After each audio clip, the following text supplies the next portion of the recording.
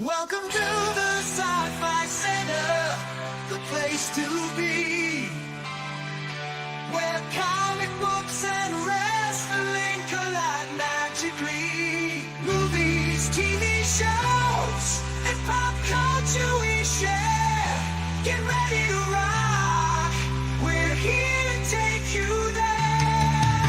From superheroes to aliens in outer space, we've got the latest news and reviews in our embrace.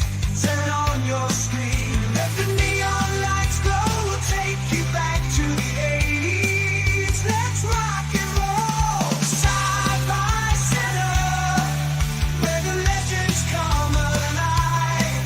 Get ready to geek out, let your imagination fly. We're diving into the past with a touch of modern flair. Sci-Fi Center, we go to let pop culture lair.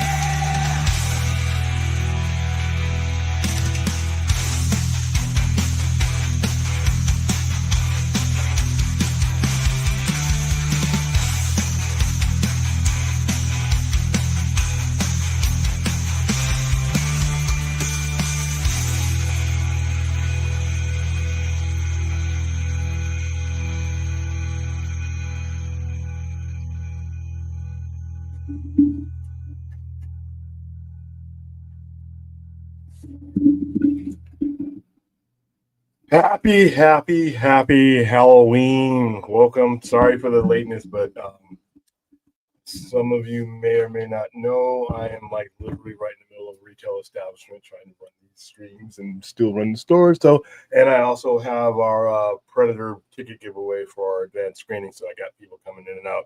So hopefully I have a couple co-hosts that come and go so I can turn it over to them. But this is our Halloween American Foundation for Suicide Prevention charity stream.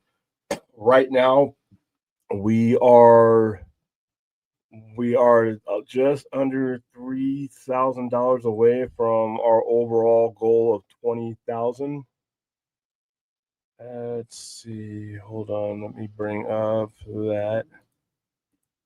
The first movie we're going to be starting off with is going to be Halloween, not the tortured versions of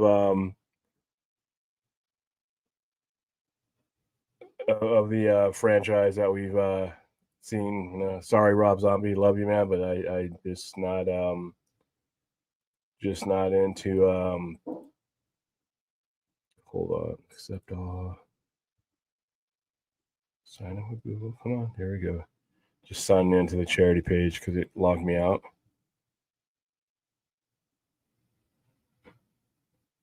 Okay, dismiss that. All right. So I'm going to share this screen with you guys, and this screen will be up all day. There we go. So there's our goal. There's where we're at. We are at $17,004 with an odd number between two campaigns. Each campaign is averaging $8,502 a piece. So you can kind of see right now, if the number we're trying to get to is 20,000, we are just under $4 under a $3,000 goal that we need. So, all right, let me go ahead and bring in. How you doing, Chaladia? Hey, what's up, man? Hey, I had to be here because you sent me a link, and I was like, "Wait a minute, you sent me Well, a no, link." because it was the right link. I had the wrong background up. I hadn't updated the background yet, so you had the No, right link. It was. I had the right link. I was like, wait a minute. No, you saw the dairy thing because I hadn't taken down dairy yet. So, and Okay. Aaron has put the link to Halloween. If you'd like to watch it that way, it's in the chat. I couldn't pin it to the top because we had to keep the charity link up there. I'd say let's go ahead and go. You ready? Yeah, I'm ready, baby. All right. I'm starting at zeros. Yeah. Go ahead and count us down, Talati. 5, 4, 3, 2, and a spooky 1. Let's go. And just opens up with that music.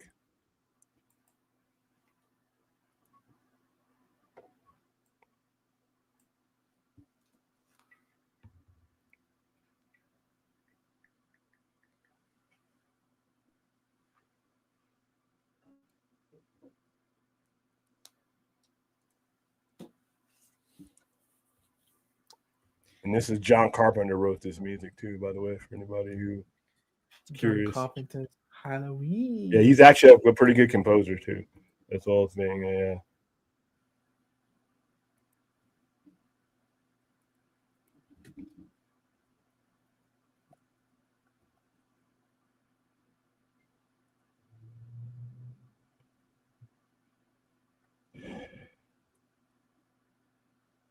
They're making a video game on this. You know that, right? Ah, Yeah. sure.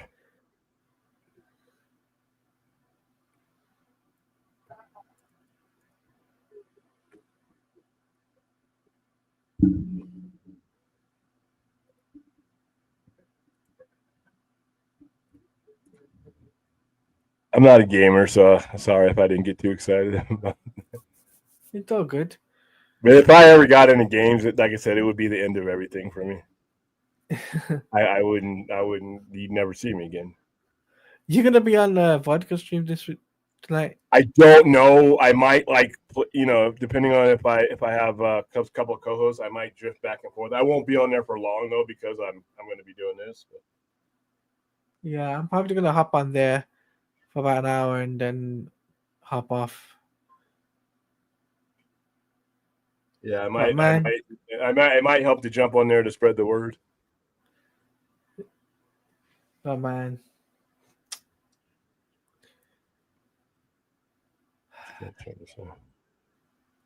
Where's Brad when we need him? He's gonna be a little bit late. I haven't spoken to that guy in a long time. Oh, Brad, you haven't been on there? Oh yeah. Yeah, I haven't I actually spoken. sent you a link to Derry last night. You said that's why you got the wrong. Well, yeah, you sent me the wrong one. Yeah. well, I sent you one, but you were probably in bed. Yeah, I was in bed.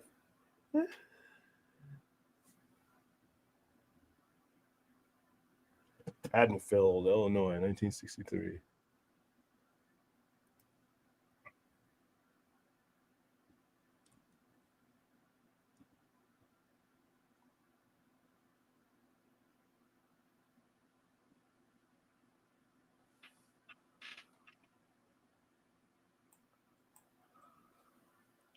Oh, my volume. Oh, here it is.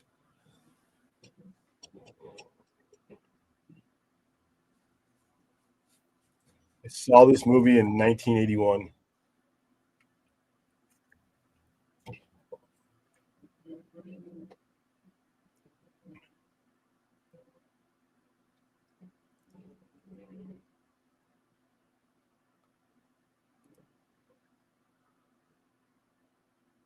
A lot of this mood, a lot of this movie is mood is just like I said, determined by the music and the score.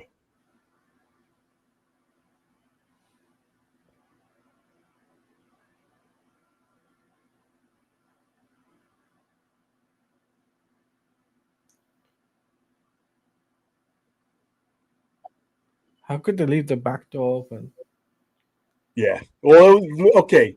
Keep in mind, it was a different time in the Midwest. This kind of stuff didn't happen. Today, we'd have two deadbolts, and a dog, and an alarm, and cameras.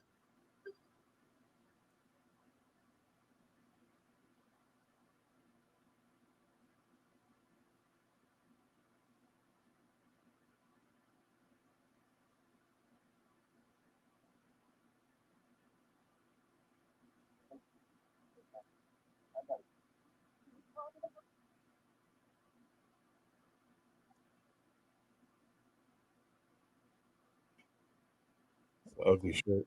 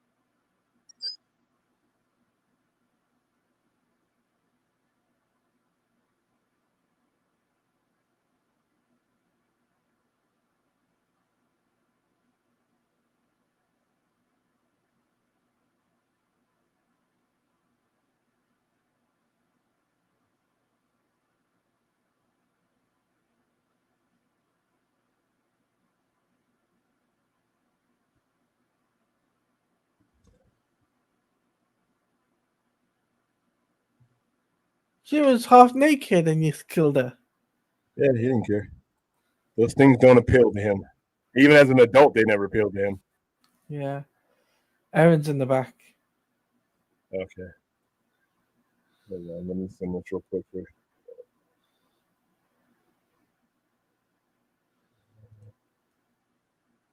What have you done?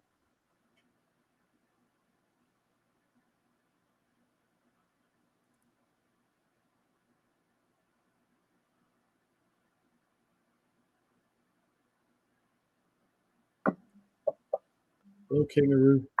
Hey, Hello. how you doing, Aaron? From Pretty good.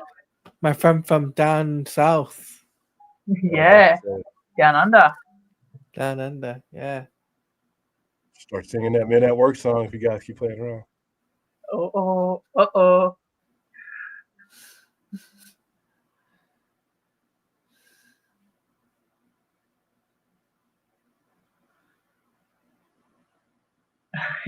The camera work in this movie is pretty funny.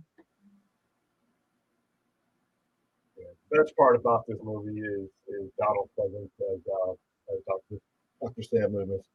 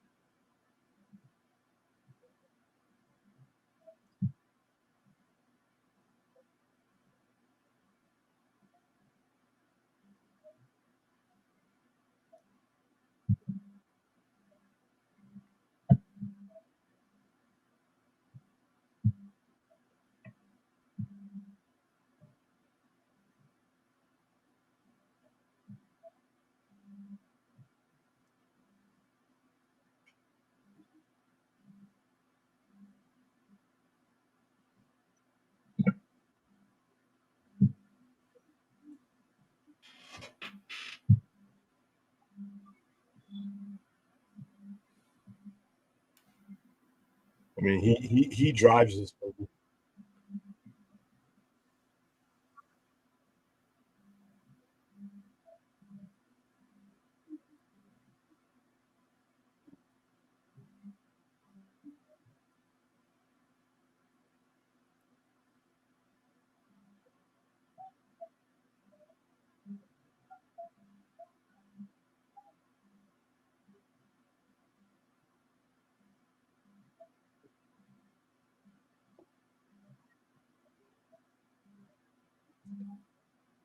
Since he's the one with the gun, I would have stayed in the car and sent her up to the main gate. I don't know. They're both kind of screwed.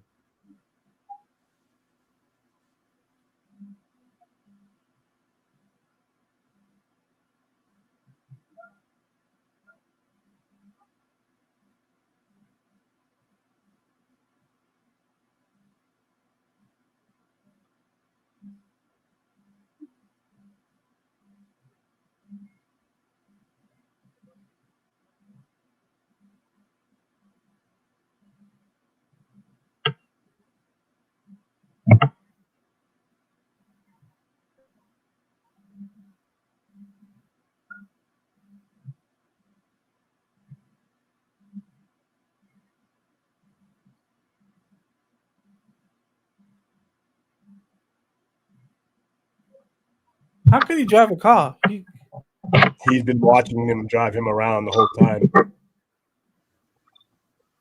And actually, it wasn't him that drove the car.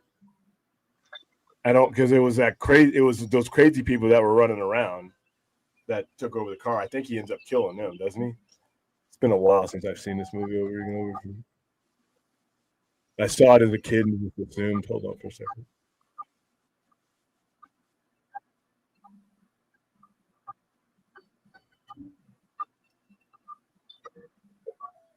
Because he was still in the back. Then again, there's a line in the movie that refers to him asking the same question as you asked. He's, you know, and Loomis is like, seem to be doing all right.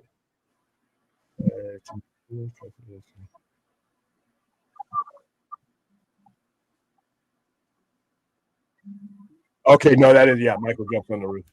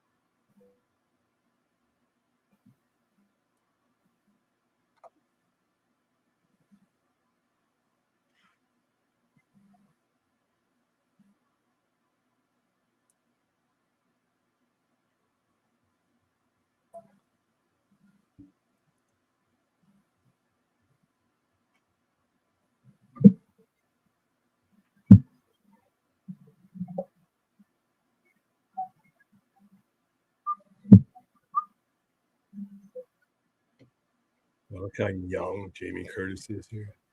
Yeah, it's crazy, right?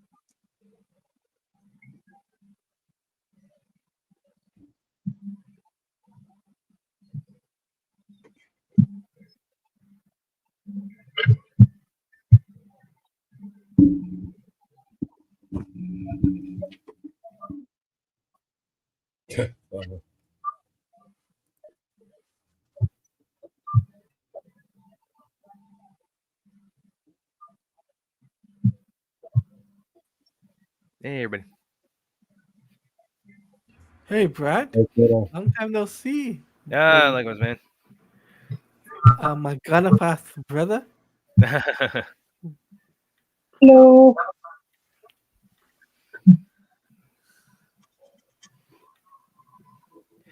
Yeah, I told William I was going to be a little bit behind hopping on, so can anybody give me a timestamp? Yeah, I am at 1945. yeah. That's Okay.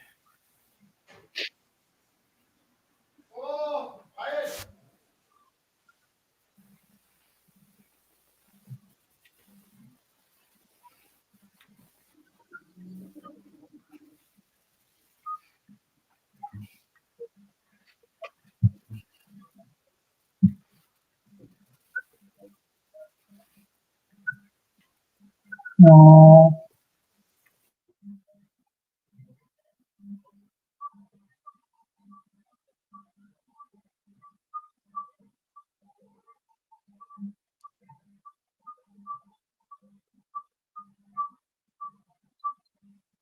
Somebody whistling the song? No. I can hear the theme song somewhere.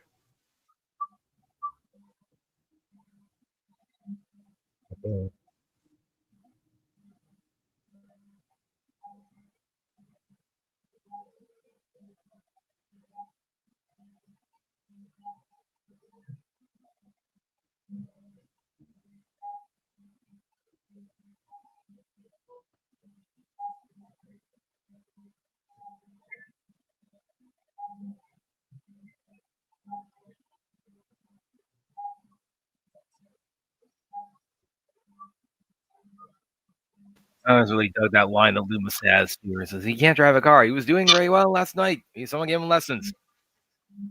Yeah, right here.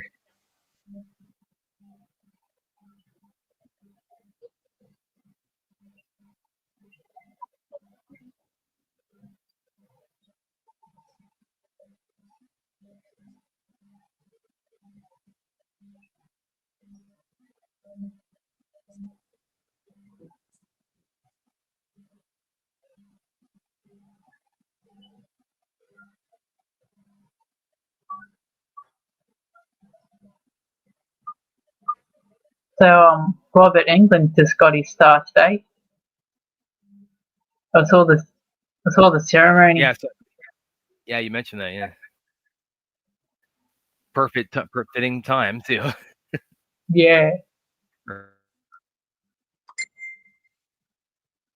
Eli Roth was there and that.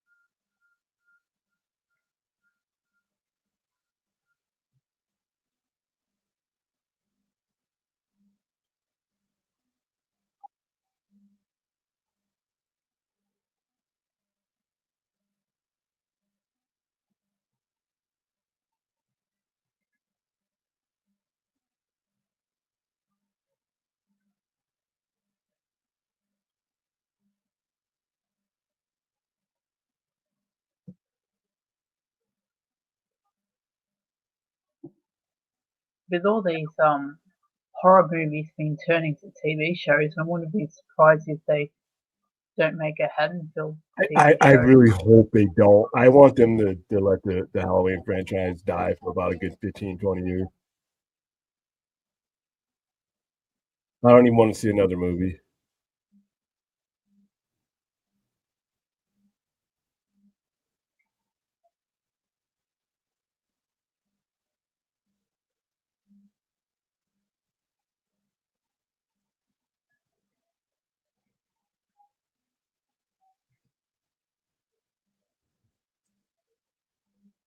See, we got Welcome to Derry, and we've got a Kerry TV show that's gonna be coming up soon.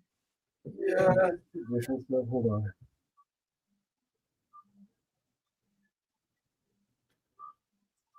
And then we got Crystal Lake. Which I need to go. Did not happen.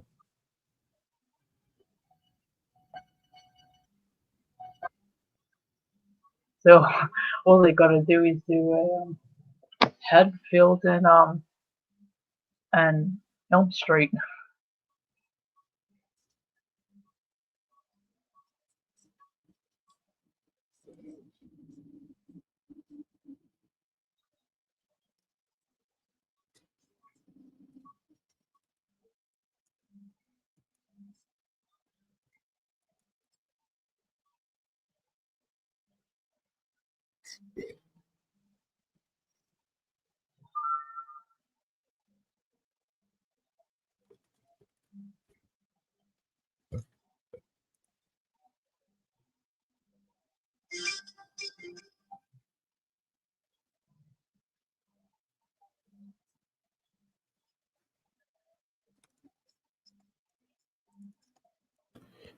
We got a new donation from Tony Chappie. Let me see what we got here. Hold on, I got 1,000 different screens. Let's see. Let's go to the screen. Wow. Hold on.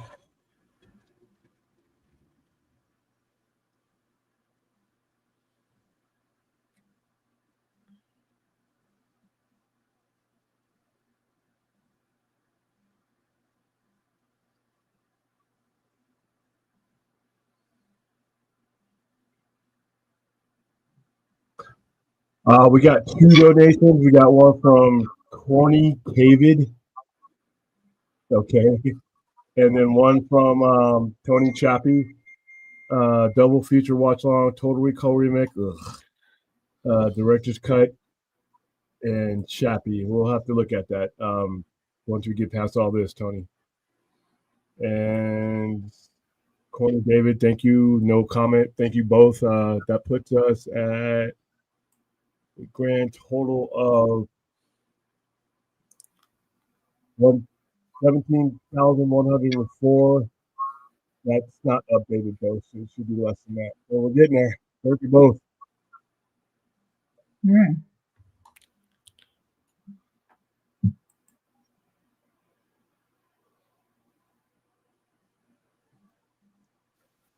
So I don't know if we'd one thing maybe kind of down my mind is like William, like when was the first time you saw how? Because you would have been like what, like 3-4 years old when this came out. So when was the first time that you 1981. I saw it when Halloween 2 came out. they did like a double bill with it. That's how they showed it. It's actually about almost 20 years on the button for me. I actually saw this right. First time seeing Halloween for me is actually right when I was out of high school and when I first moved to Savannah. So yeah, I saw Halloween about in Halloween 2005. So it's a little bit of a 20-year commemorative thing for me.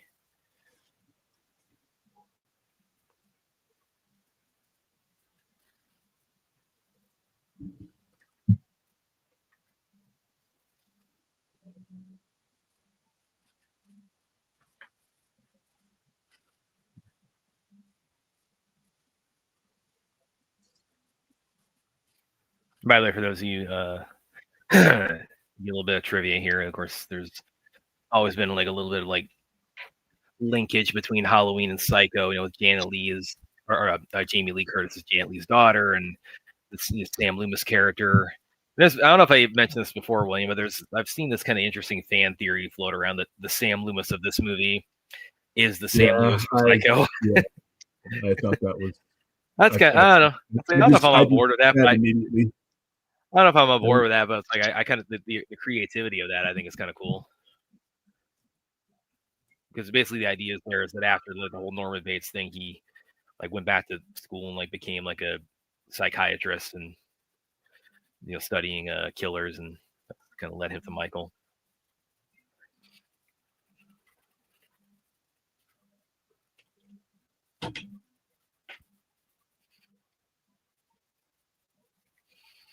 I think her mum was in Halloween H2O. Janet Leigh, yeah, that's good. Let me look that up real quick.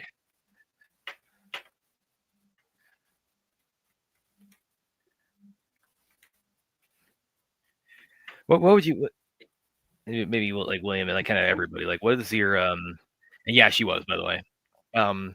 What's everybody like outside of like the first one, or I guess the first two? What are your picks for like the best of the series?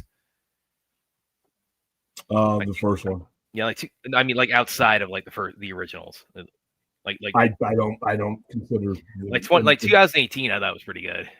Yeah, I guess if you're gonna name one, yeah, that would be it. If I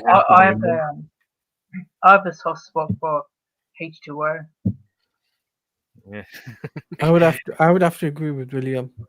2018. Yeah, well, the thing, I mean, Halloween's kind of turned into like a choose your own adventure because they all like retcon off of like the original, the first two in some way, or like do like the Rob Zombie ones, they reboot. And Aaron, you're gonna love this. I remember the H2O.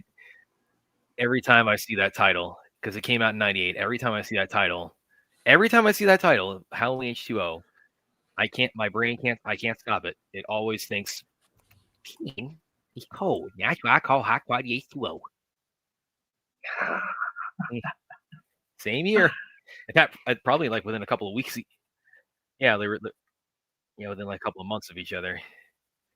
Yeah, H2O on the Waterboy. Water sucks. Gatorade is better. Hey, water sucks. It really, really sucks.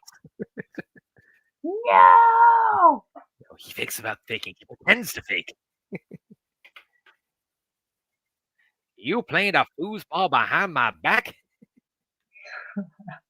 Yeah, we're killing William here, I know.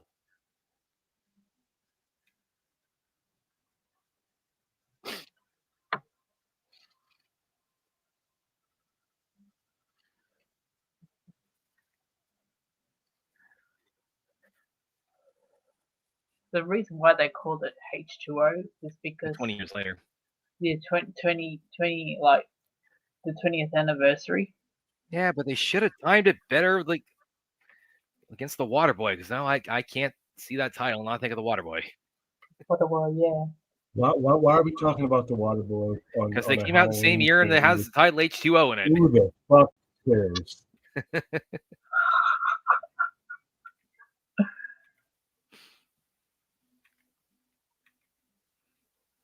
Oh, I like the design of that house. Yeah. I'm sorry. That Rob Zombie one was not good. I thought the first one was okay. The second one I didn't like at all. I thought the first one was worse than the second one. No, of those two, the second one's way worse. Were you talking about trash and sewage? The comparison. That's not a good thing to compare. By the way, he's kind of talked about like he had kind of a rough time making those because Weinstein was a producer on that. So yeah, Weinstein he'll do that. This is 78 or ends. Oh, I didn't. It ends was it had good ideas, but it just didn't like gel together for me. What?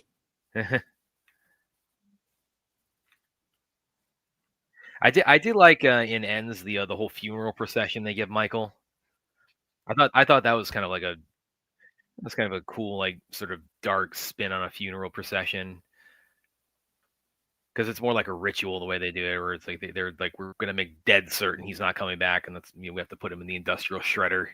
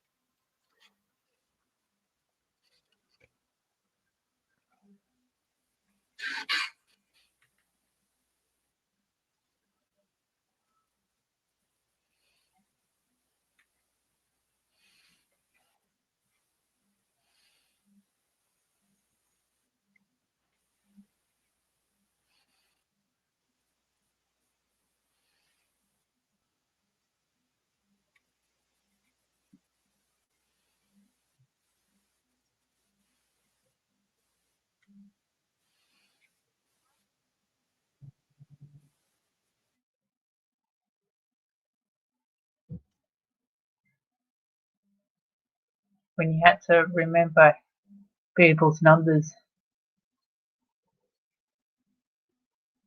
Like I said, this happening a day would be like almost impossible. It'd be what? This would not happen today. Obviously, it's 1978. What I mean, like a serial killer on Halloween night? Not this type of serial killer doing it the way he did it, getting out of that hospital.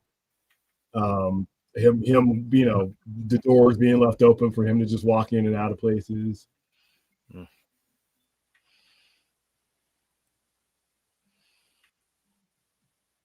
We got GPS. If you had a mental institution vehicle, trust me, there's GPS on it. Oh yeah, they stick one of those like in your. There would already be one on it, so he'd be. That's what I mean. They would like inject you with one of those, or like give you like a bracelet or an ankle bracelet. The car itself would have GPS on it, so he wouldn't just be riding around. Well, I mean, but they know, or at least Loomis knows he's going to Haddonfield. So it's.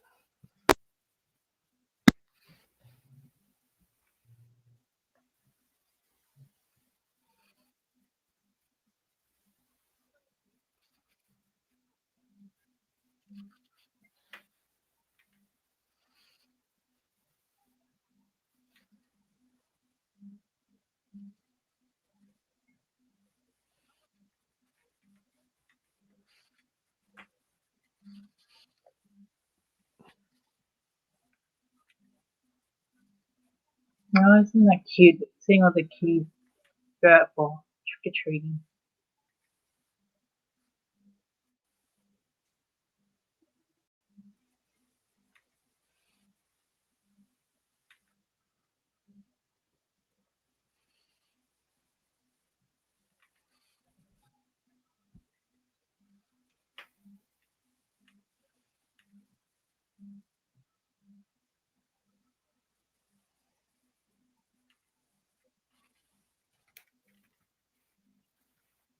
Giving me orders, Chappie? No.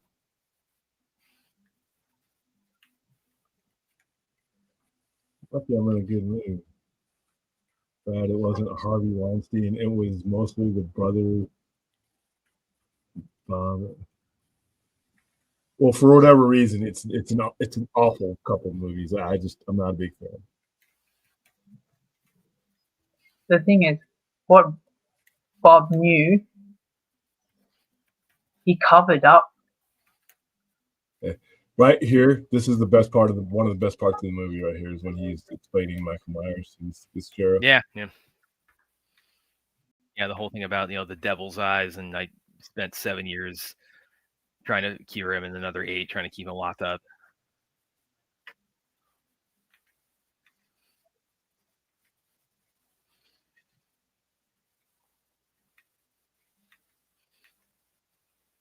That's actually one of the things I really did not like about the remake of Halloween 2 was what Loomis turned into like this gold digging like fame seeker. Like he's cashing in on like all his like I'm the guy who like was Michael Myers' doctor, and like that didn't really work. Break it up. Oh, and Sanoff, he was a pretty big name at the time, and then this was like kind of like a side gig for him. He only worked, I think, like 5 days on this movie, and then this became like his, like Hold his on, forget. defining. I want to hear this. Okay.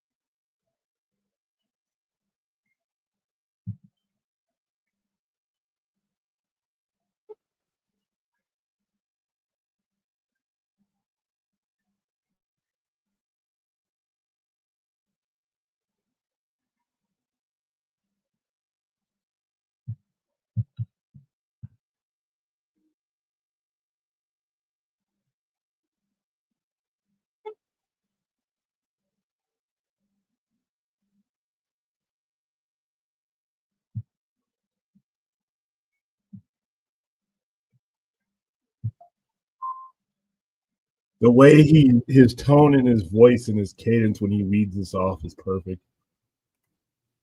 All right, go ahead, Ben. Sorry about that. I just wanted everybody. No, I was just talking about the Oh, by the way, Chappie says he donated again. Hold on. But yeah, Donald Pleasance, he was a pretty big name before this, and then he was a James Bond villain. Exactly, yeah. And then he came on again. Halloween was just like a just like a paycheck for him, and he only worked a couple days on it. And then this became his defining role as Dr. Loomis. Like it's something that was just like he's like, okay, whatever, work a couple days on that and be done. And then look what happened. Chappie, we can do this closer to Christmas. Just remind me about Black Christmas and the original Black Christmas. Thank you for the donation. That brings us to the total's not updating right.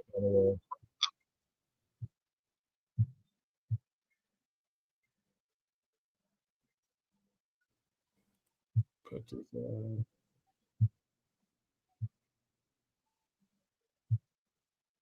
all right, $17,154 total for the entire AFSP campaign.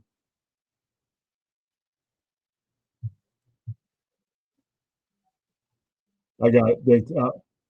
Yeah. Remind me as we get closer to Christmas. Because we'll probably end up doing another marathon for Christmas.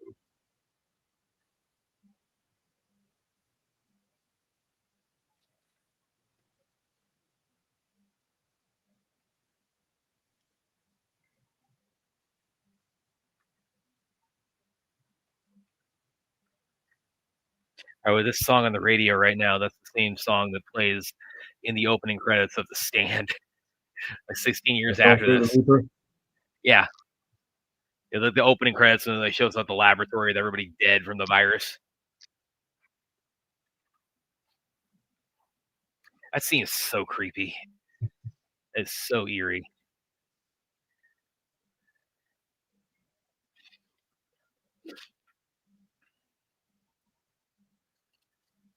That also dates this movie a little bit. Is it legal in Illinois? Because depending on what state you're in, they wouldn't have to toss that.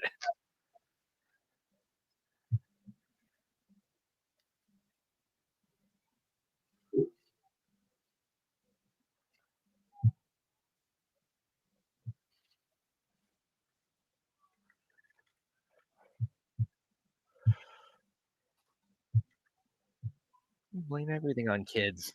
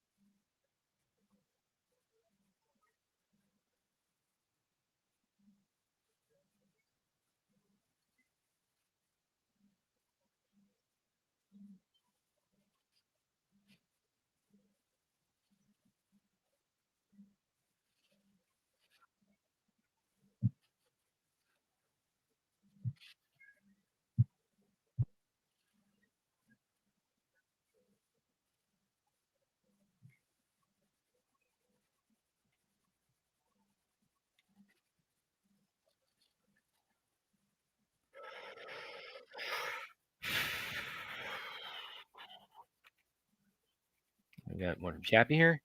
William, I donated for a double feature watch along for both the original Black Christmas and Black Christmas 2006 remake for naming specifically in December. Okay, we'll ask William about that when he comes back.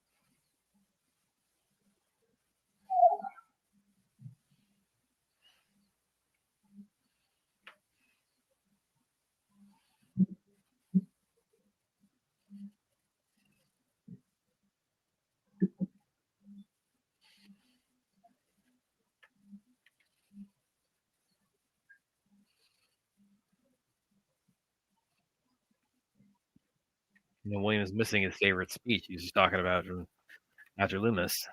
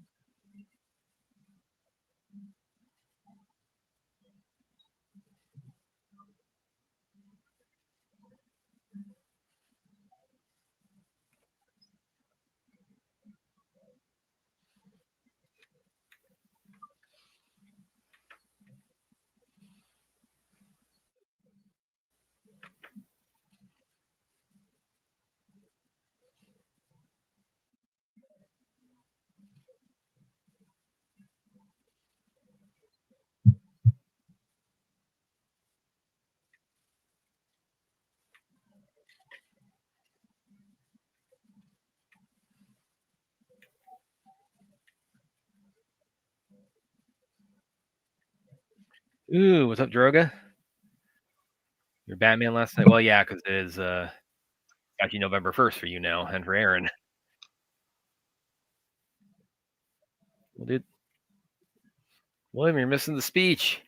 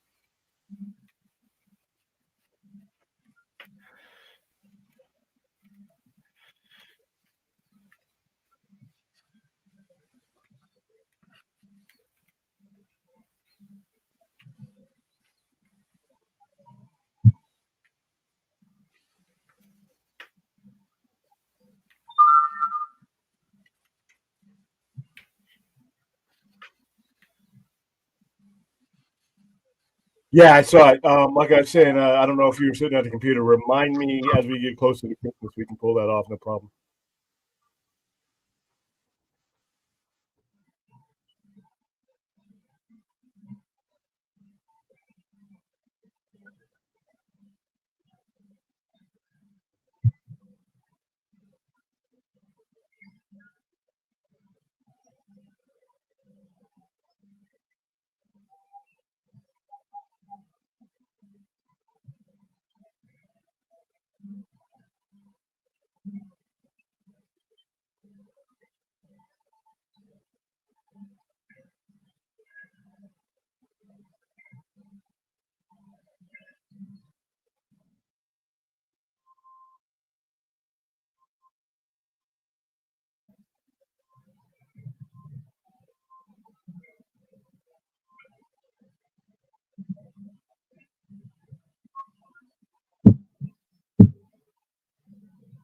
Some old looking teenagers, even for the day.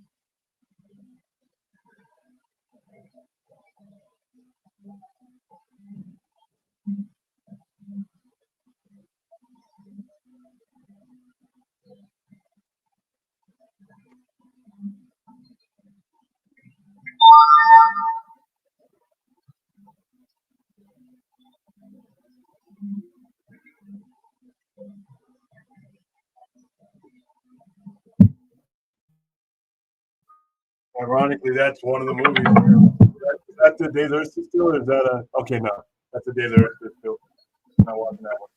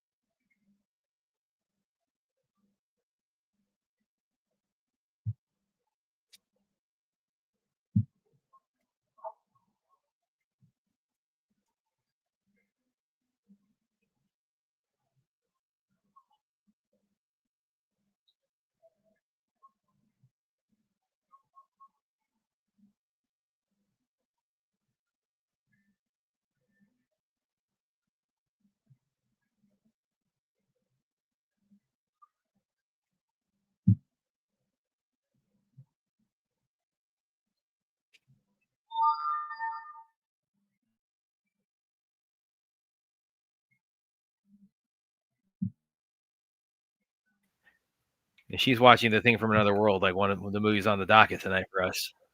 Yeah. Yeah.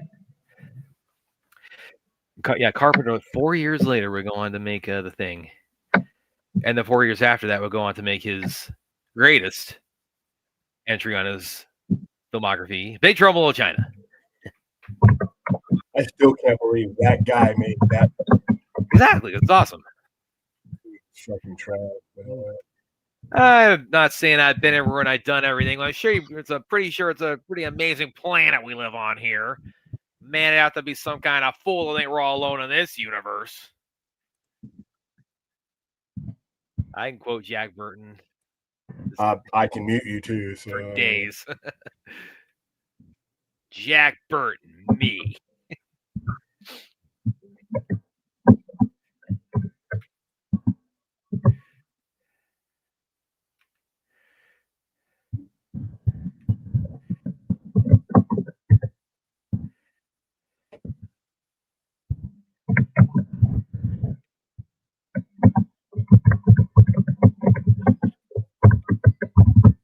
Oh, is now Aaron? Is that your clacking? Can you clacking?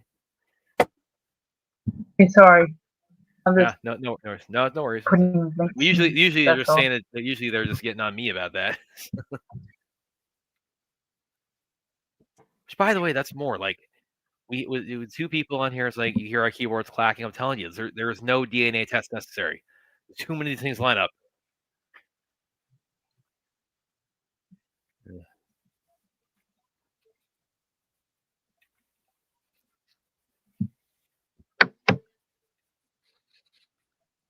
By the way, that was pretty. That was pretty. I saw the kangaroo one you showed us, like the kangaroo like kicking the witch. Was that in Australia? Yeah, that's freaking hilarious. Yeah, do they do trick or treating in Australia? Yeah, that was. Oh, yeah. When I lived in Last night there Italy, was a lot of trick or treating.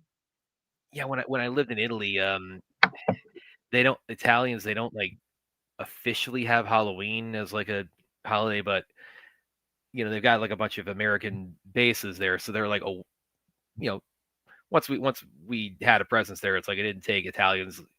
I don't know how this works in Germany, but like Italians, they figured out, oh yeah, this is what they're doing on October 31st. Well, we want to do this too, so it's very common on Halloween. A lot of the Italian parents, they would come on like we had like in Italy, we had kind of a separate. You had like the main installation, and then we had this other area called Bellagio, which was kind of the housing area where a lot of the soldiers and their families lived. That's where I was at when we lived there, and so they would come on to Bellagio, a lot of the Italian kids, and like do trick or treating because they're like, it's like we're not missing out on this, like free candy, dressing up. That's pretty cool. Oh, that meant you would have got nice Italian chocolate and everything. Yeah. I do kind of wonder what it would have been like to like live out on the because there were a few And then when you kids. go back, There were a few other kids in school I knew who like a lot of the community like lived in Belize, but like not everybody was there. Like some of them like had houses or had a property they lived on, like out kind of like in the Italian community. And like my graduation party, we had one of the girls in my class. We were out there at her place, and it was out on the Italian economy. Yeah, it was a pretty nice house. I would have kind of like, oh, what would that have been like to like live out in one of those? My dad was best man at a wedding out there one time too.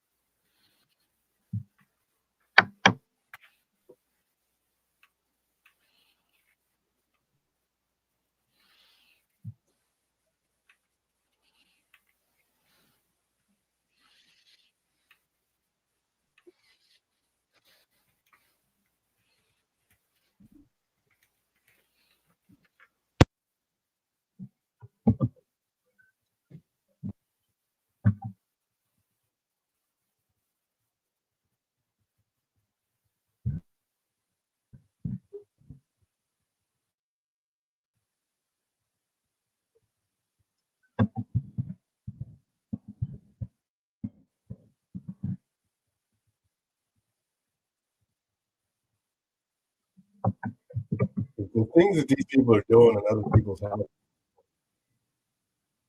Okay.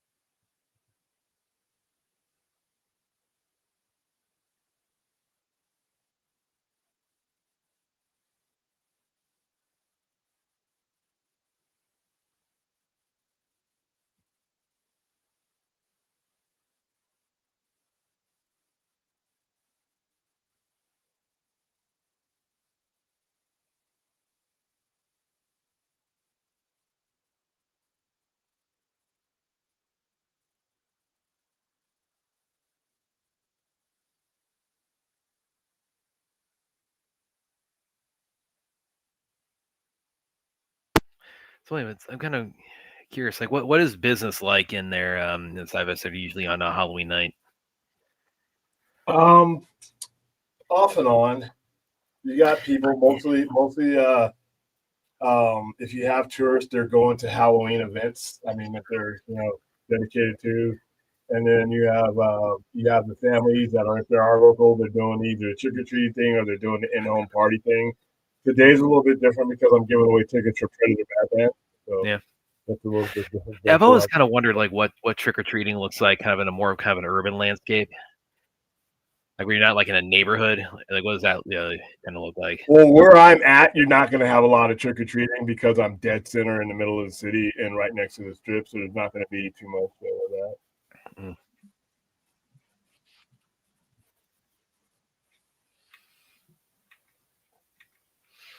Yeah, as I was mentioning, you stepped away. That we when I was living in Italy, in Vicenza, we had like the main base, and we had the housing area called Villaggio, and so Halloween's not like a holiday in Europe the same way it is here, but Italian kids still like the idea of trick or treating, so they would come on the housing area and like join in on the fun with that.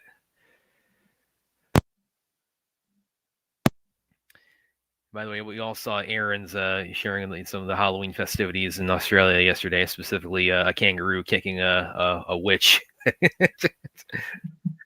An animatronic witch. And he didn't even stand on his. He didn't even stand on his tail for that one. He just jumped up and just kicked. Everybody like in Australia has been like reposting that and talking about it. Oh, you know what? Here's. I hope I don't want to get us pulled down. We're in the middle of a dinner watch party, but there's one really good one I saw. It was on America's Funniest Home Videos a long time ago. It's this guy. He's on his porch and he's dressed as a scarecrow. And the idea is that the trick or treaters, they come up. Nobody's there, just him. But the trick or treaters, they come up. They take some of the candy out of the bowl, and then while they're doing that, he comes to life and scares them. And so the video has him doing that a couple times. And this one guy comes up and he reaches in the bowl, and Scarecrow guy he comes up. And he's like, "Oh, I'm alive now," and the guy freaks out and punches him in the face. Oh. Like I said, I pulled that up, but it's like I don't want to get us pulled because we got pulled down for the Badlands clip the other night, as William told me, which is that figures. We got another clip today too, by the way. I don't know if you saw that.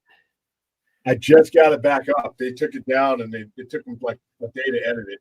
like, Yeah, if we're doing like these long marathon watch parties, I want to like roll the dice on us getting taken down, so I'm not gonna play that. in fact, it's probably going to be a permanent ban on clips. Period. Well, I mean, trailers are one thing, but every time I played a clip, even if it's for a movie I promoted, it's caused a problem. So I'm Well, just did you see that other clip of Badlands that's floating around today? Yeah. Yeah, with Was her. that in the preview too, or was that a new thing for you? No, that was the preview. Was only the first 20 minutes of the movie. So, but that clip from today with the Whalen Utani. No, that's like another 10, 15 minutes into the movie. Okay. You don't see her in the first 20 minutes of the movie. Okay. Okay, so that section is like really centered on like the predator culture and everything. Okay. God, I'm excited for that. I'm so looking forward to that. And you're seeing it what, like Monday or Tuesday? Tuesday. Okay.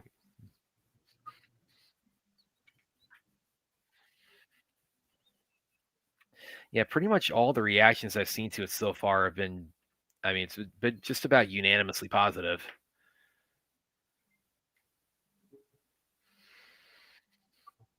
Like, well, in Comic-Con, like, what was the response to that 20-minute preview? I mean, it was good, but they were also there too. Dakota Fanning, Mike Dan Trachtenberg, they were all there. We were more responding to them. And you did say like it wasn't it was visible that it wasn't like 100% done, right? Yeah, it wasn't complete. It was good enough to show, but it wasn't like theater ready. Yeah.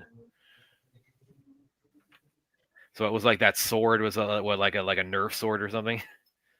I think the sword was done. I can't remember, but there were certain parts that were just all green screen. Yeah. Yeah, which we've gotten that a couple times. We've got screen like when we got the Superman and Lois finale screeners last year. They were a work in progress for us, so there was a lot of green screen, a lot of like half rendered characters in there. We saw that didn't ruin it, but it's like I've had that happen a couple times when I've gotten screeners where it's like and they've given me like a little note saying, hey, just when you write your piece on this, just bear in mind this is not fully done yet.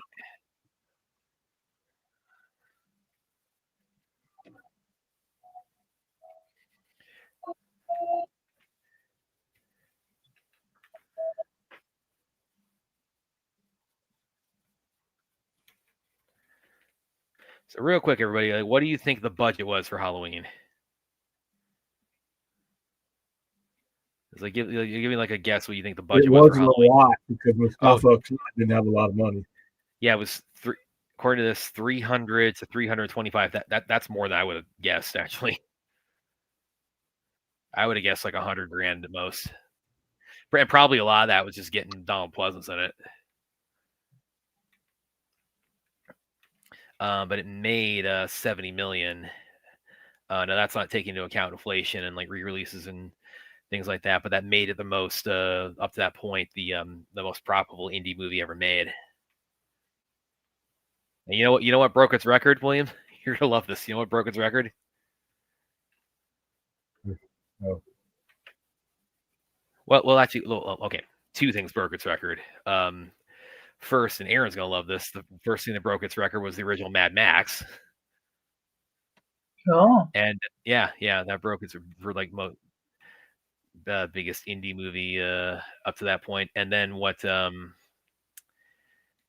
broke its record after that was Blair Witch in '99.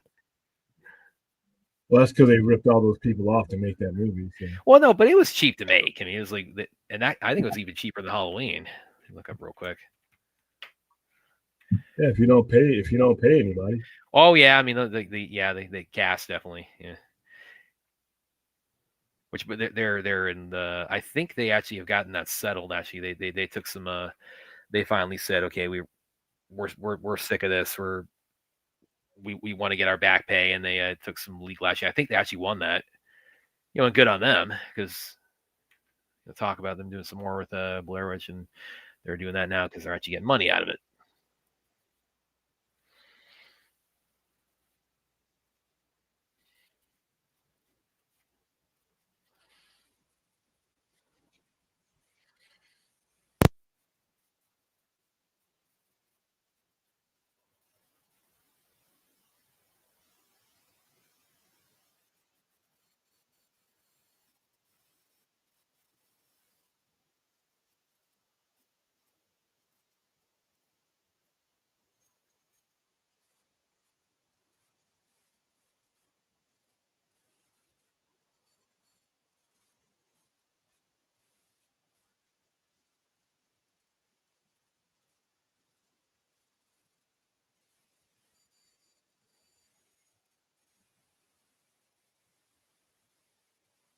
when the boy.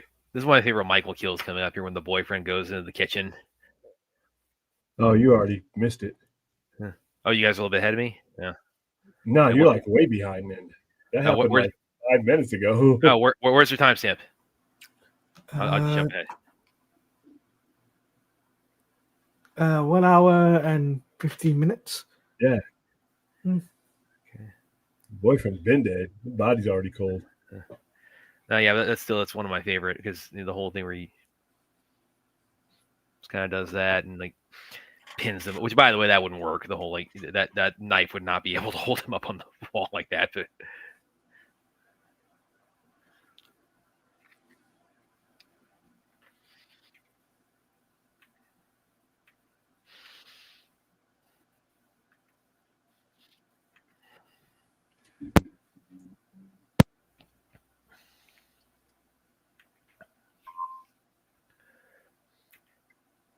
by the way, William, I was looking at my email a minute ago. I just saw. I guess they send this out to subscribers on HBO Max. I got the email of like, hey, the new episode of Dairy is up now. It's from last night. I just hadn't seen the email. Yeah, you I like- got an email and I got a YouTube prompt to let me know. HBO Max and YouTube. Which again, that's good marketing. Something like that. You got that on your hands. Like it's Halloween. You'll put that on Halloween.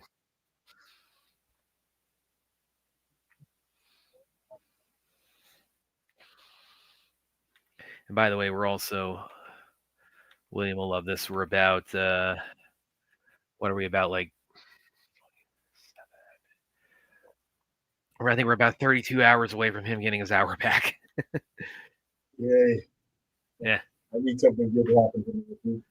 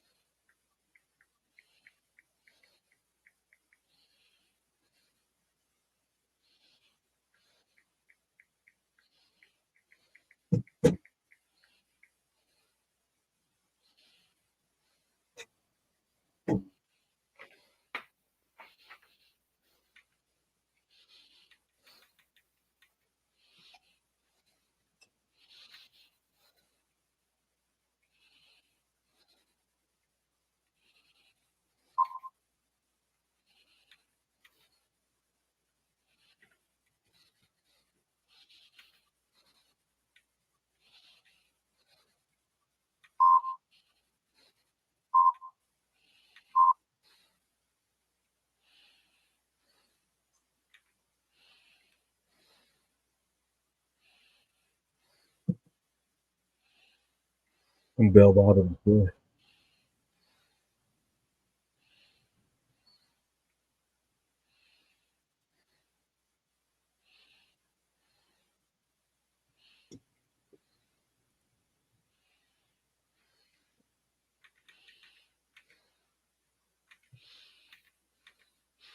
Mentioned this part too, right here, where she goes over, where she looks across the street and walks. That was before I saw Halloween in full, but like they play like this section of the movie, like in the end during the end of Scream. You know, like Randy has the house party and they're playing Scream and Ghostface is kind of running amok. It's like I saw little snippets of Halloween. First time I saw Scream, that was kind of my intro to that before I saw the whole movie. Anthony's got one here. William, do you guys believe the Halloween, Freddy Krueger, and Jason franchises should be retired and then not do any more movies? I think, William, you kind of For said a while, yeah, for a good 10 to 15 years, maybe even 20. like a sabbatical. Yeah. Yeah. It's not, none of them are special anymore. They're just retreading. Well, like right as far as like slashers, coming up with dumb ideas. So right now, it's just not a good place. Just let them rest for a bit. Well, I mean, as far as like slashers, I mean, it's kind of like I think Terrifier's kind of become sort of the big one. But see, Terrifier was never good. That's the difference between Halloween and Nightmare on Elm Street and Friday the 13th. To some point, they were actually good.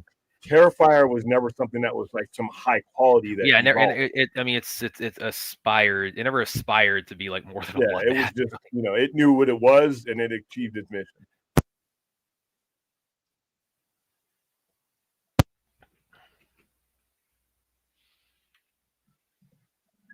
It's starting to turn into its own little franchise now.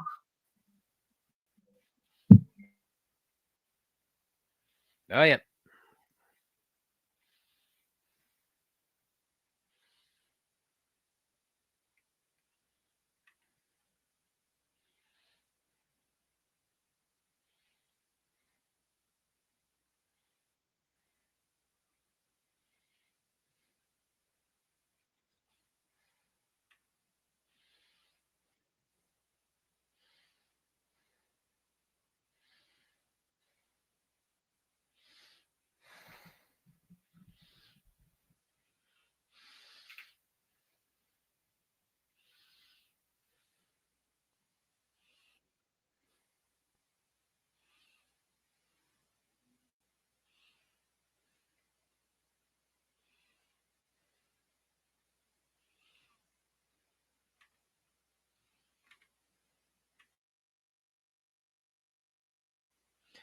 Anthony says, William, I don't think the slasher genre in general, when it comes to my generation for horror, is big. We like more psychological and paranormal stuff than we do slashers. Slasher's still doing well. It just has to be good.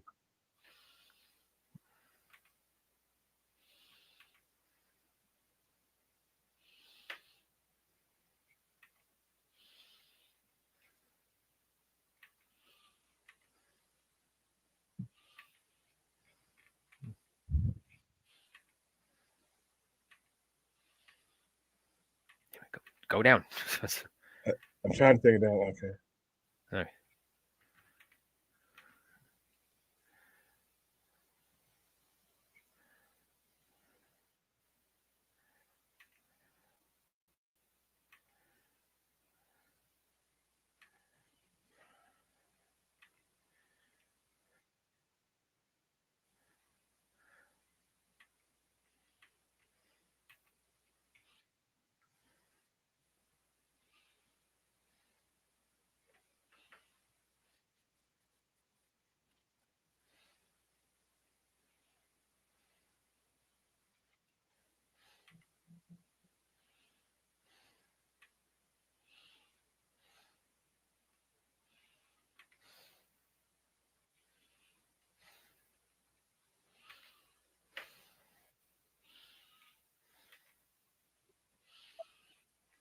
The other one, William, we were surprising you saw they remade Texas Chainsaw in the 2010s, meaning that movie is part of the same genre. Were you surprised when they made it? Is that what you're asking, Anthony? I'm not surprised whenever they remake anything because people just don't have original ideas anymore. I'm almost, I've become numb to the whole remake thing. I mean, I actually thought the 2000s one, the 2000s ones, 03 and 06, and then they did like the 3D one that was like it was a retcon one where it was a direct follow up to the original. Those I thought were pretty good actually. I did like those three. I'm glad you enjoyed them because, yeah.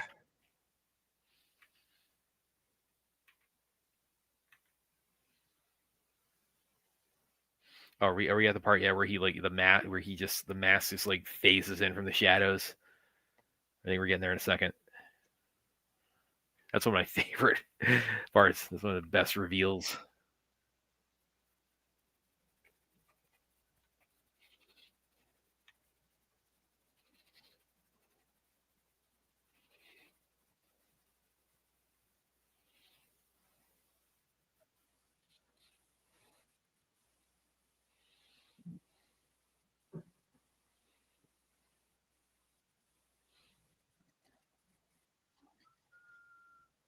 Here's the thing.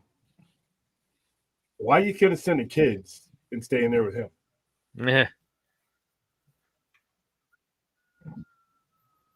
Well, then again, she thought he was dead. So. But even still, I'm not staying in I'm not staying in the house with the dead bodies. Wow. Yeah, here it is. Here's the shape. Again, this is called the shape, just slowly phasing in.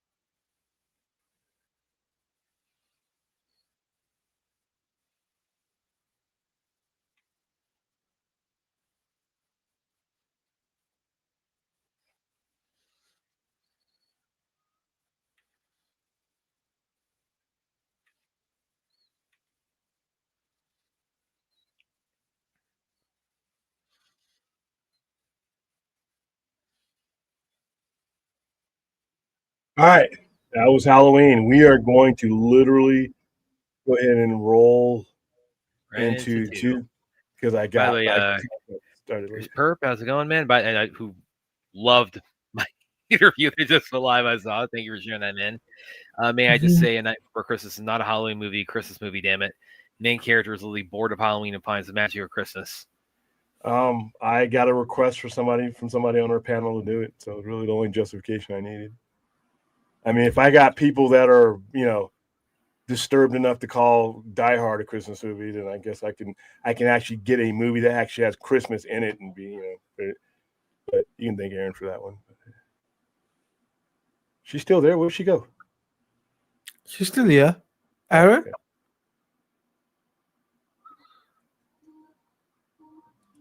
Sorry, I just had to do something.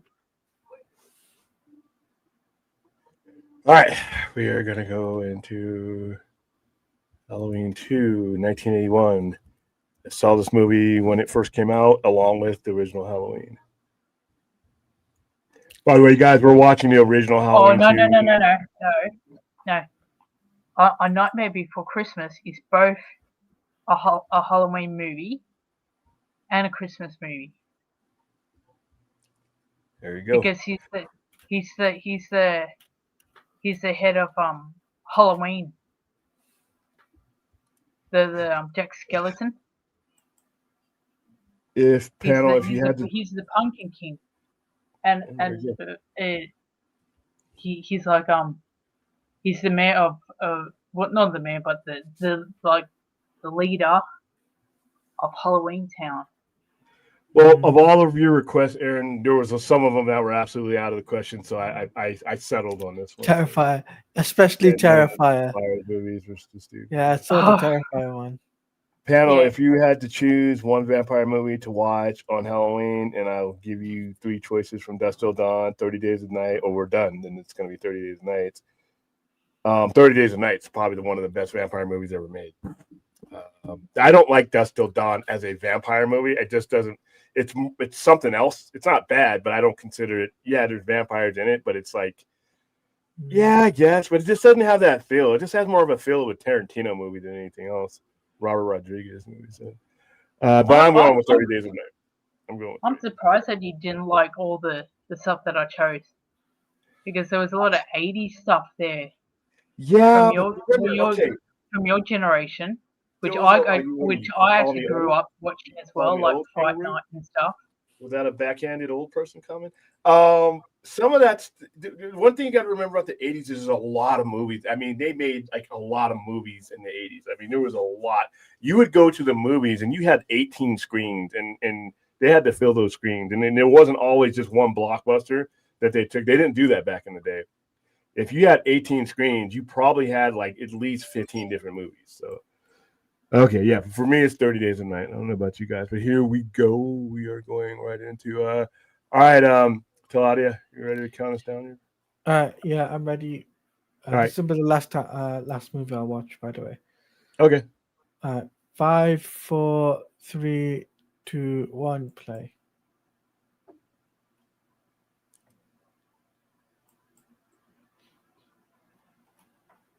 This is when they got more money.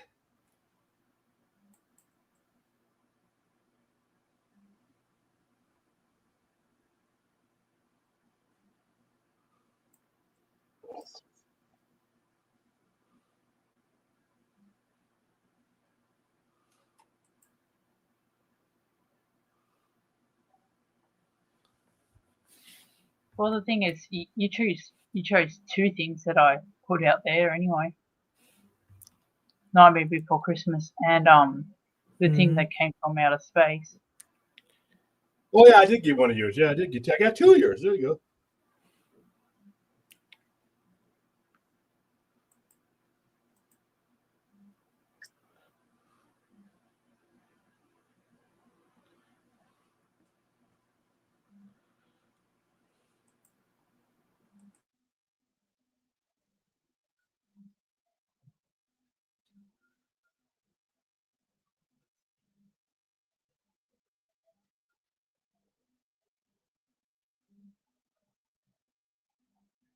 See, I was trying to pick things that didn't have any like zombies or found footage stuff, because that was a no-go.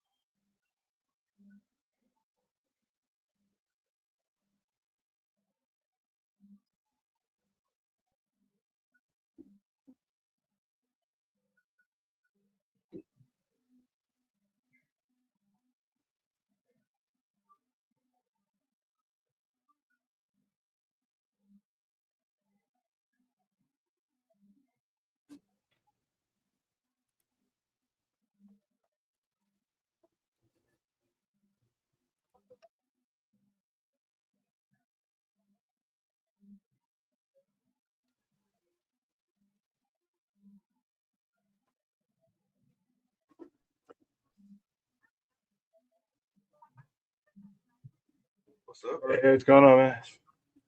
Sorry about that predator. You want to go on? Hold on, let me mute Yeah, myself. don't worry, brother. We can-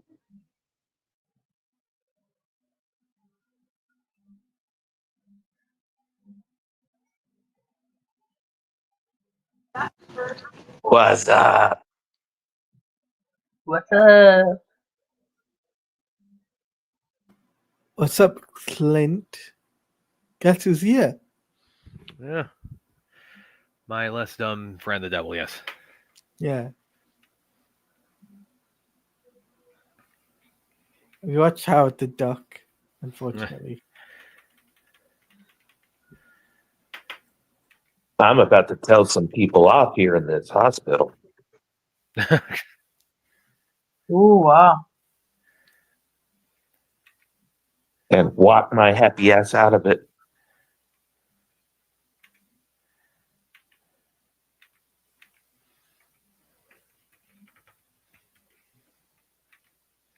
It's like they fixed me. I'm better now. It's time to go. I feel too. They won't allow you to sign out. Oh, I'll sign out.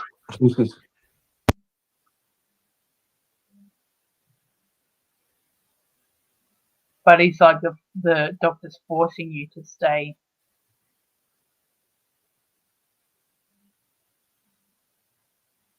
I've had about 3 hours of sleep. They're not taking care of some issues I'm having that I could easily take care of at home. So, F this place. Holy shit.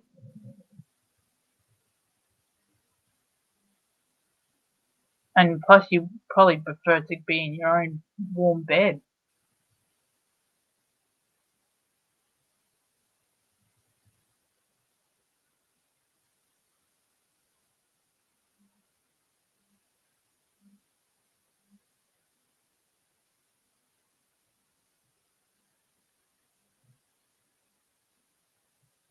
And the worst thing is it's a freaking hospital, so then you're gonna be giving bloody hospital food, which is meh.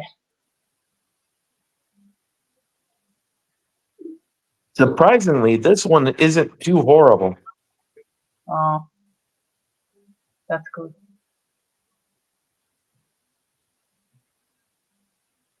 It's edible. It's not great, but it's edible.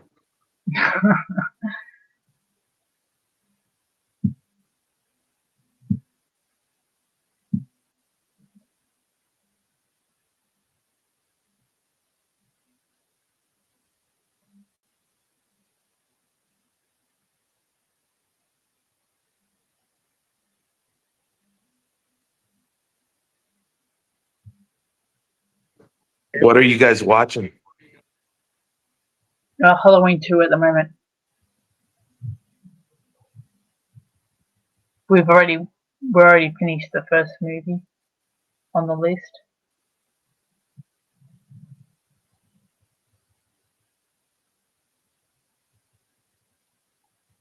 I'll try and read the list for you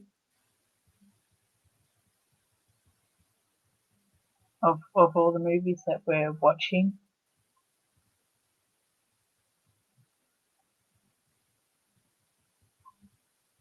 Okay.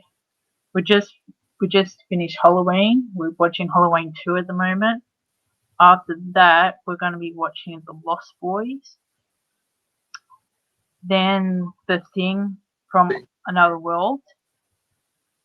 And after that, we'll be watching John Carpenter's The Thing.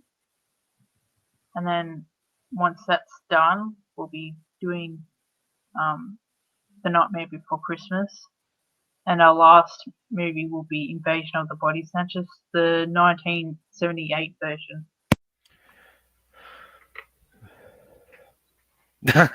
Fourth is fourth, and Yeah, I mean, some people enjoy those movies. I think they're hot garbage, but that's just me.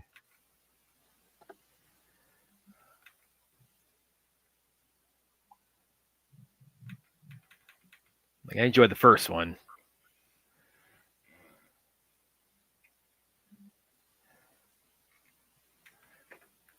Yeah, I'm not a big fan of slasher movies, but the rest of them seem good.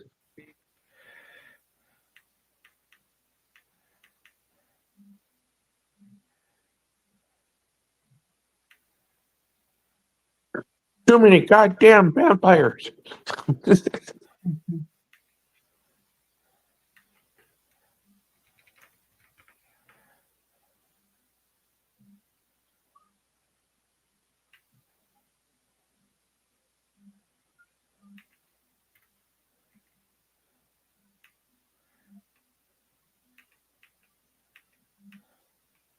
I love how a lot of the homes got all these like brick and Roman pillars. Yeah. It must have been a fad during the 70s in American architecture to do all that.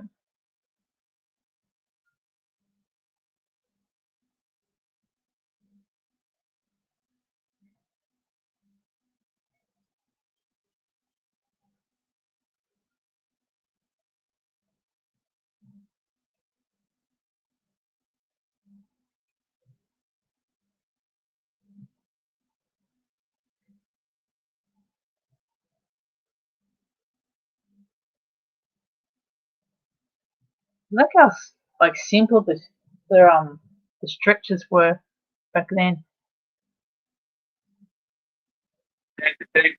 Oh, and happy Nevada Day.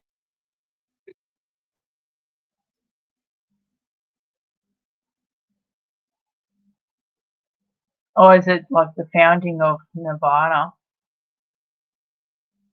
today? Yep, October 31st. Wow. It's another reason for this state to take a day off. The Battleborn State. Yeah, mountain goats or whatever it is. I think this is our predator poster. No, it's not the predator posters. Believe it or not, it's another movie we're promoting. I got to get on that too. Almost want to see this. Running Man. Oh, that's awesome. Yeah, we're giving away seats for that too. Oh, what did you see that? This isn't an official one for Predator, but did you see that it was like a fan art one that was Predator Badlands, like in the style of the '87 movie? Did you see that floating around? I saw the picture. Yeah, I saw that. I saw with the target on That him. was really good. That was a really good one.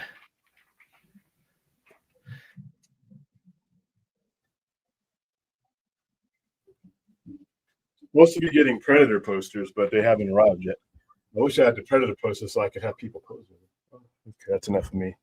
Look at this! Like in the space of 2 weeks, we're about to have like 2 movies that are either connected to or remakes of Arnold movies from the '80s. Do you have a kangaroo onesie? No. If I sent you one, would you wear it on air? William, stop it!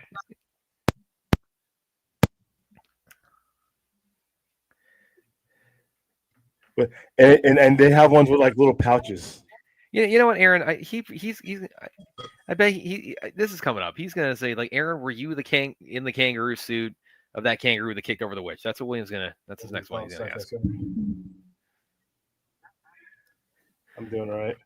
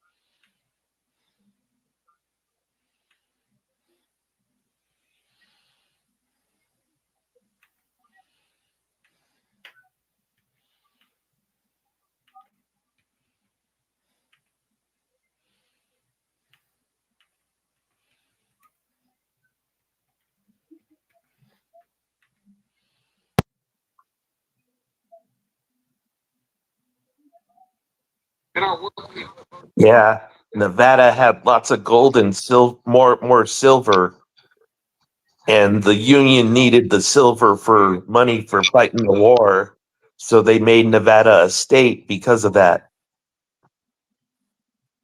Oh my god.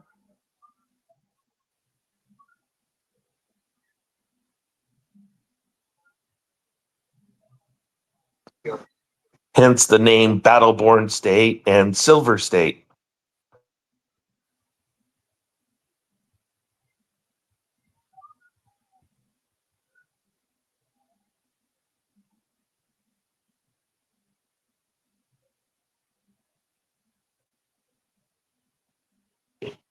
See, unlike William, I'm a native. Hey, look, I like it here and all, but I am a child of the City of Angels, and I will always be. I'm here on business. I'm in the same hospital I was born at. Okay, I don't know if that's What? that just You're sounds here. like You're here a on business for like 30 years, William. Yeah, pretty much long business trip. I was supposed to open a store up in San Bernardino, but I was a minor when I was still a minor when I got out of basic training. So I came back. My dad had moved here because they had closed down Norton Air Force Base, and he had got a job at the casinos that were opening here. So I was only supposed to be here for a couple of weeks, maybe. And the person that was supposed to open up the store with me in San Bernardino pulled out, and I just walked into an opportunity here to do it. So I'll be back. I got some stuff I got to take care of. okay. All right. See you soon, man.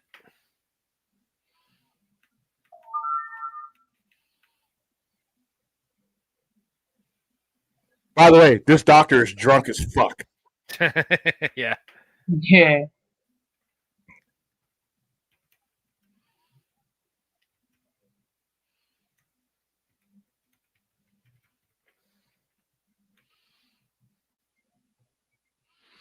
William, what are your thoughts on my comments about Michael Myers? Let me pull him up, man. Panel, can you explain to me how the hell Michael Myers is able to run free when he's a psychopath murdering people without legitimate law enforcement people in this movie throwing him in an asylum?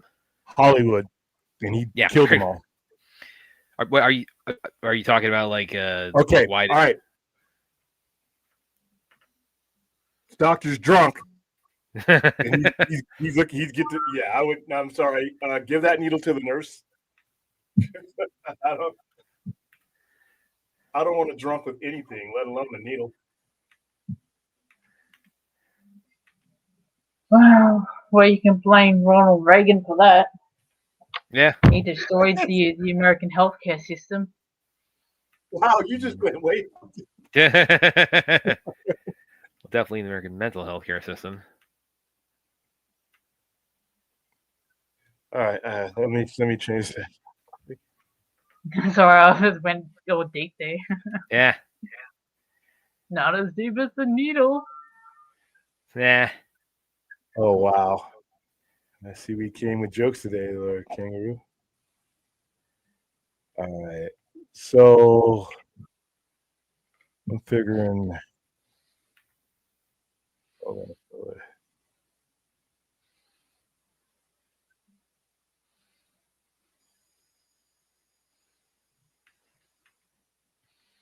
Hold on.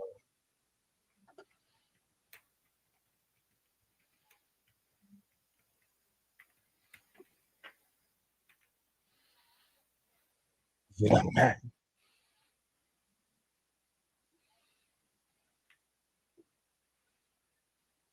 All right, so here we go. Oh no. Aaron, this one right here, Aaron. Look at that one. What do you think of that one? And it's got a little kangaroo.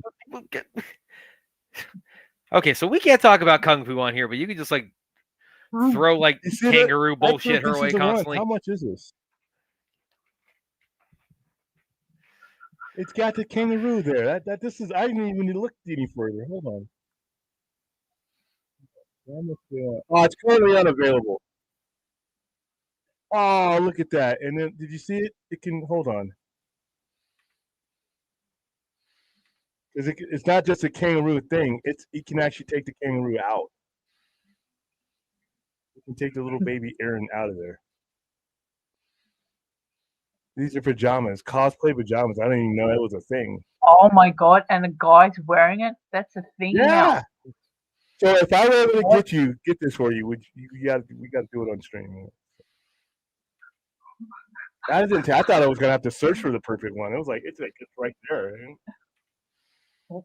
But there's the question is why is a male modeling for a female kangaroo costume hoodie? I guess thingy? we're giving up common sense when we go for these things. I guess.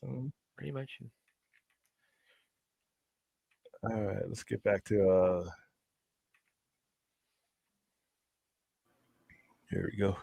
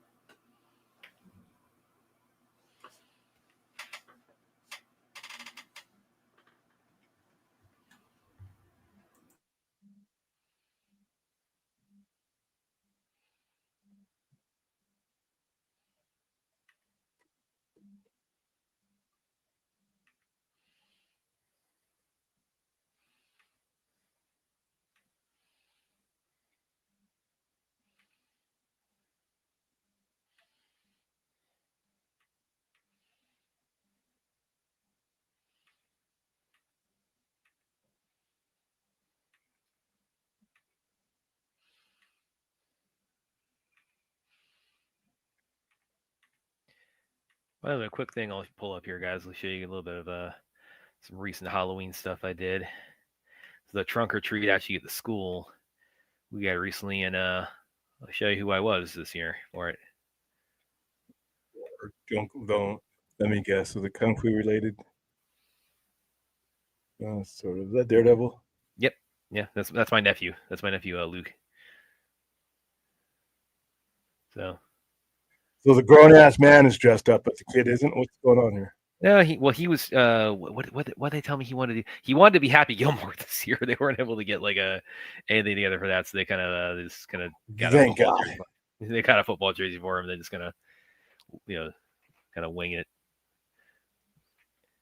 And by the way, that's how, because the way I did that, the way I made the mask is when I was a kid, me and my friends, we used to make ninja masks, and what we would do is you would take our T-shirt and you would put your face through the neck hole, and you would, and the bottom half would cover this part of your face, and then you would see through up here. So to make the Daredevil mask, I just pulled the top down and pulled the bottom down. Now, if you came up with some Michael Myers shit, I'd have been like, "Oh, okay." We've done watch parties of Daredevil here, man. We ain't watching Daredevil now. That's actually very. You keep that on long enough that because you could see through it, it's just like a sheet of black over everything. But that's very disorienting after a while. Well, you should have been comic book accurate and just closed your eyes and not been able to open them. No, he can open his eyes. No, but you should be blind. If he's blind, you should be blind. You should be walking around. He's not technically blind. He has the radar. Using it for location. He can see. He's in a manner of speaking. He can see. So you should be screaming out and waiting for your voice to bounce back off the walls.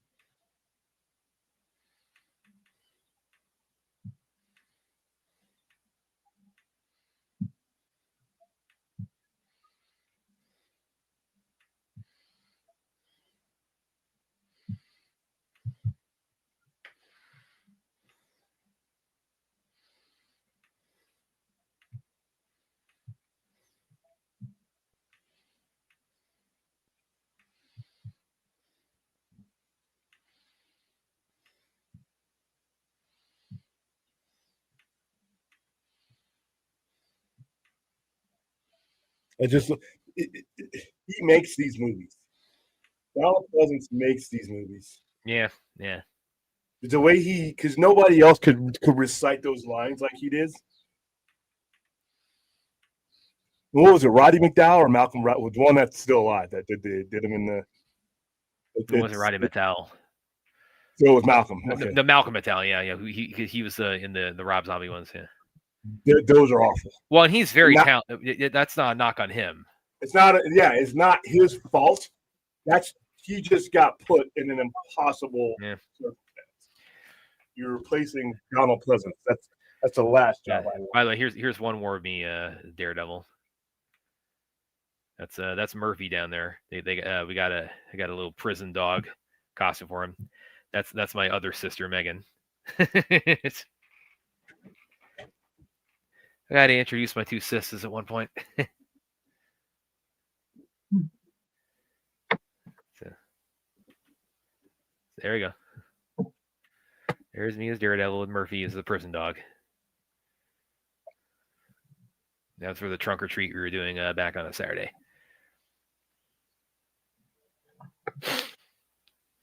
I'm surprised none of you wanted to dress up in prison uniform. What? Me or Megan? That's my sister, Megan. No, me, no. Oh yeah, because it's like because the linkage is because such the fact that I'm Australian. Oh.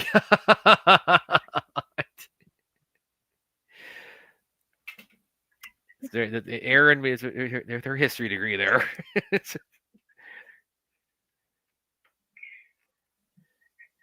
Like, Aaron, did you grow up watching the show Captain Kangaroo? Oh, will you stop throwing all this kangaroo stuff at Aaron, guys?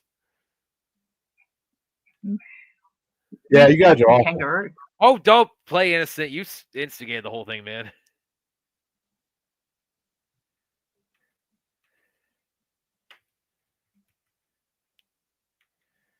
No, we never had anything with Captain Kangaroo.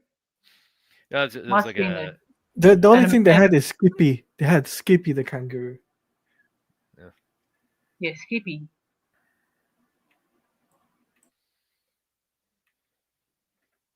I got Skippy, the bush kangaroo. Yeah, we got that. You guys had Flipper, while we had Skippy. We had a Flipper. That is true. Yeah, but we had the Flipper movie that had Crocodile Dundee as part of the cast, so it all bounced out.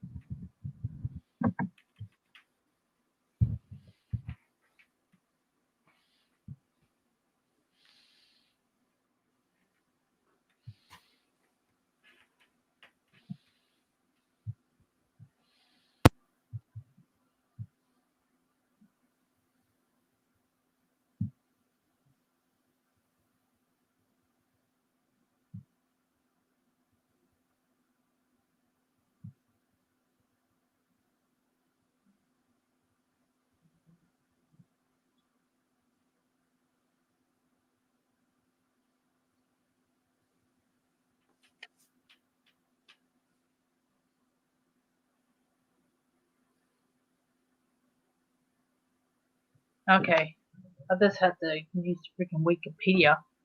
Captain Kangaroo is an American children's television series that aired weekly mornings on American television network CBS for 29 years, from 1955 to 1984, making the longest-running children's program on commercial television.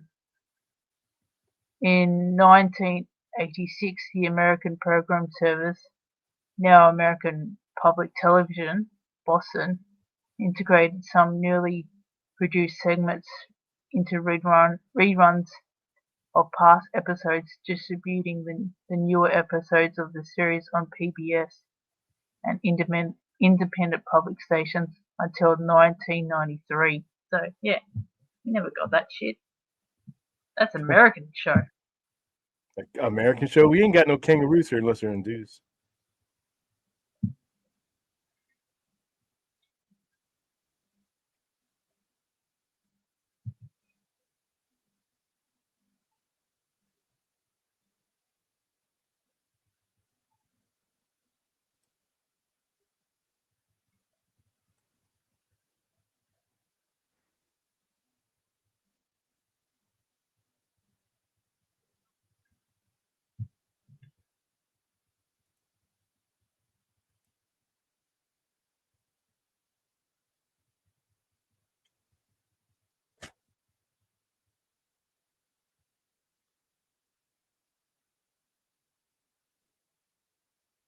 Oh my god.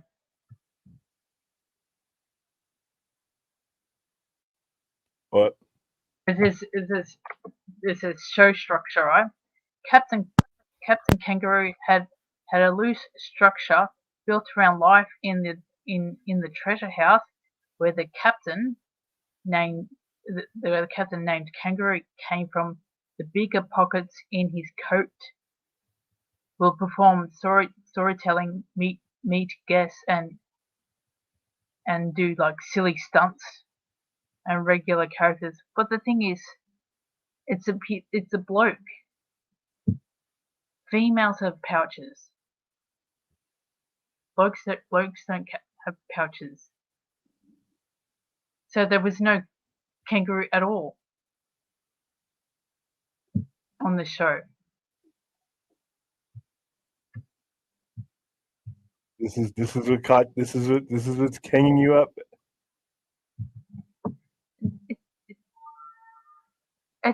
It's science and biology. You had a Jack Skeleton one like this, didn't you? Yes. You just pulled the head over. There you go.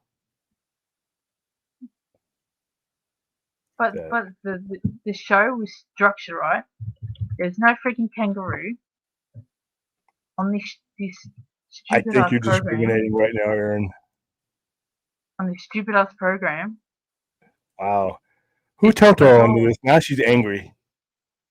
You guys pushed her off. It was structured around the fact that this bloke has big pouches, and that's why he called himself Captain Kangaroo on this godforsaken weird ass show. Wow, you're just taking shots at America right now. What do we? But this bloody bloke doesn't realize is common animal biology that the female has the pouch because they had to have the young in there for protection. Well, it's about 60 years too late to come out. He's dead, by the way. So there won't be any. I don't know if there's any retribution.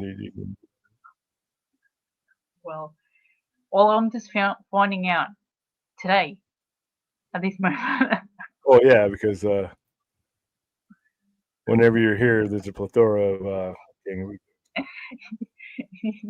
I'm sorry.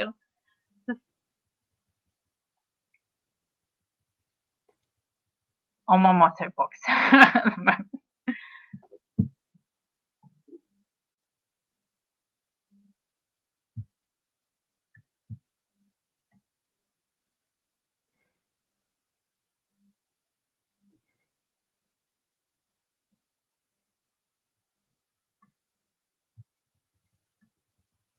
And yeah, just because Erin's Australian doesn't mean she watched Captain Kangaroo.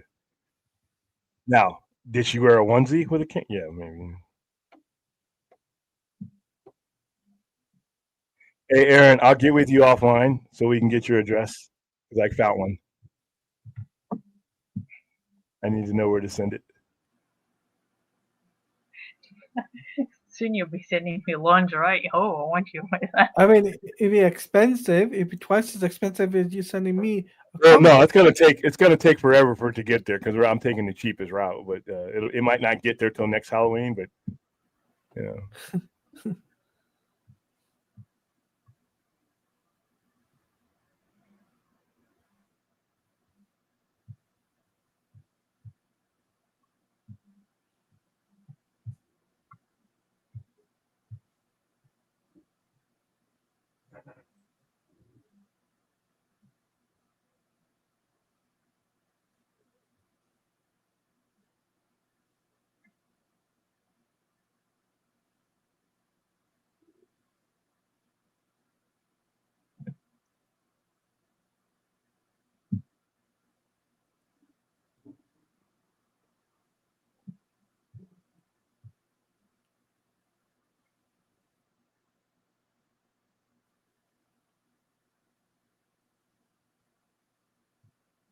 I'll be right back, guys. I gotta use the restroom.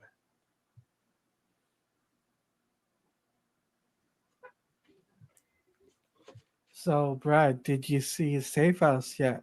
Trailer. With Louis Tan? Yeah. I haven't seen the trailer yet, but I've seen that floating around. I need to give that I need to look because I'm looking forward to that. This He's is got a gonna be lot. it's gonna be the next Ghana path. Okay. Well, that definitely has sold me on that, man. Yeah. Really, I mean, that it really is that not the best like sales pitch for really anything? That it's the next Ghana path. That's the best sales pitch for anything. Come on. The next Halloween should be sold on like it's the next Ghana path. Come on. Yes. Yes. Agreed. But now I've seen it floating around. Just haven't had the chance to play it yet. Yeah, I'll definitely give that a look.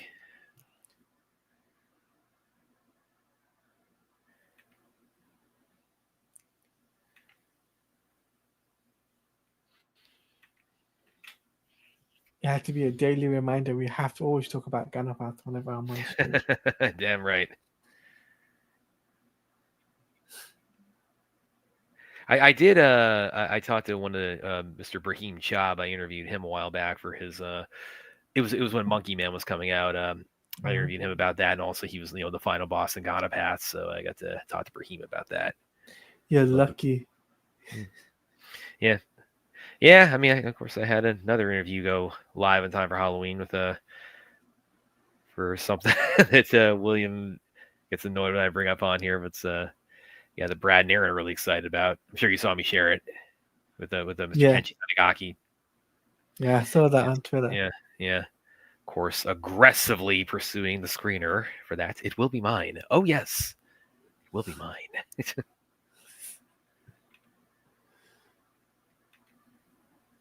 I'm trying to think of is there any like who have I? Because that's all action, but like, is there anybody like in the kind of the horror movie world I've done interviews with? Because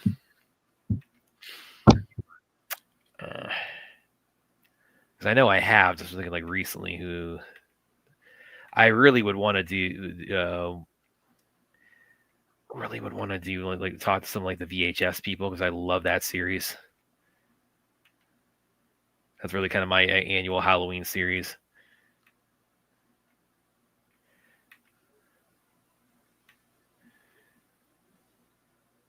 Things I've done so many interviews too. It's like sometimes I'll look back on my portfolio and like remember like, oh right, I talked to that guy or I talked to her, and that's not like I'm not you're trying to like boast or anything like that. But I mean that happens from time to time.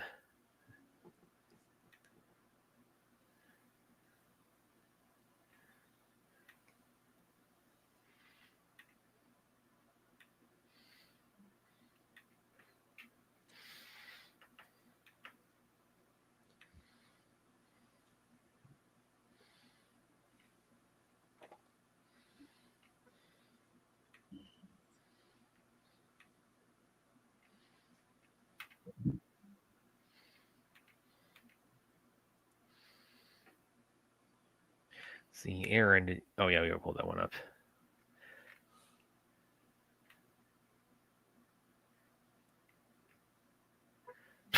Oh, Aaron, you're gonna love this one. Aaron, are you a better break dancer than the girl who won the break dance world?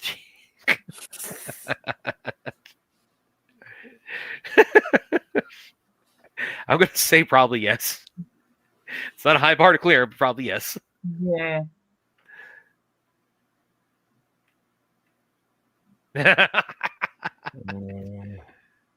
I don't know. I think it's kind of close. It's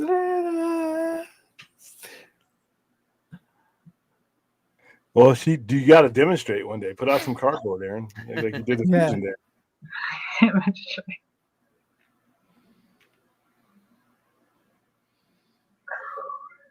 Or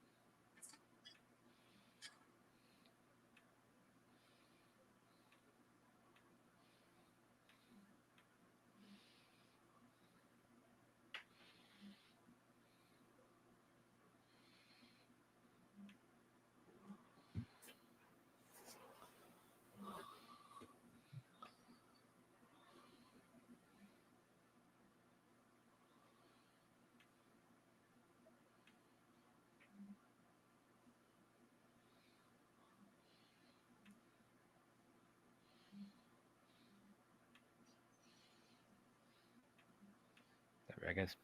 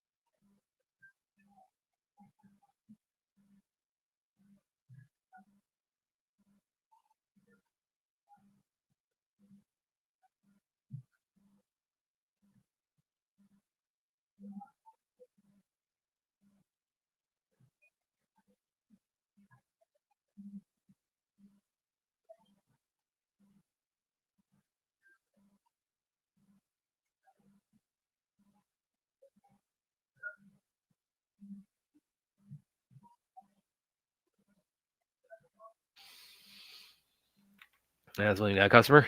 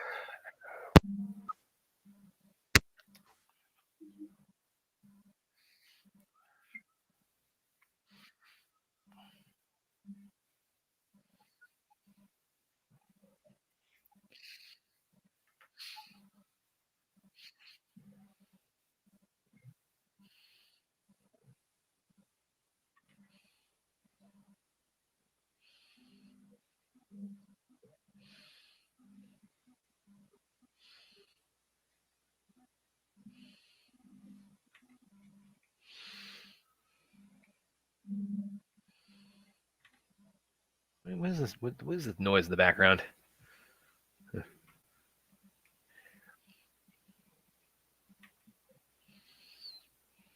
Sounds like heavy breathing. Yeah, this might be part of the movie.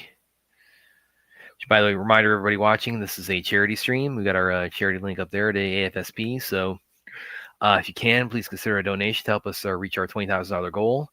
If you can't right now, just sharing it on social media or just sharing around is definitely very helpful for helping us achieve that goal that we're definitely closing in on.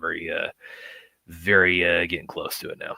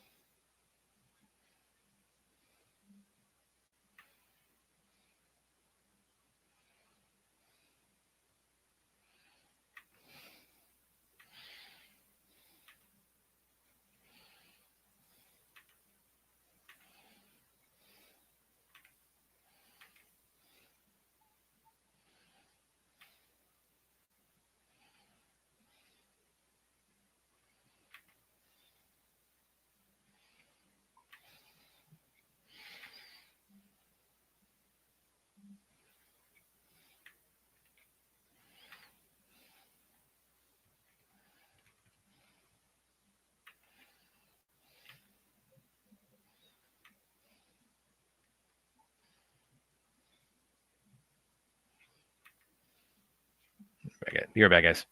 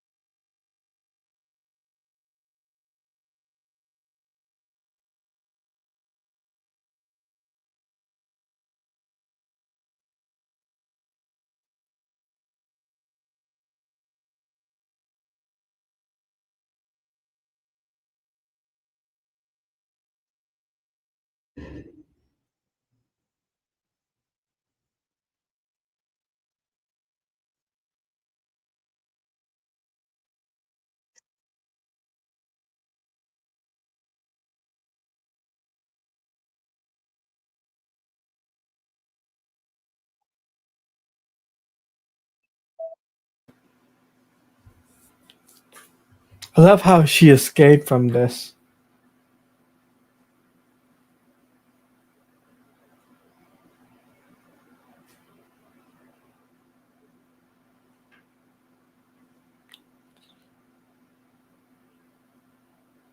I'll be right back.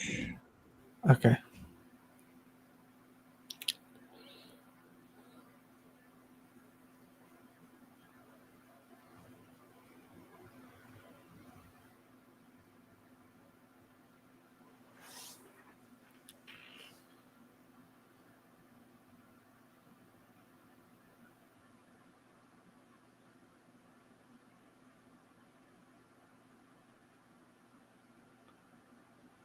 That was quick. I just messed up my screen. Okay.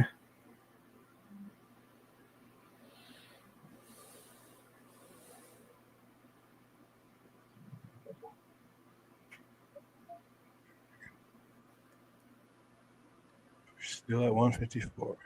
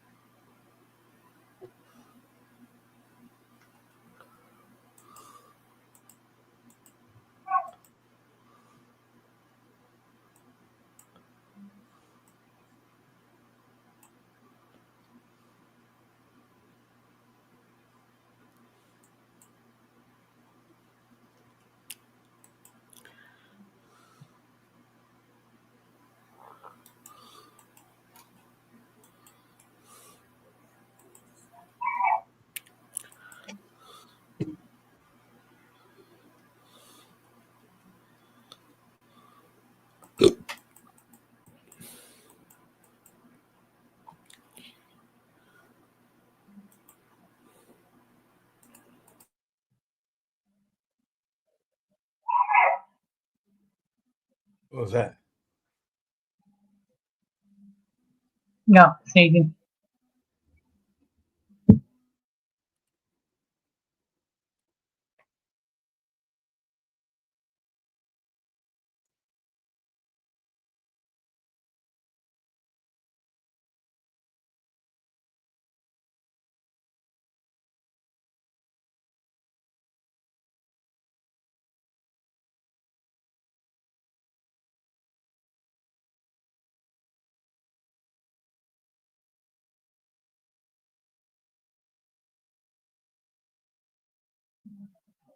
Man, I have to say this the sequel seems to be moves a lot faster than the first one.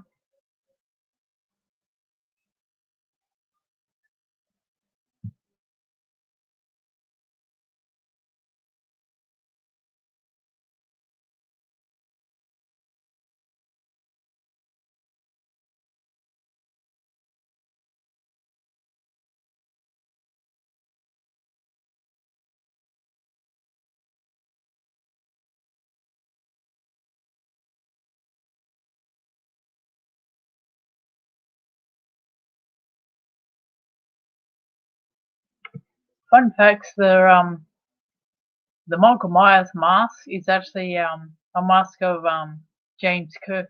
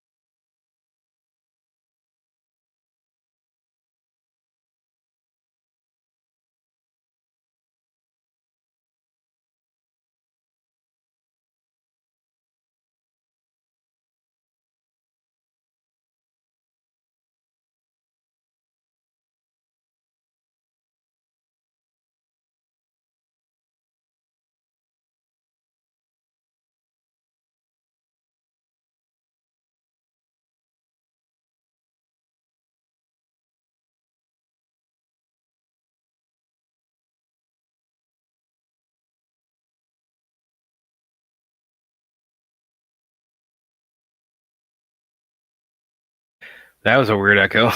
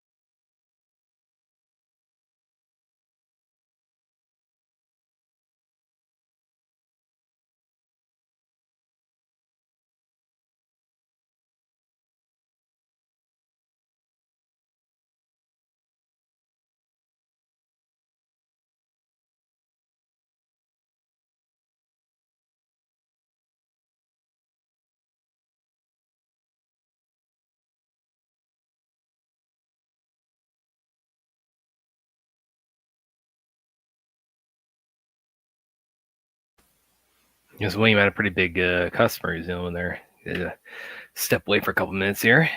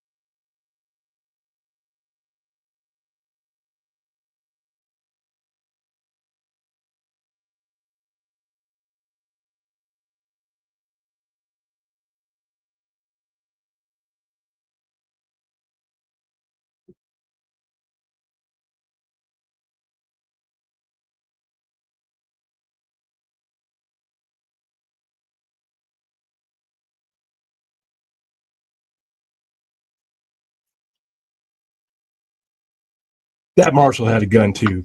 Just saying.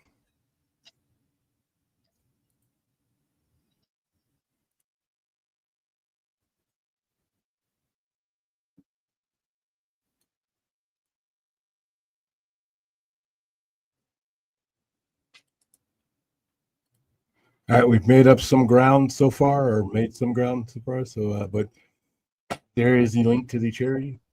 See if we can get how close we can get to 20,000 tonight.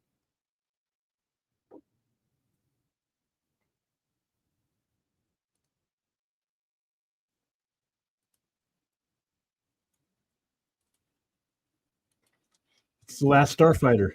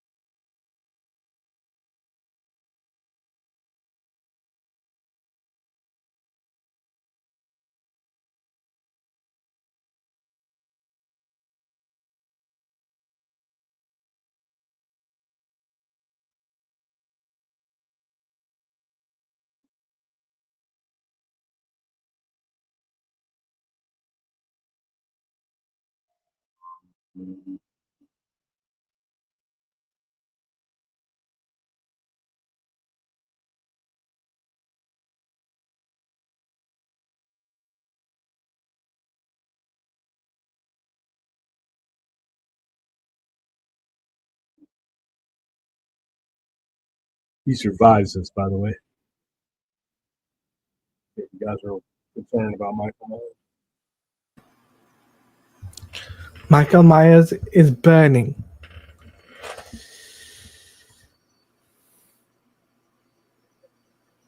Loomis survives this too. So, guess it wasn't that hot.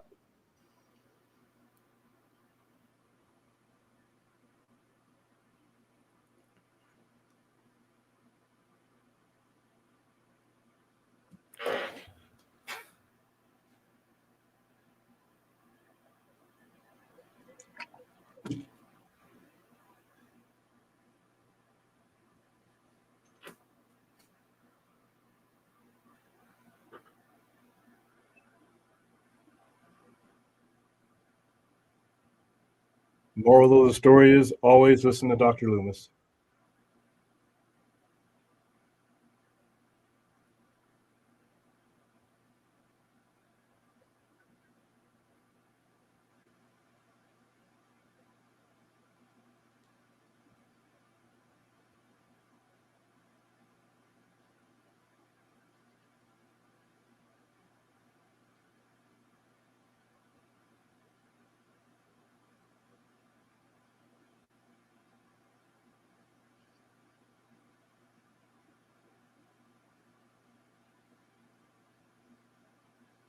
They didn't have a gurney for her.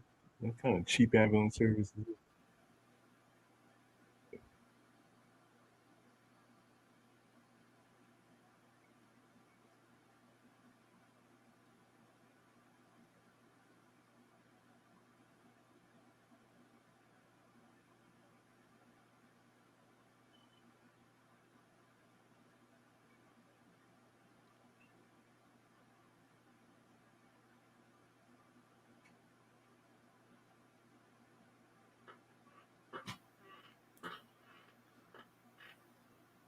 Yeah, if this were being made today, there'd be an end credit scene.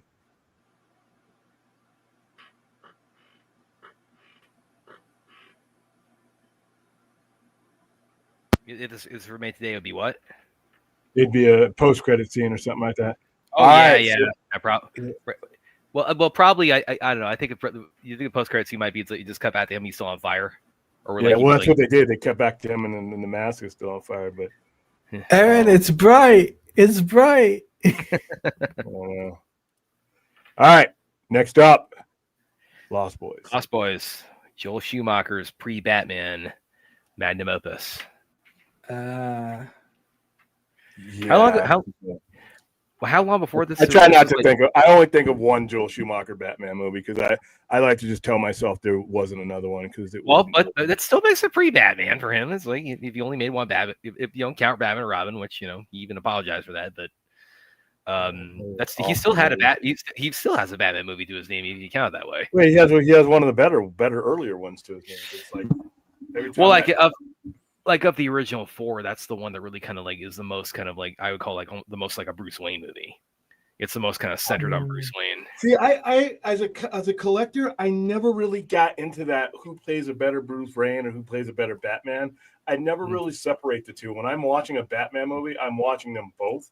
Like when I watch Batman, I don't get that because I don't think anybody truly knows what Bruce Wayne really is. And I hear that comment a lot. Well, this guy plays a better Bruce Wayne. I'm like, first of all, I highly doubt that any of us have a definitive Bruce Wayne because there is no such thing. Bruce Wayne doesn't exist. I'm not talking about like Val Kilmer playing like whoever plays that better Bruce Wayne. I'm just talking about like thematically, like narratively, like that movie is I think is the one that kind of most dives into Bruce Wayne's psyche. If you're diving into Bruce Wayne's psyche, you're diving into Batman's psyche. There is no Bruce Wayne. Bruce Wayne is a mask that Batman wears. Of the original four, I think it's the one that kind of does that the best, or it's like really kind of is the most like kind of a character study of him. But Aaron, are you eating toast? Of who? There is no Bruce Wayne. Bruce Wayne is a facade he puts out so that he can deal with the public. Batman is the character. But it's the one that what I'm getting is like, it tackles the duality of him the best out of the original four is what I'm getting at. Well, I don't think if you're making a good Batman movie, there is no duality. It's Batman without a mask. That's all Bruce Wayne is. Well, but so the original one, Bruce Wayne is the mask. Batman is the guy. There's no duality. When you look at Ben Affleck without the cowl, you're looking at Batman. When you're looking at Ben Affleck with the cowl, you're looking at Batman. Which, by the way, real quick, there is no question Batman is Batman, as we recently saw in a certain social media post. but yeah, if the story's being written right, Bruce Wayne's sort of an afterthought. So, Well, that was kind of the problem with Returns too, is that Batman was really an afterthought in his own movie. well, yeah, that was not a good movie. All right, here we go. I am at zeros for Lost Boys, one of the better opening songs of any horror movie I've ever seen. So, all right, I know you're on your way out, Silky, but go ahead and count us down on your way out if you could. All right, 5, 4, 3, 2, 1. There you go. Awesome.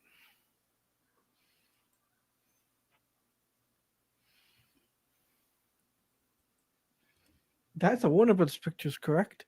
Yes. Yeah. I think Schumacher, he did like probably the bulk of his work. He was contracted with them. Yeah, he did a lot with them. Let me pull him up real quick. Okay. And by the way, he this kind of sucked too. Like the day that the day he passed away was the day that it was announced that Michael Keaton was going to be coming back for the Flash. So yeah, so that kind of overshadowed, unfortunately. And nobody's fault, but I mean, it was just unfortunate timing. It was, yeah, timing was off. Yeah.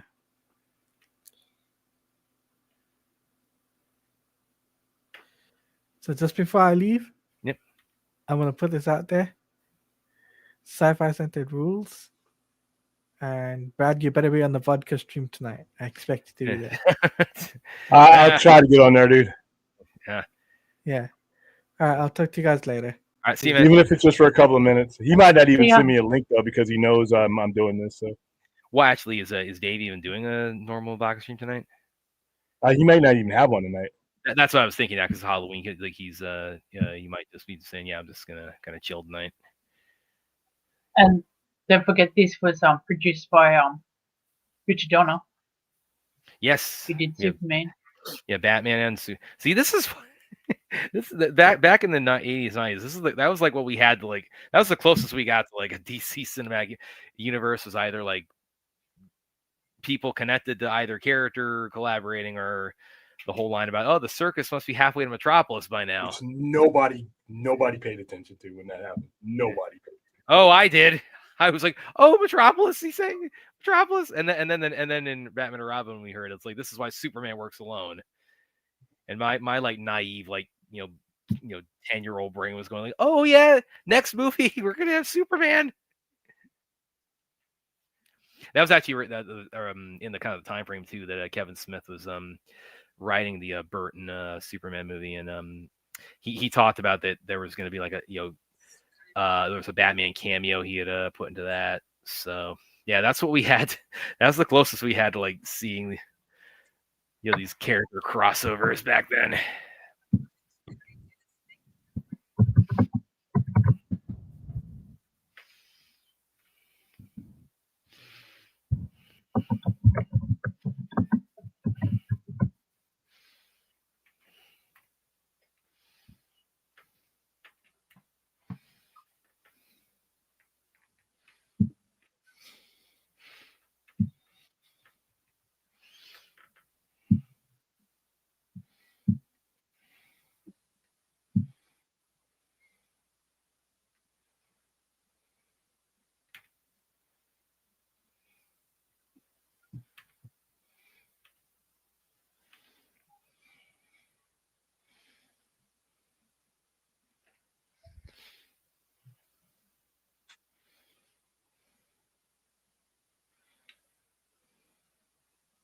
Rest in peace.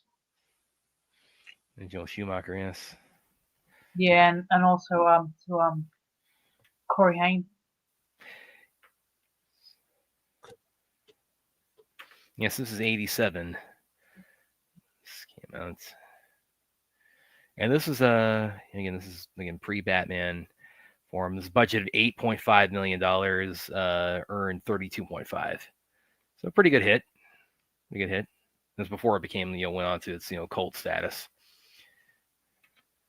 It's also had Corey Feldman. I have to say, Corey Haim could have played a really good Robin. Yeah, I can see that. Yeah.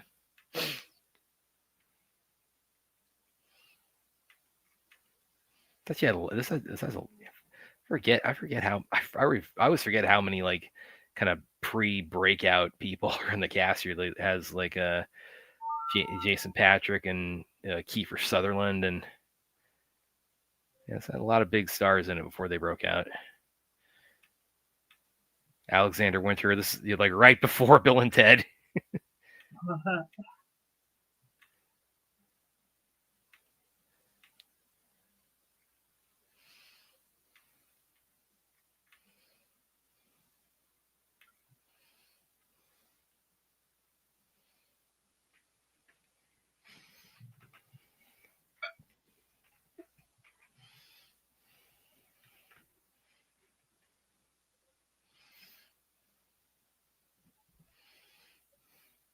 I have to say they have an absolutely gorgeous dog.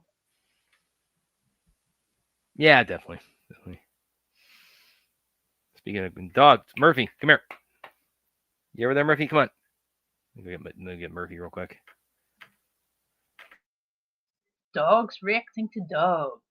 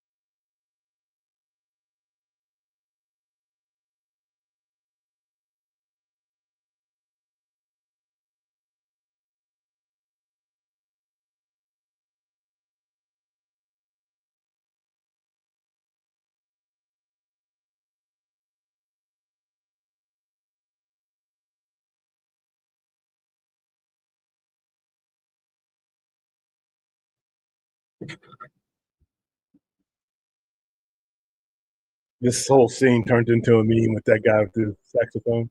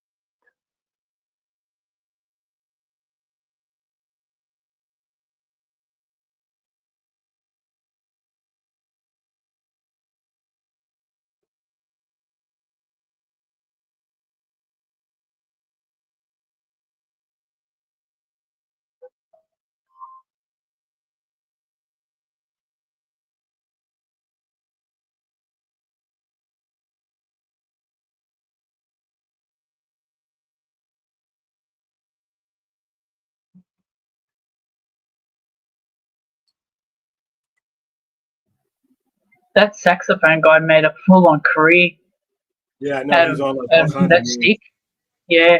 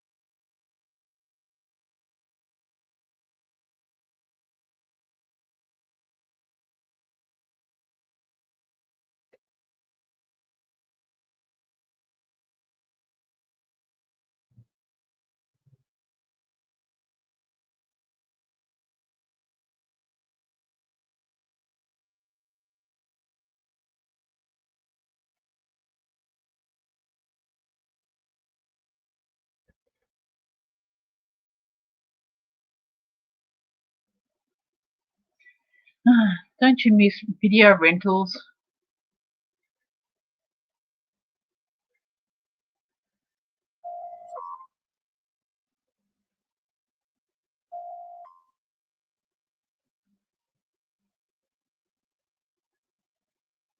See, the head vampire dude. He's the head of like a one of those mom and pop ones.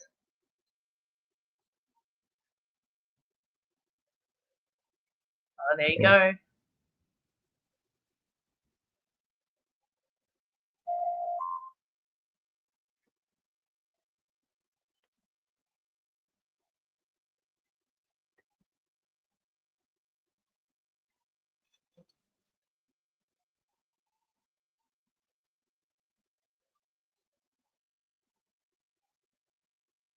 Talk about comic books. Did they ever produce any like Lost Boys comics?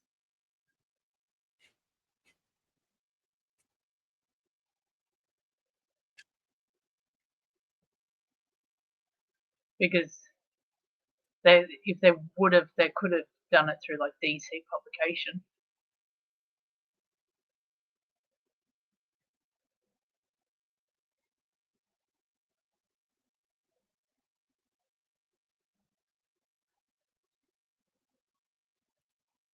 All right, so it's 1987.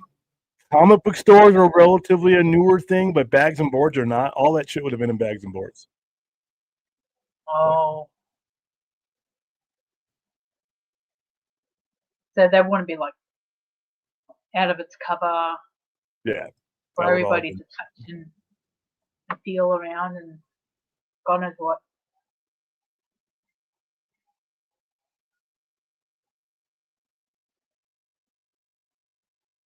So I assume whenever you get like new issues and that, you have to like sit down on a table and bag and board every single comic book that's in stock.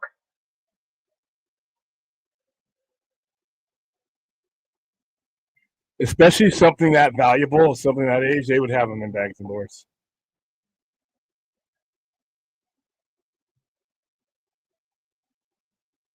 And plus, the elements could get to them as well, especially being a very open store.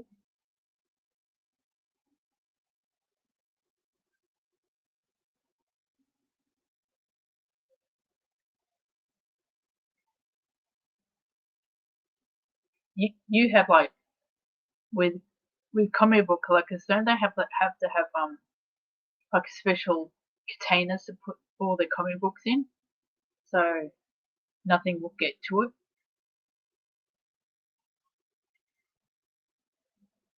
Not necessarily. I mean, you have some stuff that's slabbed. I mean, if it's like super old, which I don't have a lot of, but you can have something like this where it's hard case, like for something like that, 30 or 40 years old. But for the most part, a bag and a board, just a regular bag and a board will do. Like all these are just bags and boarded. Yeah.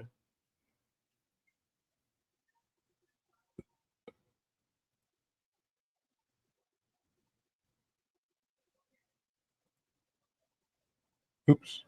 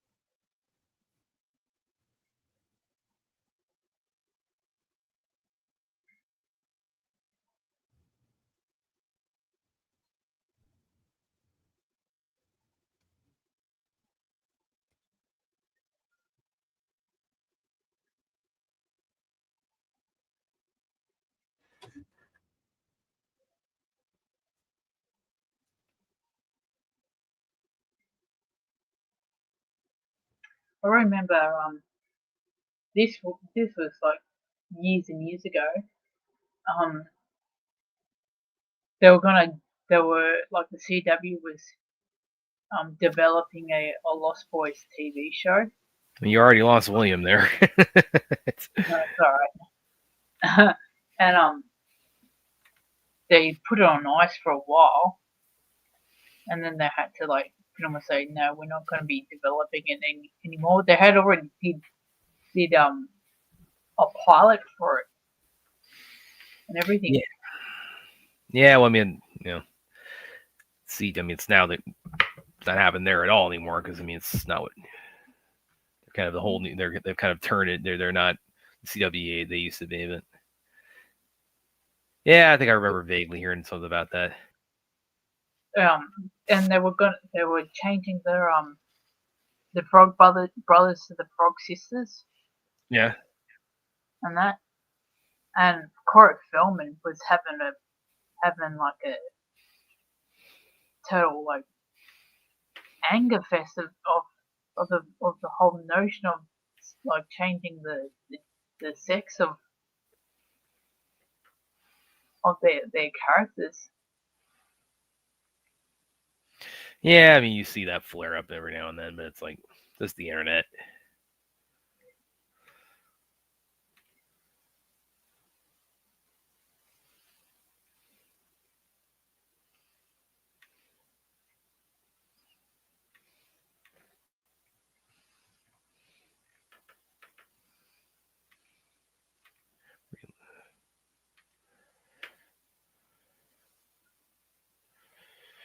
Actually, going back a little bit to your what you said about Donner a little bit ago, Aaron. This is again from the Wikipedia page. Just reading a little bit of trivia here. The film was originally set to be directed by Richard Donner, and the screenplay was modeled on Donner's recent film, The Goonies. In this way, the film is envisioned as more of a juvenile vampire adventure with 13 or 14-year-old vampires, while the Frog Brothers were chubby 8-year-old Cub Scouts, and the character Star was a young boy. When Donner committed to other projects, Joel Schumacher was approached to direct the film. Although Donner eventually received credit as an executive producer, he came up with the idea of making the film sexier and more adult, bringing on screenwriter Jeffrey Boehm to retool the script and raise the ages of the characters.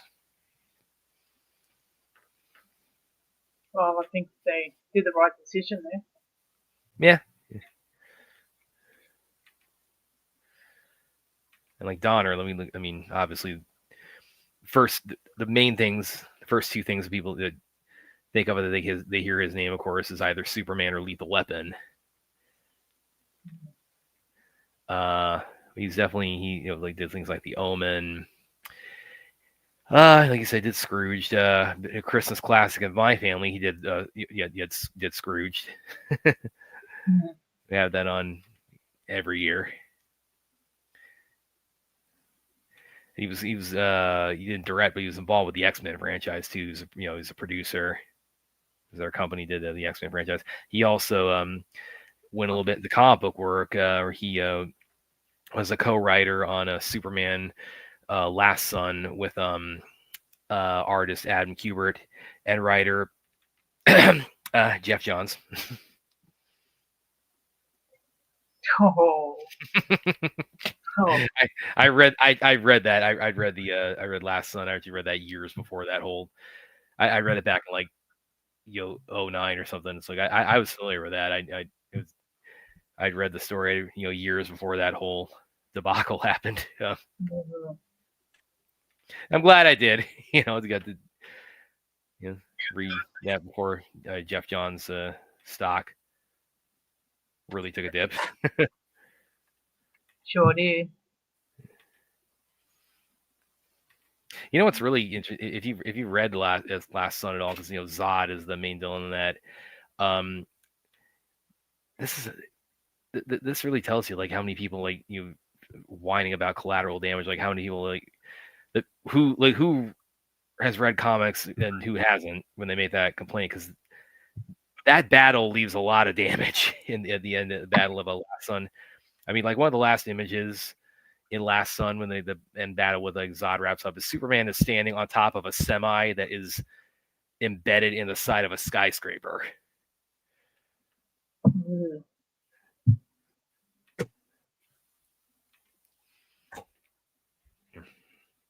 How old was Donner when he passed away? Yeah, he was up there. He was 91. There was talk about him doing another Lethal Weapon before he passed away. Do you think that'll happen, William? Do you think that Lethal Weapon 5 they'll ever get off the ground? I'm not sure. I mean, because after it all depends on, do you only have two people that are even driving for another lethal weapon? I don't need another lethal weapon. I don't want a lethal weapon with a bunch of geriatric dudes. That's my same problem I had in Indiana Jones. I mean, that is kind of, yeah, but that is kind of the point too. I mean, it's like, they can now make that literally we're too old for this shit. Okay, if you're gonna do that, and all they're gonna be is background pieces because they can't move around anymore, you might as well just make a new buddy cop movie. I mean, it's like, yeah, I'm not particularly like, I mean, if they make it, I'll see it, but I'm not like dying for like Lethal Weapon 5. I wouldn't even see that on PVOD, to be honest with you. Well, but again, he was, again. I mean, sometimes it's just trying to move. It's time to move on to some new ideas, guys. But he was apparently in talks as recently as, Donner was, as recently as right before he passed away. He was in talks long before that, and he kept getting rejected. But the fact that he maintained those, and he was up there. He was like 91 when he passed away. Yeah, because Danny Glover is like, I mean, yeah, let's not.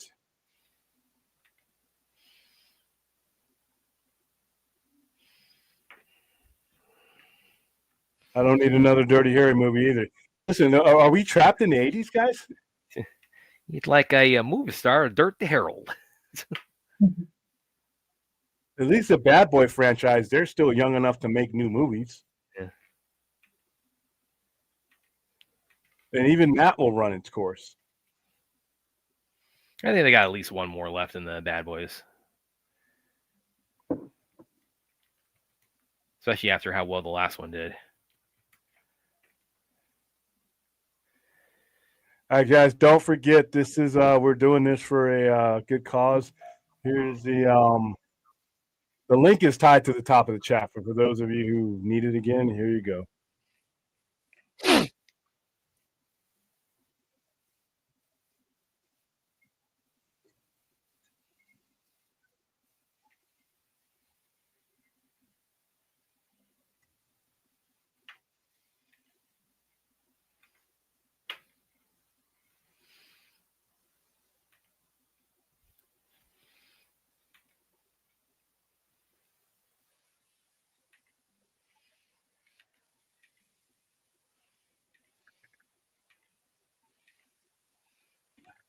Oh, this scene. Oh, Yeah.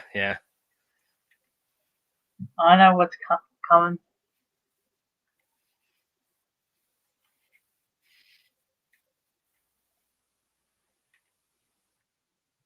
You realize when this movie's finished, we only got like 4 movies to go. Yeah. We're really flipping into these movies. Yeah, most. I mean, Fast. look at the list because like most of them are only about an hour and a half. Yeah, Nightmare Before Christmas. Not even that. That's like hour and 15 or so. yeah. Thing for Another World. Let me look that up.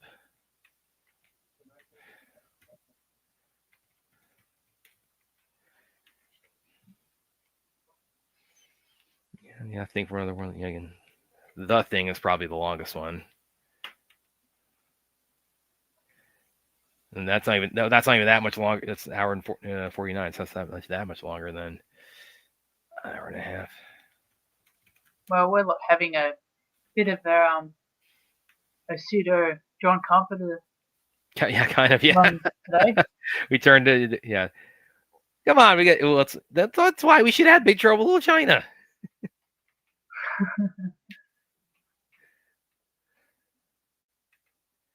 And then oh yeah.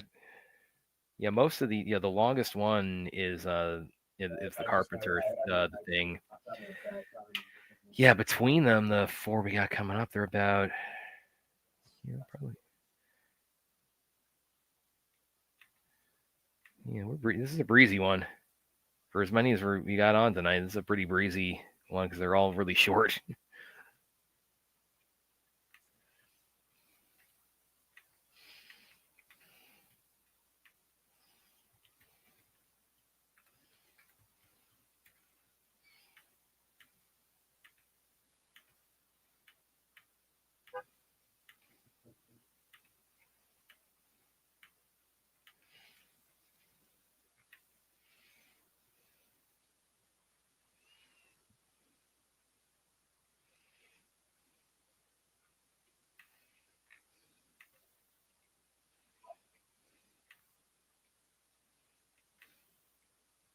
All right. Let me know.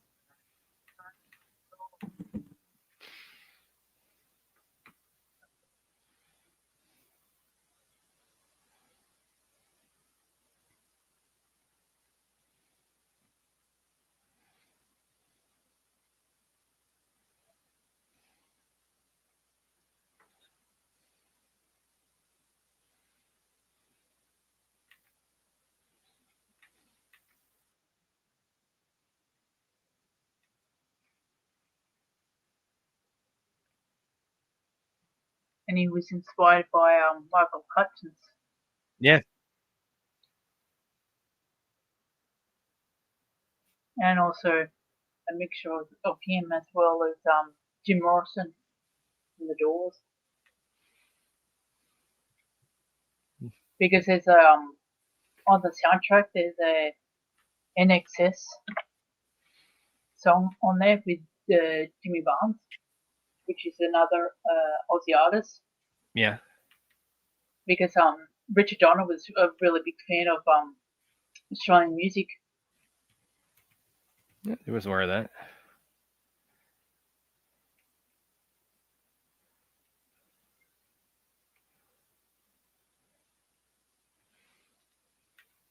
By the way, we were talking about the vodka stream earlier. Dave put up. He went to see us. I don't know what this is. This new thing, begonia, whatever that is. Yeah, I don't know what that is either. Yeah. Well, and from the look of his thumbnail, it doesn't like he knows it by the end of it either. I thought it might have been like an Italian dish or something.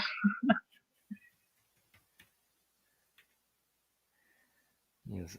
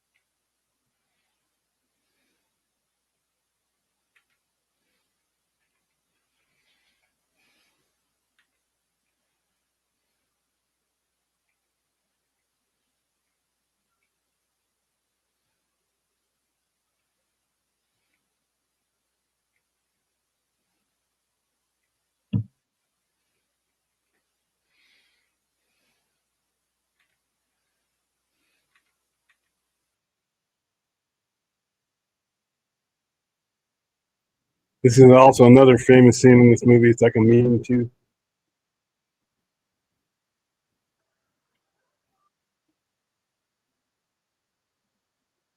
I mean, I have to say, this movie's soundtrack is the GOAT tier. Right on top. I'll have to say it's just on almost at a par as the Crow soundtrack.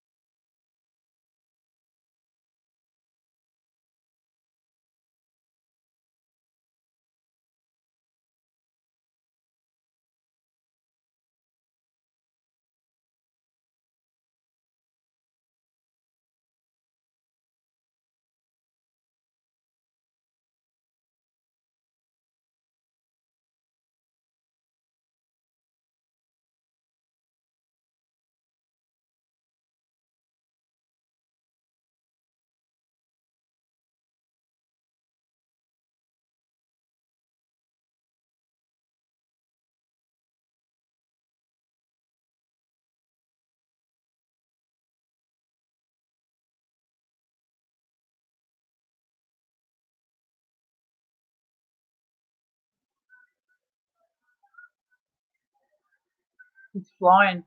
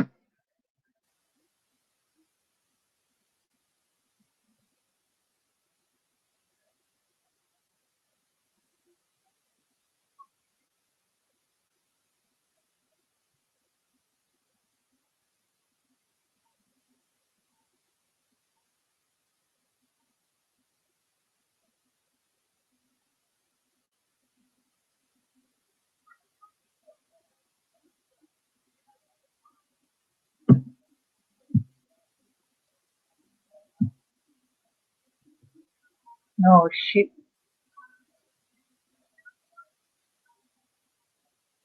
The dog's trying to attack her. Okay, so moved it out here onto the couch because I just can't sit at my desk, for this long. I'm like, do these marathons, so I brought it on the couch. You're probably just gonna hear me right now because, just laying down on the couch. Oh, that's the most photogenic thing for marathons. It's fair enough. Fair enough. Yeah. You need a break up with your back and everything. Yeah.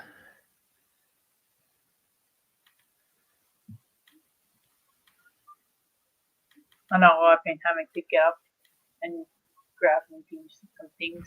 Oh yeah. And we had a few trick or treaters coming by tonight too. Although my neck of the woods is kind of quiet, so it's people kind of coming from other neighborhoods and driving by.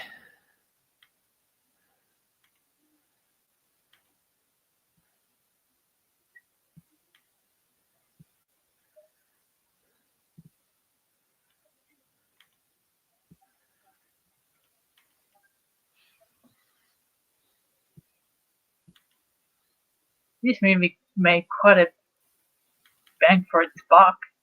Yeah. The Lost Boys opened at number 2 during its opening weekend, with the domestic gross over 5.2 million. It went on to gross a domestic total of $32.2 million against an $8.5 million budget. Yeah, which that Holy shit.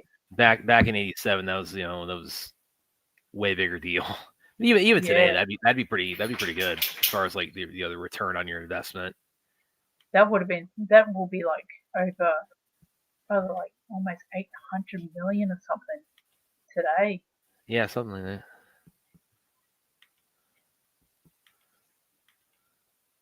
It'll be like what Sinners has done today. Yeah, might be pretty close to that. Yeah.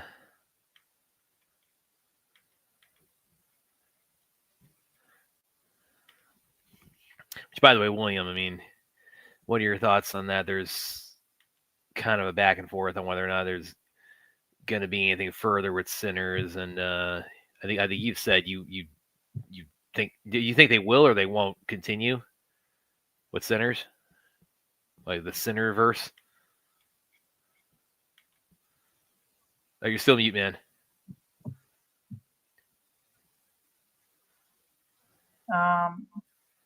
Yeah, you mute.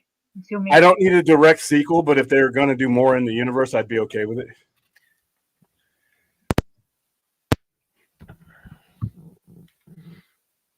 I mean, it's like, yeah, there's a lot they could do because like vampires living forever. Yeah, they could even do it, different time period. I mean, What's the I kind of same thing I was saying about Predator last night, or it's like after Prey, it's like I don't really necessarily need it to be like in modern times anymore. It's like I want to, especially like seeing them in like ancient visiting like old cultures in the Earth cultures in the past. Like I want to see like predators that go to like ancient Egypt or like encounter like Christopher Columbus and he's sailing across I the don't know if I want to ocean. go that far. You want to go back that far in the past with Predator? Be honest with you, I mean, a lot of it's going to depend on the story too, because it worked in Predators, but it may not work with Sinners, or something that works with Sinners may not work with Predators, so it's a little bit different. I'd have to see the script, Yeah.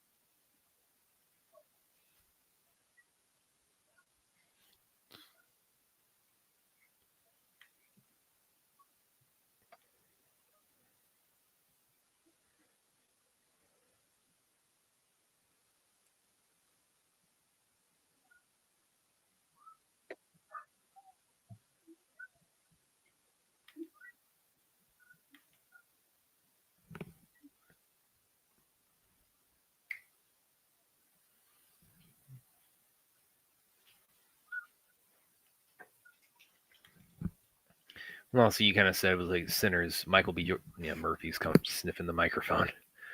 I'm laying down on my couch now, so I got the mic off or the camera off because like I don't know that's the most photogenic because I just can't sit at that chair anymore while we're doing a marathon. Yeah, luckily I can move around. Yeah.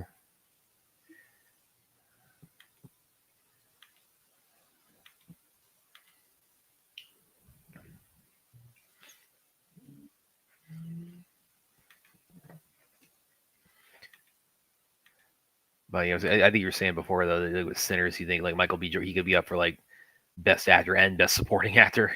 Yeah, because he convinced him to pay, and I think it's a slim chance, but I think he should at least get some consideration. What like which of the smokestacks went? Like who would be the supporting of those two, or could they just like? I'd probably go. It would probably be Stack. It would probably be the one that got turned into a vampire. Yeah. Something's wrong with our Twitter feed.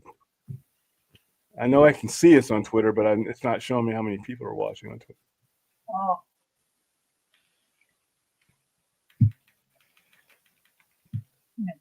Let's see if I can. Normally you can see like an indication.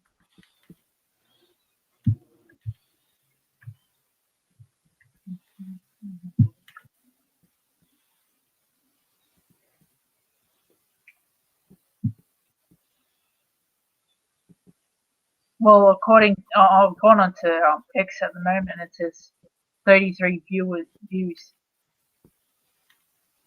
Okay, because it's not showing me. It's just probably on my end, then that's fine. Yeah, it says 33.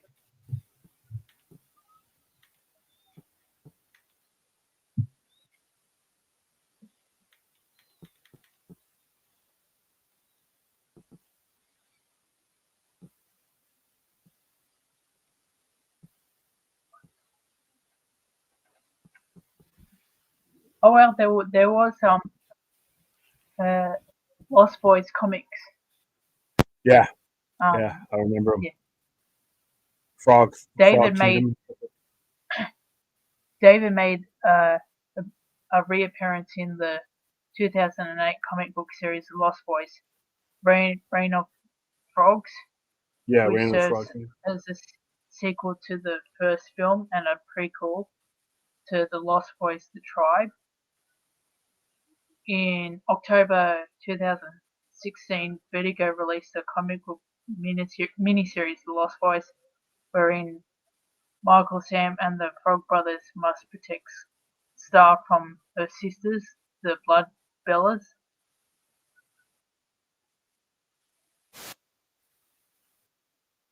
So yeah, there was even a stage musical. Oh, that I didn't know. Yeah. In December 2023, a musical adaptation was reported to be developed, directed by Michael Arden, with music by The Rescues. On January 2025, the musical was announced to arrive on Broadway in spring of 2016 at the Palace Theatre. So it hasn't come out yet. Next year's spring, I'm guessing your spring. So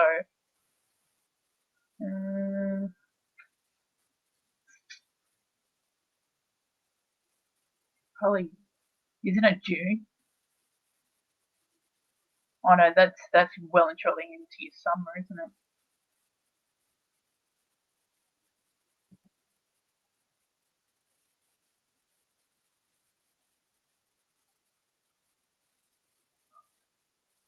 So probably about February. It might come out on Broadway.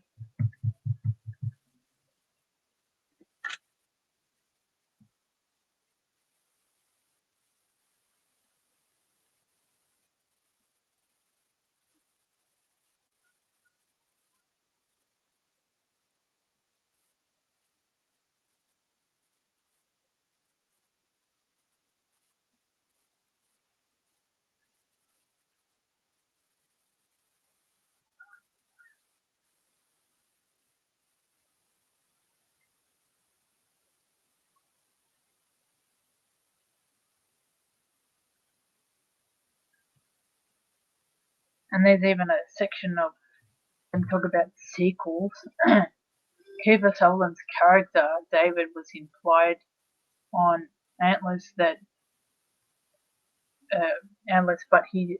but does not explore the dissolve as to do with the other vampires. He was intended to have survived, which would have picked up in a sequel, The Lost Girls. Scripts for this and other sequels circulated for years. Joe Schumacher made several attempts at a sequel during the 90s, but nothing came to fruition. I remember that. They were going to do that.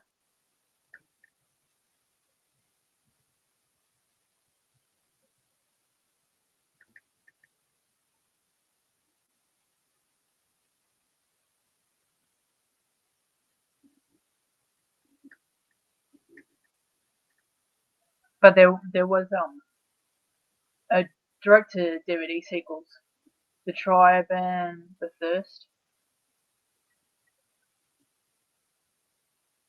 I actually seen those ones.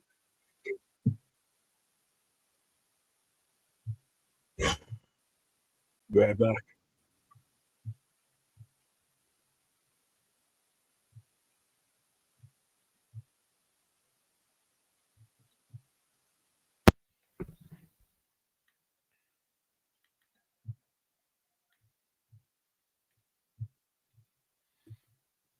I wondered also how many people walked into this in '87 thinking this had something to do with Peter Pan, because I know I sure thought that when I first saw the poster.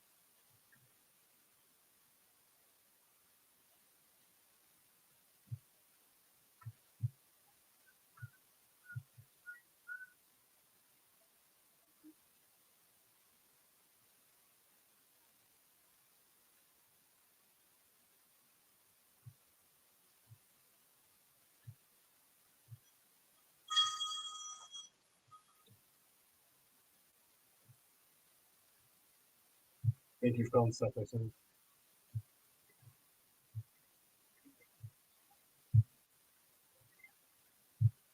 Yeah. Do you have any Amazing Spider-Man from like 19 in the 80s? You'll be able to follow that.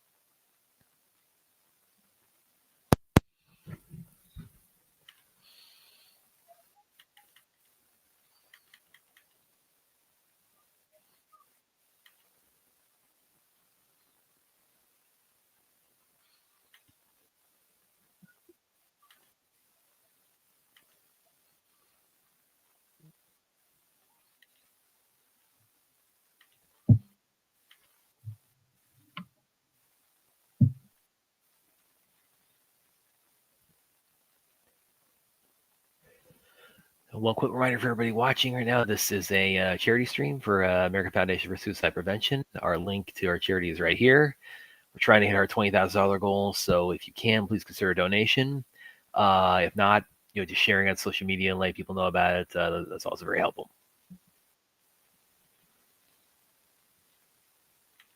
Are you seeing how many views we have? Because I can't see anything on here. Just myself. You mean as far as like the audience, or like? Yeah. Right now it says 36. Yeah, I'm not seeing anything. Okay. You don't see a As number at all. long as you guys can see it, I can't see it. That's weird. Yeah, it just shows me and you. That's it.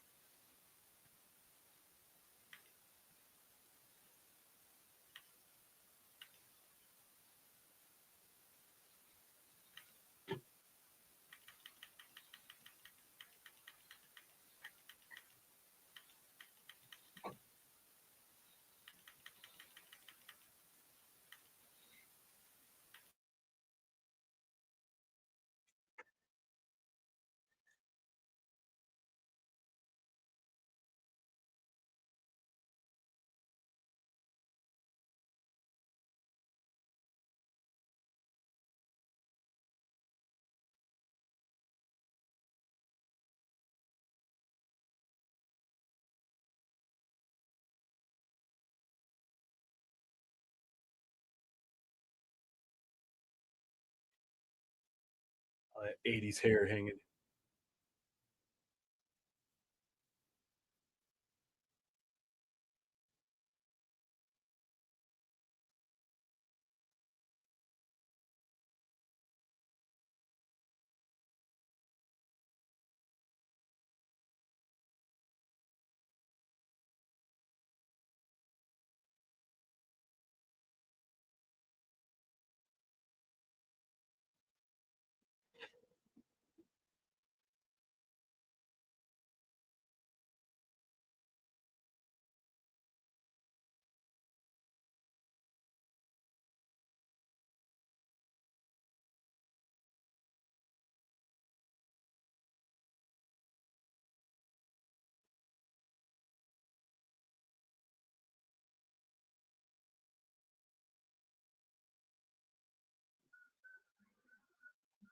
If you look at them in their vampire form, right? you can tell it's he that Joss Whedon stole his look of these vampires from the Lost Boys.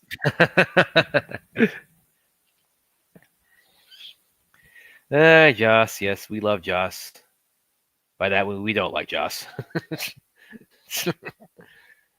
No, really, that I think that is probably fair to say that the design of vampires on Buffy was probably pretty heavily influenced by Lost Boys. Because again, I didn't watch Buffy avidly, but it was big enough during its run where it's like you knew it was out there, you couldn't miss it. But you had like some kind of, even if it was on the periphery, you still knew of it. You still kind of had a general idea of like what the whole look and feel of it was. And yeah, I think probably Lost Boys definitely was an influence on Buffy.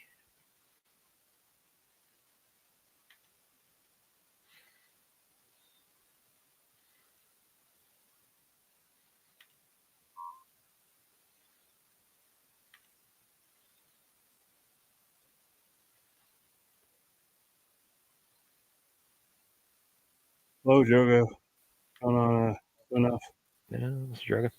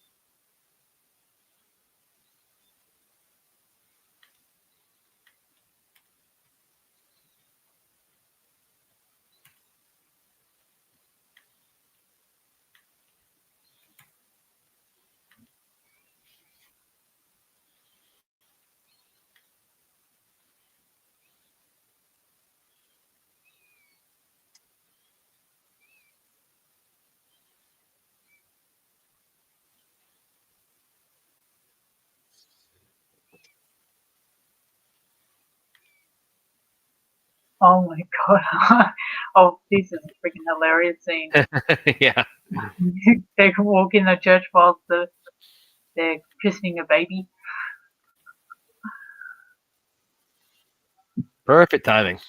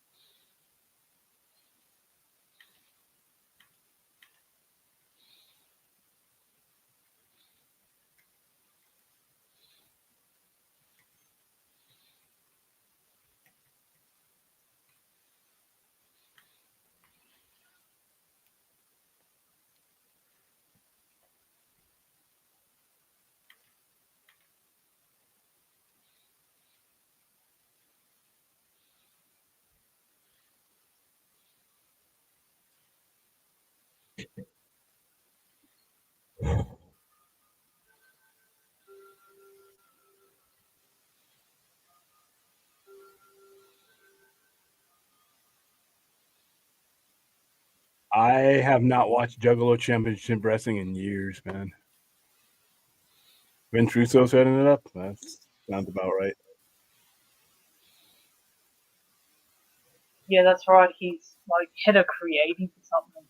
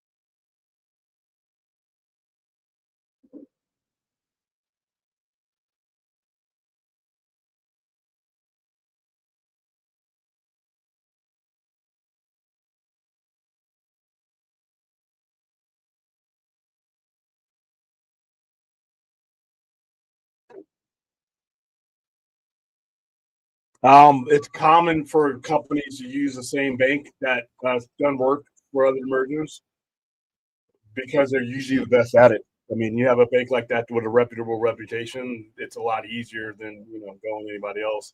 And they also are probably have all the information ready because other people have been using them. So, nah, that doesn't surprise me at all.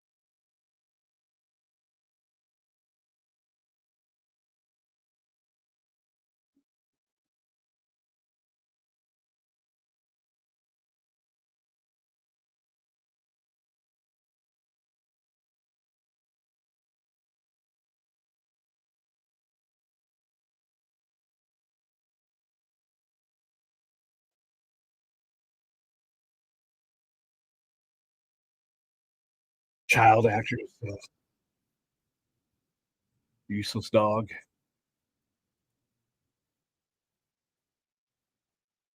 There we go. It's back up now.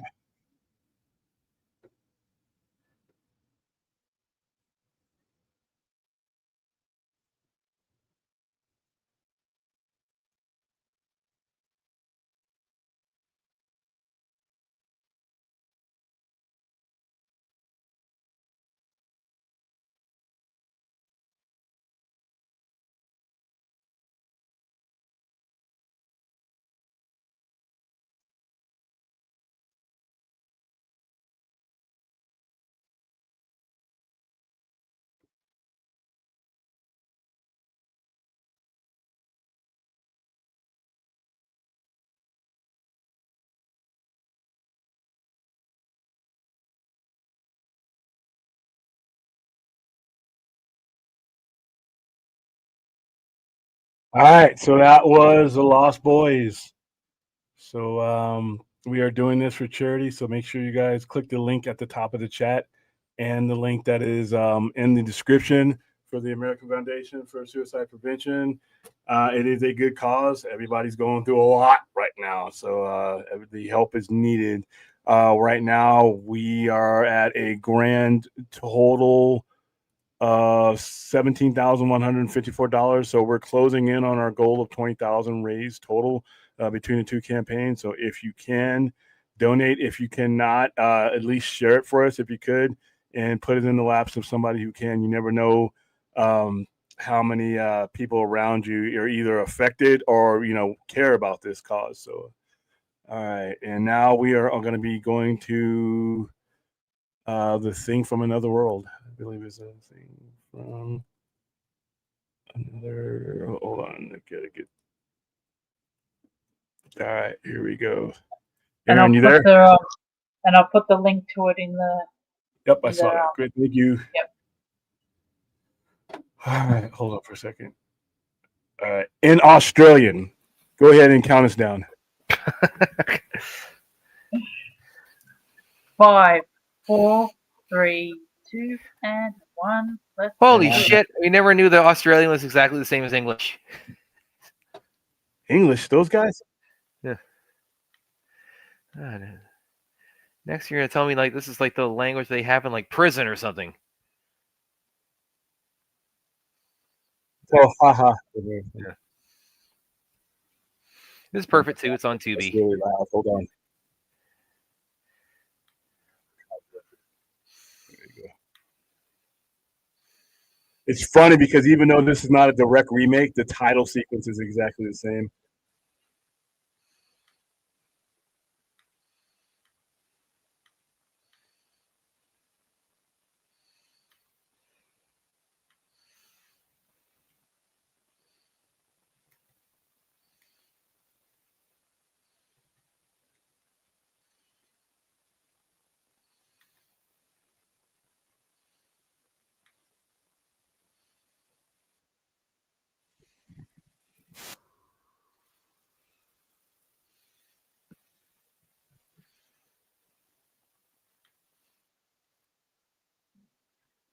Our first and only black and white for today. Oh yeah, huh? RKO, like that goes back all the way to like King Kong. And this is so they made it a long. Yeah, they even had a theater. There still are some RKO theater chains in existence. Not owned by them, but they're the old Art Deco theaters, the Egyptian theaters like that. Those type.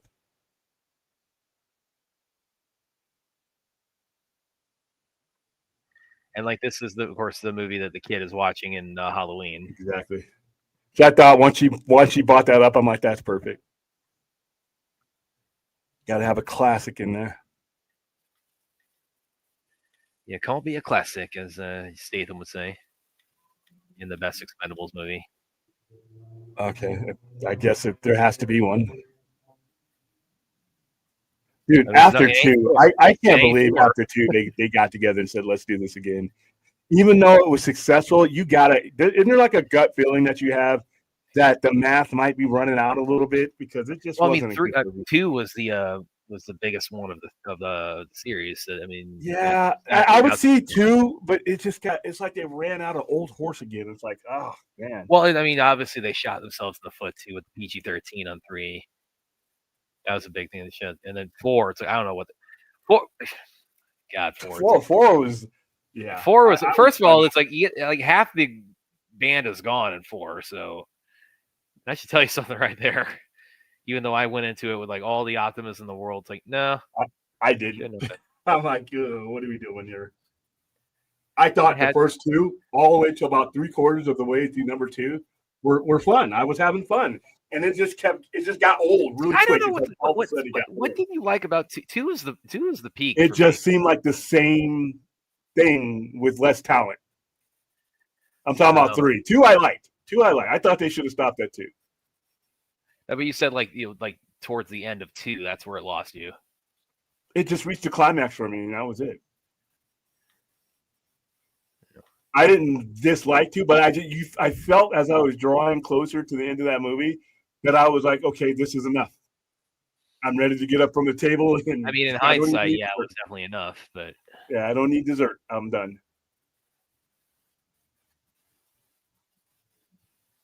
yeah, I think we could pretty safely rule out 5.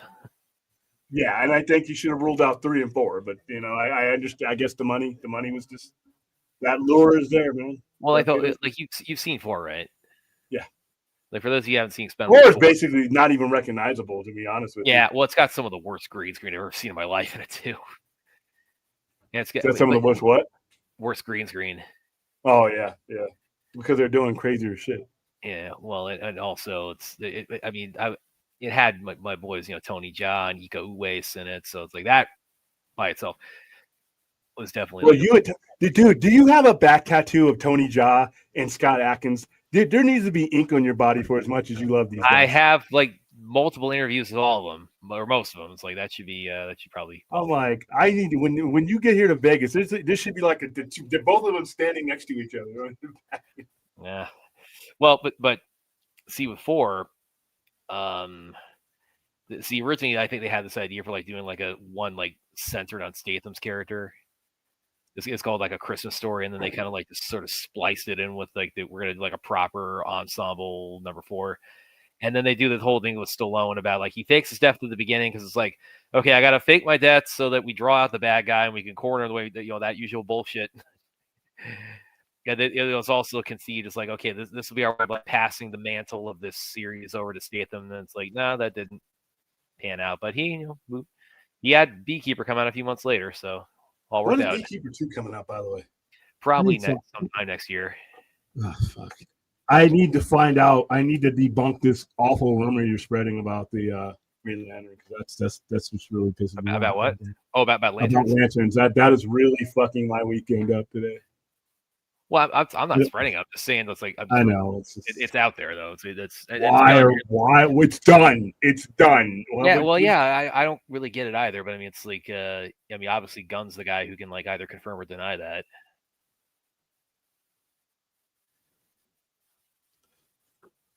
Like, damn. I mean, unless there's something chronology wise that we're like that's what I'm thinking. It's got to be because it fits somewhere, which is fine. But damn.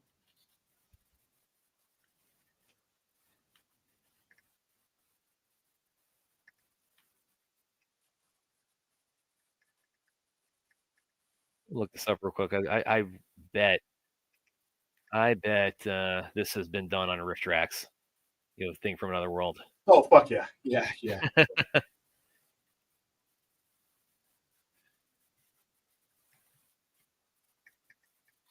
think the last Rift Tracks live I saw was a couple years ago. It was for Return of the Swamp Thing, like 22. That was a pretty good one.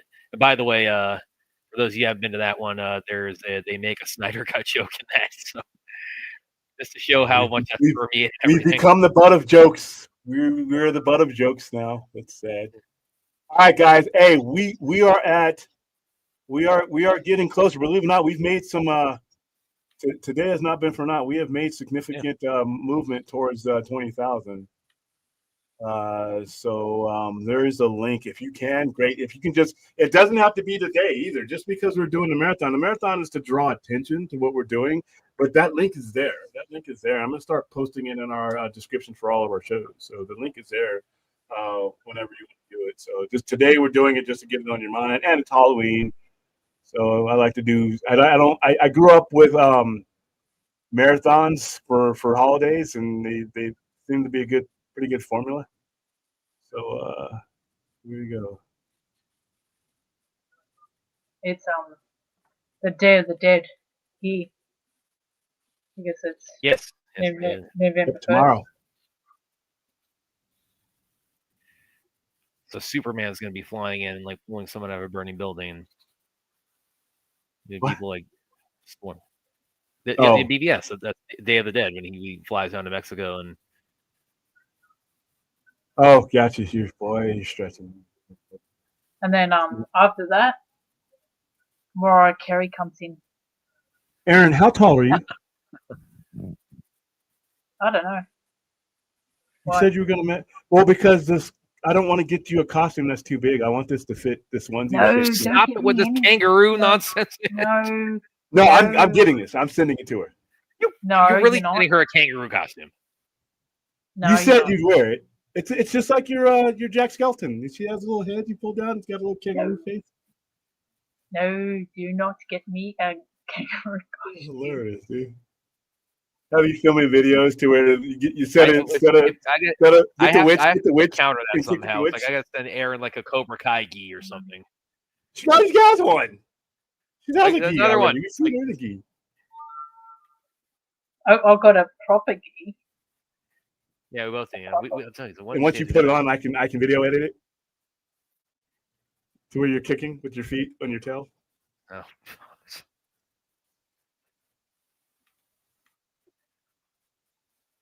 When I come to Australia, I'm going to bring it with me. I'll bring some help. You put this By on the right way, now. real quick, now that this movie came out in '51, Correct. oh man, the date April 7th, 50. My dad was about 4 months old when this came out. My dad was 3. Box office, it doesn't say the budget, but it's box office 1.9 million, which sounds That's a mega hit, dude. yeah. Back in the '50s, that was that's a enormous. blockbuster. That's like If something makes that much today, you're definitely that's. I mean, unless you spend about 10 grand to make it, then that's definitely not. yeah. And this is Universal. This wasn't This ain't like Canon Films in the '80s or Orion or some shit, dude.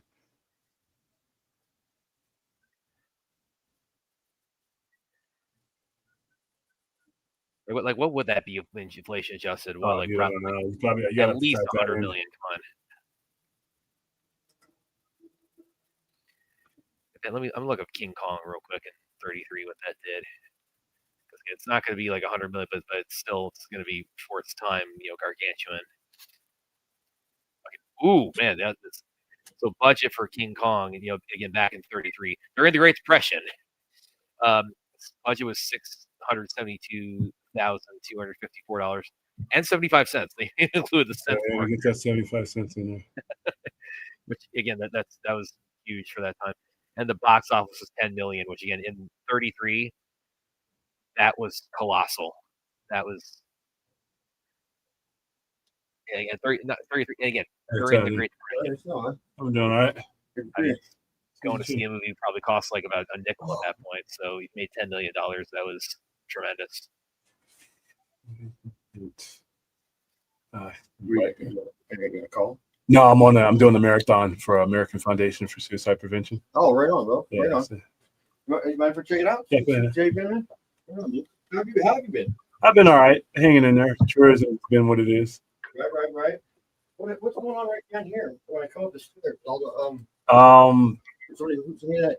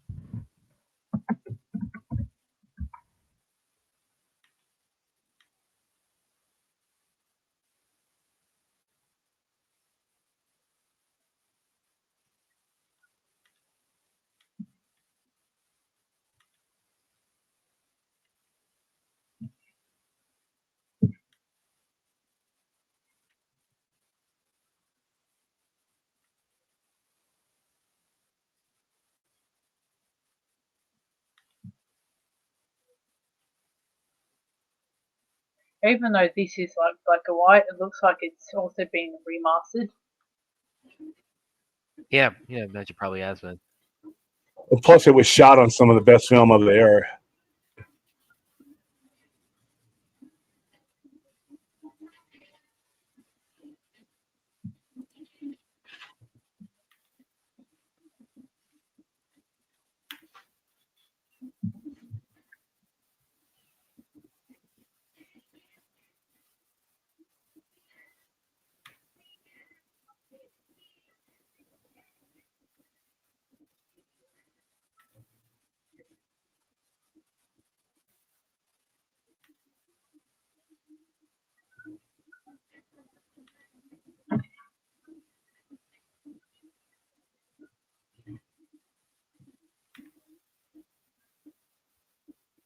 See, a lot of this is similar to the 1982 film.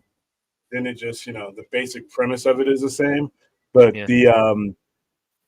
the John Carpenter version pays physically and visually pays more attention to the novella. Well, it's probably because they had more resources. They're kind of able to emphasize kind of the harsh environment there everybody's kind of caught into in the Arctic setting. That and the society. I mean, you're talking about 1951. There's only so much gore you could get away with at that point in time. Well, and also, I mean, by 82, you could actually have a black coat lead. Yeah, because there's no black people in this movie.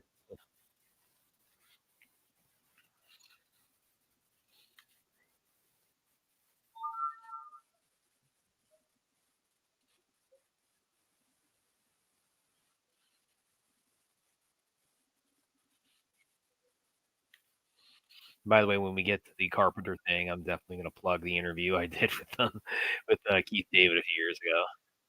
It was about the thing, but it's just he's in the movie and it's relevant.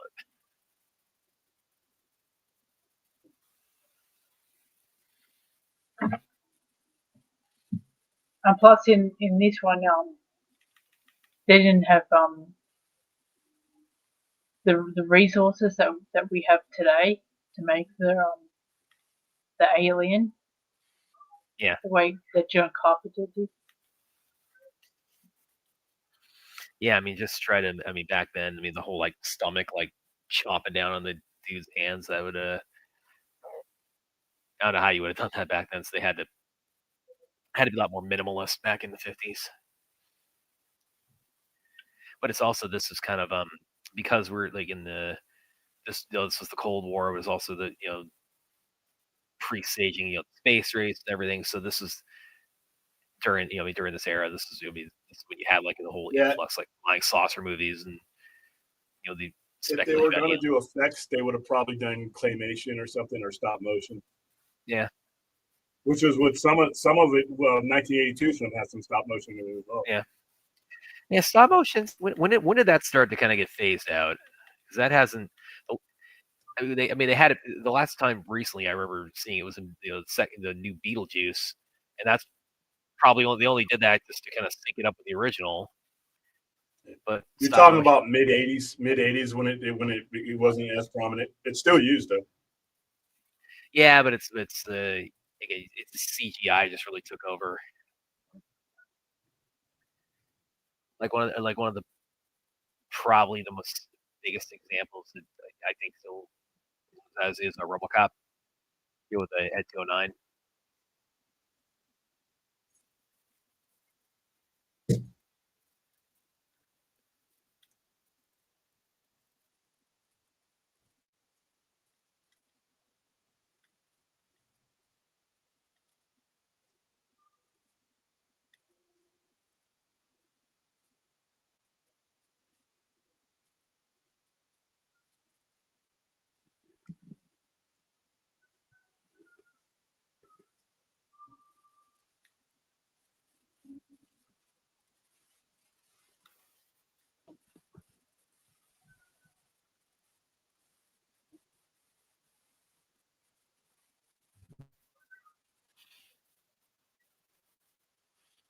Also, big difference between this version of the thing and John Carpenter's version, there is no military in the 1980 movie. Not one military personnel is in there.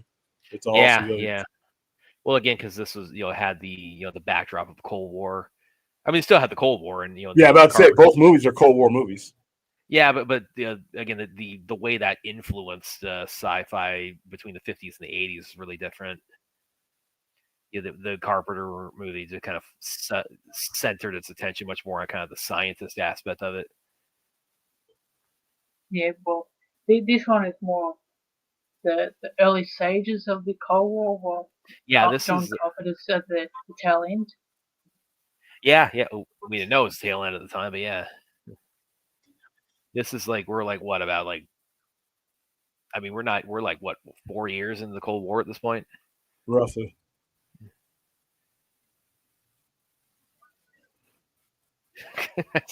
too, and then I mean, Carpenter's movie, he makes that back when we had one more Germany in the world than we do now.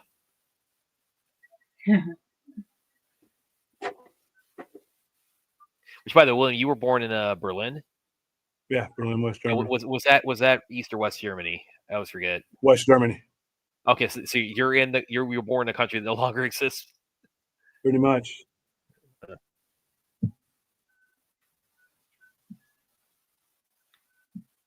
So your birth certificate should say West Germany. Yeah. Yep.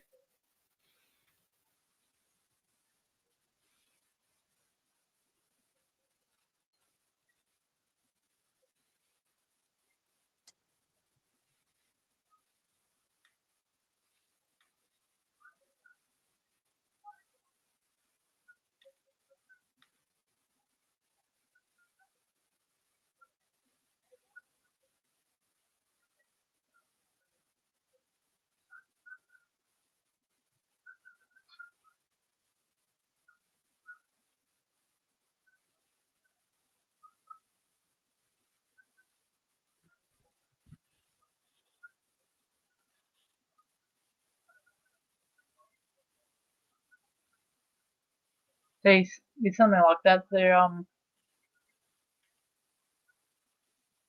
America would probably try and reverse engineer something like that. Same with the Soviets.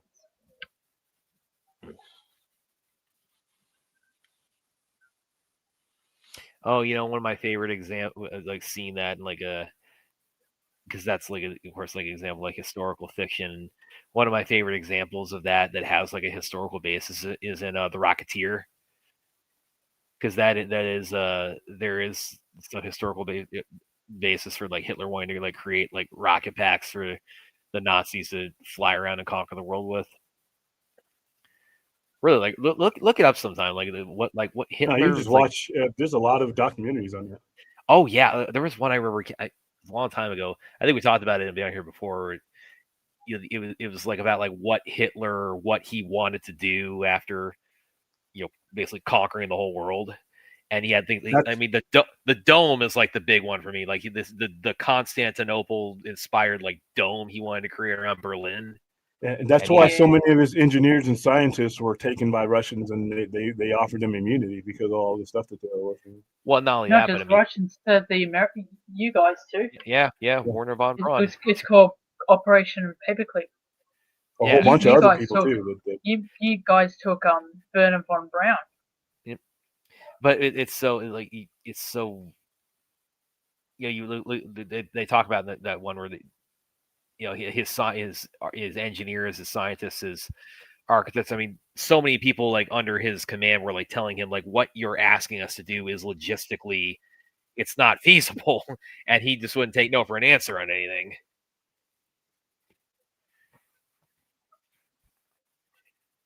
And you look up the Nazi Bell. They were literally trying to create a flying saucer.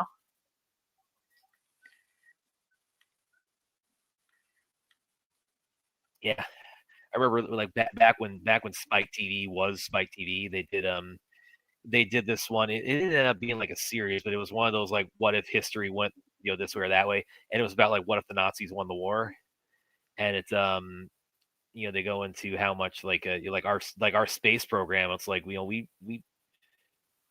Hitler had some grand ambitions, and we co-opted a lot of what they had cooking.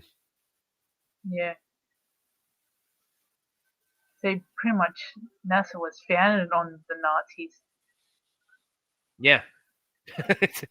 It sucks having to say that.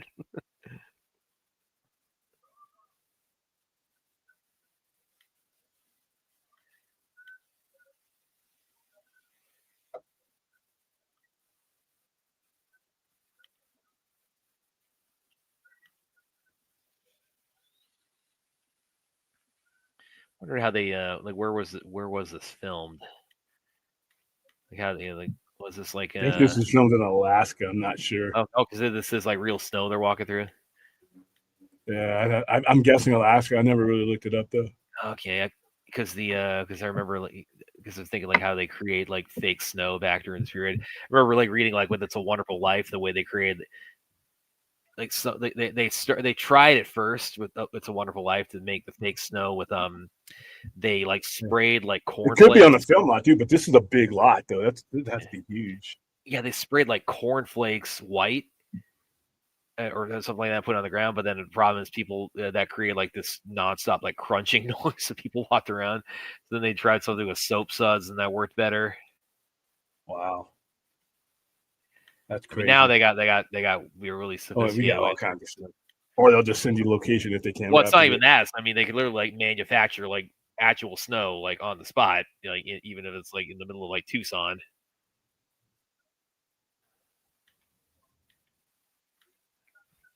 I like how there's always like Hollywood movies and that about NASA and that like hidden figures and stuff and praising. Oh look, we had these powerful, strong black women that helped get us to the moon. And are you going to make a movie about Von Braun? Yeah, it's gonna be awkward because it's like, oh yeah, yeah, he helped the space program big time, but he was a Nazi. It's like, the way they thought about it, it was the greatest good. They knew who their enemy was towards the end of World War II. They knew, they knew the next war. It's kind of like the joke that Chris Rock tells about if you're black, the way you have to look at American history. It's like it's like the uncle who like paid your way through college but molested you. It's kind of how like a Warner Von Braun biopic would be like.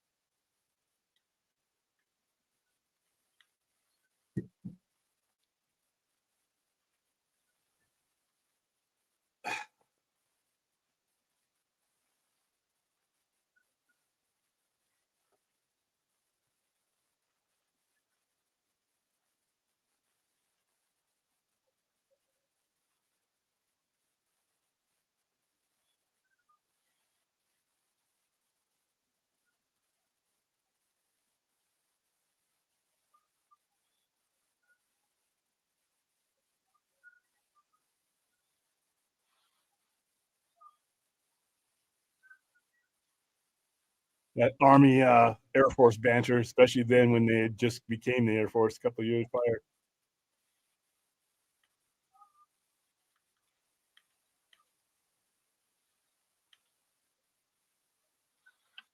Actually, but You know what it reminds me of? Yeah. Encino Man. Yeah, maybe. When they dug out the ice. And did you just say Encino Man? Yeah, she did. Yeah. Wow, But dude, the we're- references that make their way onto this show are astounding sometimes. because like the caveman was in ice, the alien is in ice. Oh, I And just thought of and another. then- You know who else who was in ice? Captain America. So this is Oh, influenced Captain America.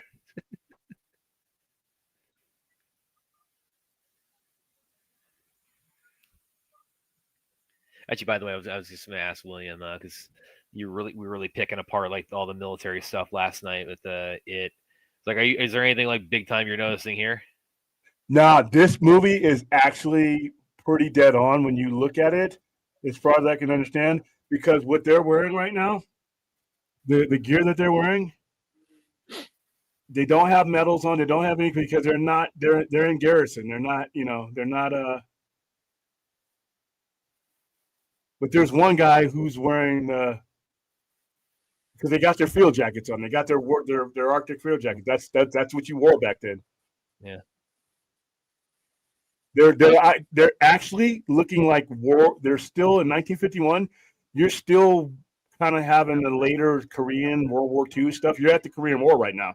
You're literally, yeah. Like army fatigues didn't like they didn't have like the kind of camouflage design like we do now. So they were basically just like the kind of green flak jacket. That tie's driving me crazy. I got to look back because I don't. The military ties, your tie, and we got gigged on this too when we had our inspections. Your tie is supposed to reach the point of your tie is that where it turns is supposed to be the top of your belt.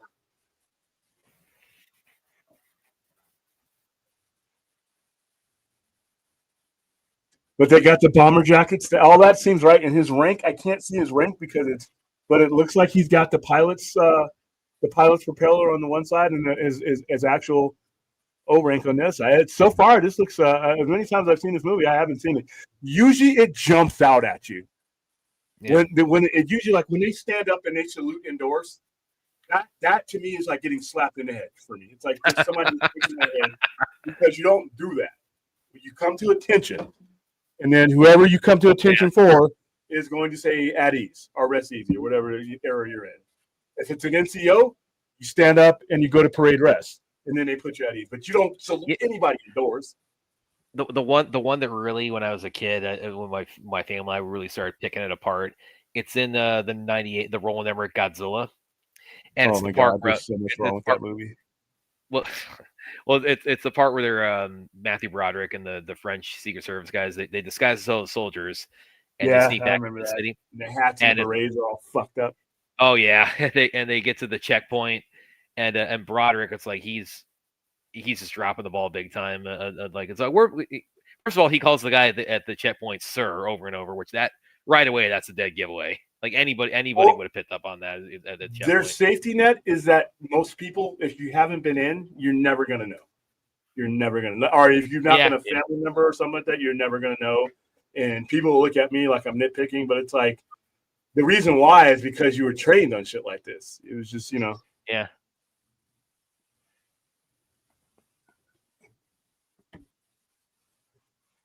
That's my biggest one. It's like, it's not enough to like ruin anything for us. It's just like just having fun. Like, oh, they got this wrong and this wrong and this wrong. It's just fun trivia kind of stuff. But my biggest one is I just can't. Just the salute. I just can't get over. Well, the salute doesn't bother me as much because of the pure fact that that so many people in the military fuck it up. So it's not like it's. It's true. Yeah. You got people that have been around, 30 years in the military fucking up the salute because they were never taught right. I mean, well, like Aaron said, like he shows like there's like 3 different like salutes for like Australian, like Air Force, Army, Navy, everything. So it's like, okay, if any Hollywood movie like about Australian military, they got a little bit more wiggle room because they can say, okay, we mixed up salutes.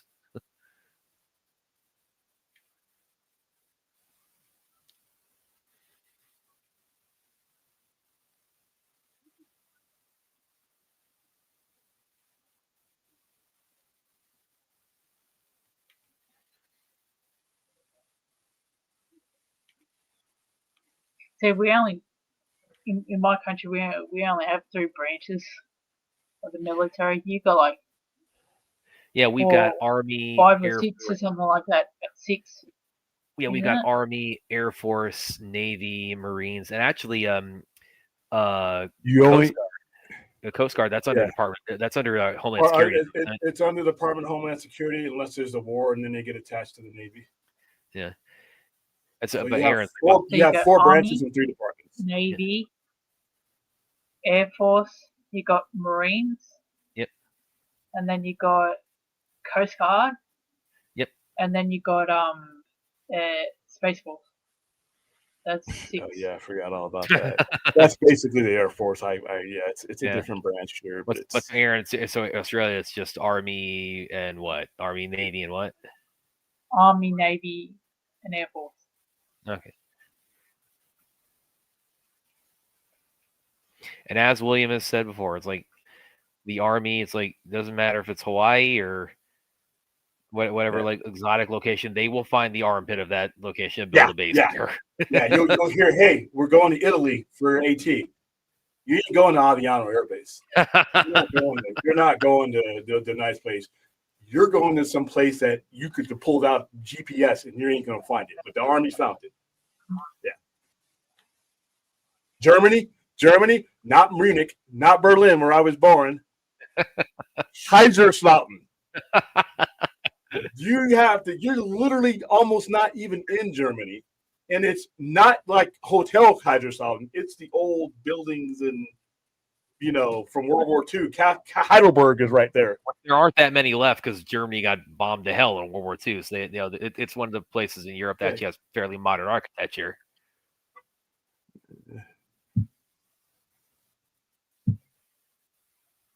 And you drive when you get those bases, you like drive through like the mountain. I mean, it's like going through like a Christmas village. Like getting go through like the you got some wooden shoes.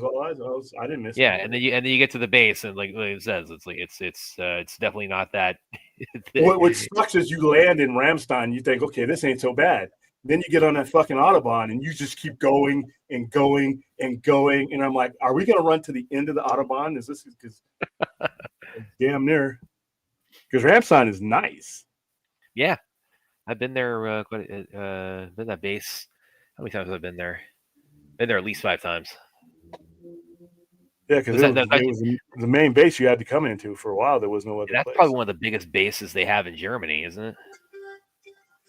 And it was that was actually the base because we were up there during that time, and that on that base is where I first saw Terminator 3.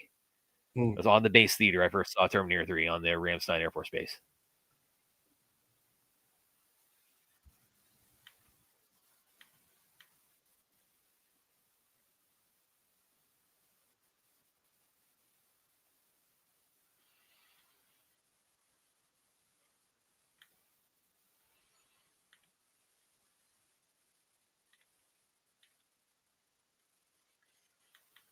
By the way, I just realized, watching or looking at some of the feed on social media, it's like technically we could have had the Batman because I mean that is. Oh yeah, I saw that.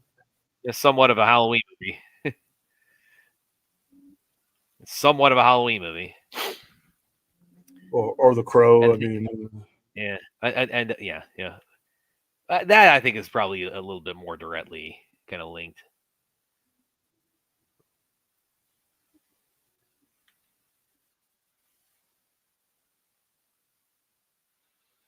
Yes, mess hall. I think actually is pretty good recreation. What a Army mess hall looks like. We actually used to do that a fair amount for Thanksgiving. We would like go to the base mess hall, for Thanksgiving. Oh yeah, we did that.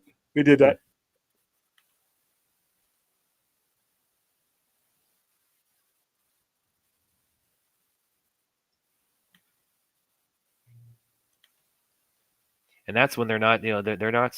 That's when they break out the gourmet stuff. They're not for once. Yeah, it's not MREs. It's actually they have like ice sculptures and shit. Me and my dad would go all the time. How come he has his tie tucked into his shirt? Let me see. What are you talking about here? Which guy? The guy in like the dark t-shirt with the 2 lines. Okay, I missed it. Yeah. No, I mean, I'm looking. I know what she's talking about. I'm looking at it right now. That is Military guy or civilian guy? Military. weird. Military.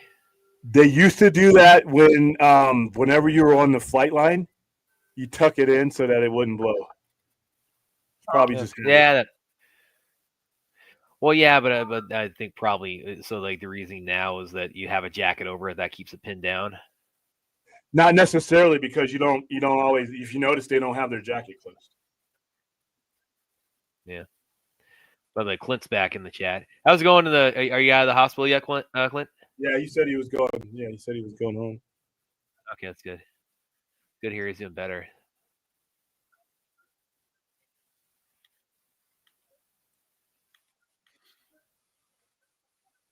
I just thought that they had, like, with the Air Force, they had to have like a tucked tie or something. I thought it was like a mandatory type thing. Yeah. By the way, you know what else I'm seeing all over the place on social media today is snippets of Thriller. I have not seen this much Thriller in so long. Like specifically, like the whole zombie dance of Thriller. That is all. If you go on Twitter, that is all over. Oh yeah. There's zombie Michael Jackson everywhere tonight. Did you know how fucking big that was when I was a kid, man? Oh yeah, no. We got let out for school early because of that shit. Dude. Really? Yeah, that's what Michael Jackson was back then. That's why when people try to compare, Michael Jackson and they weren't there. And like I said, the day he died, Michael Jackson was still massive, even with all the stuff he'd gone through, with all the allegations. Michael Jackson could sell out any stadium he wanted to. In fact, he had sold out the stadiums. Yeah, that's why he was under so much stress. Yeah, I know a guy who he had tickets to This Is It.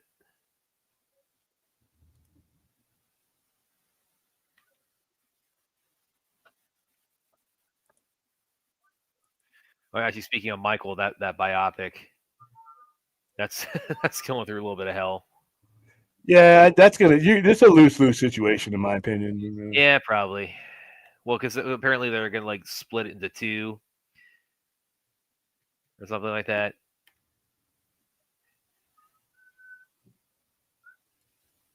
Yeah.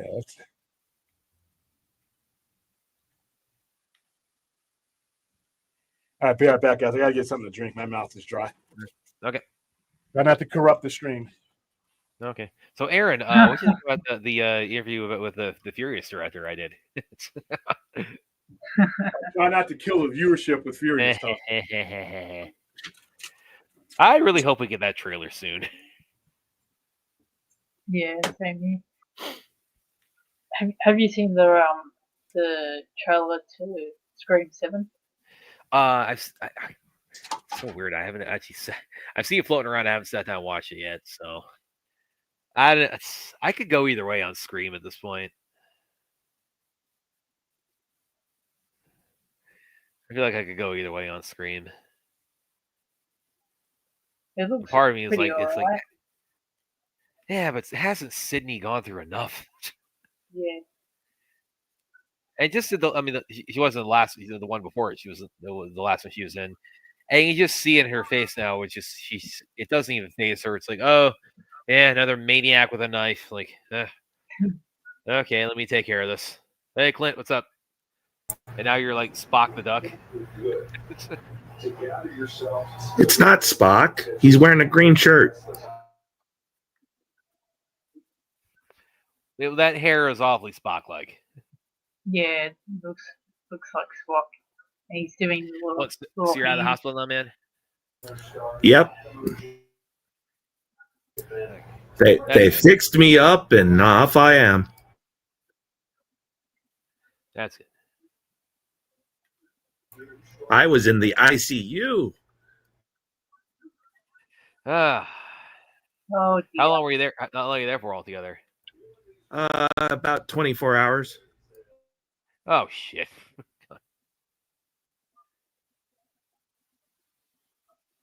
I hate hospitals, just in general. It's like I was a especially very rare person. I left it on my own power from that area.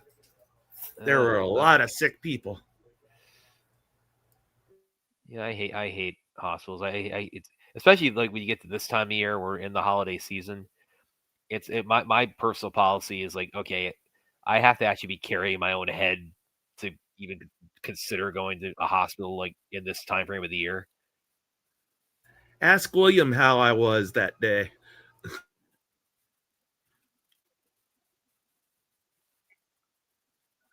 Let's see when he comes back. I'm surprised it wasn't like day surgery.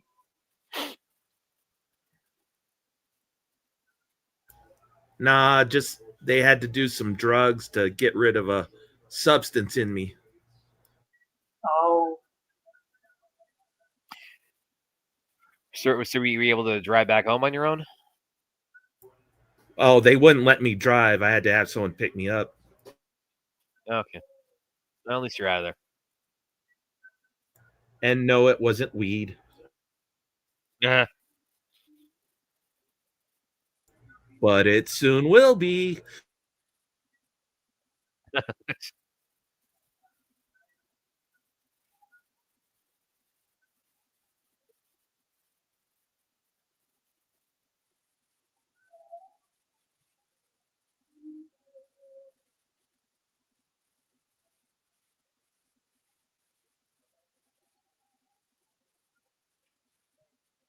So where are you guys at on this movie?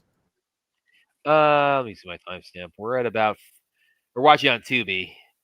I'm at 43:27. And by the way, it's got ads too. yeah. So it's gonna take a second to get through that. And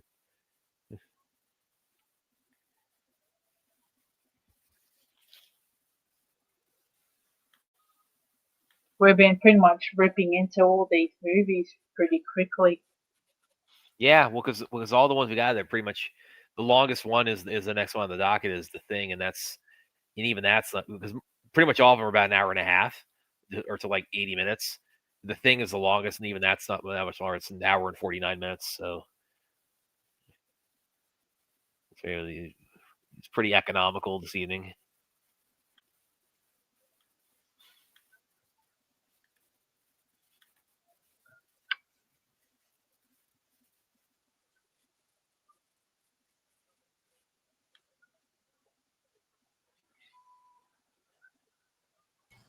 Yeah, I had too much potassium in my system. Oh wow! You had what? Oh, too much potassium? Yep. Oh, so you had the opposite of potassium deficiency. Hyperkela something or other. Yeah, it was messing my heart up. Ooh.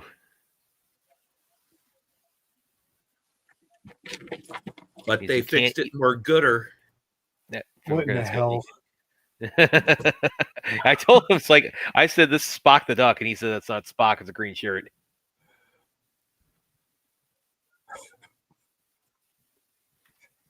I'm pleasantly surprised every time I see the variety of ducks that you got coming in.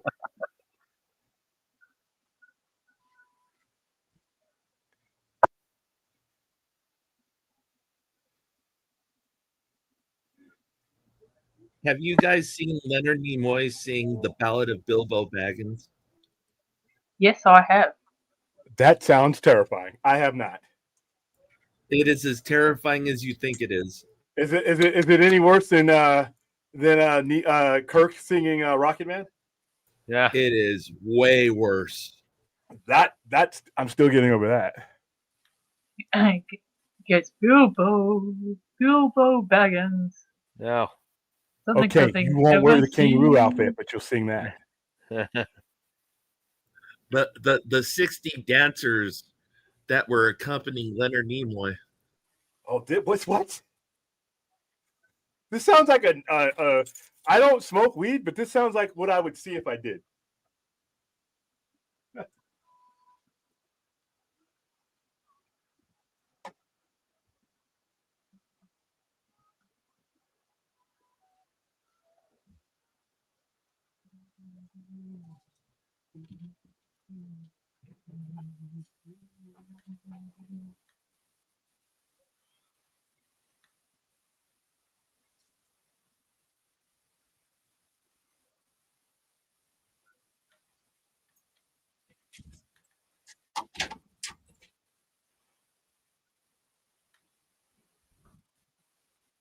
Bilbo Baggins, only 3 feet tall.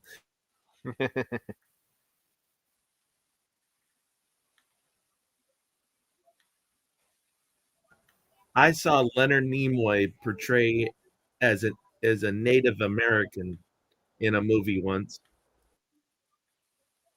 Oh. Well, that's a movie that would get canceled if it came out today. Oh.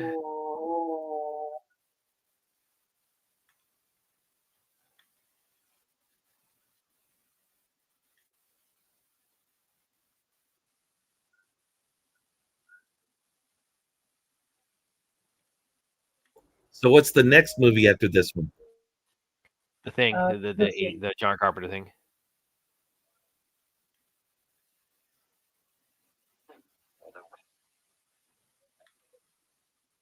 There you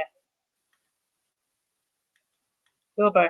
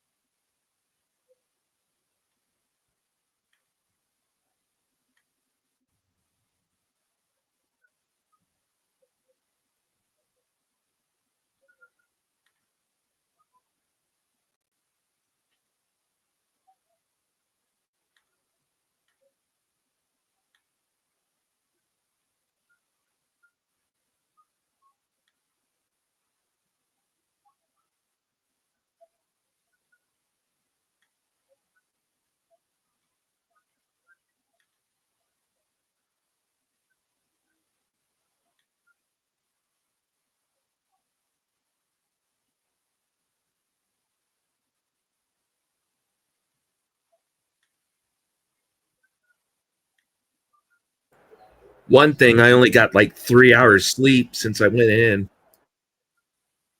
Oh dear. Yeah. That's not good. Gee, haven't been able to take any of your special medication to help you sleep.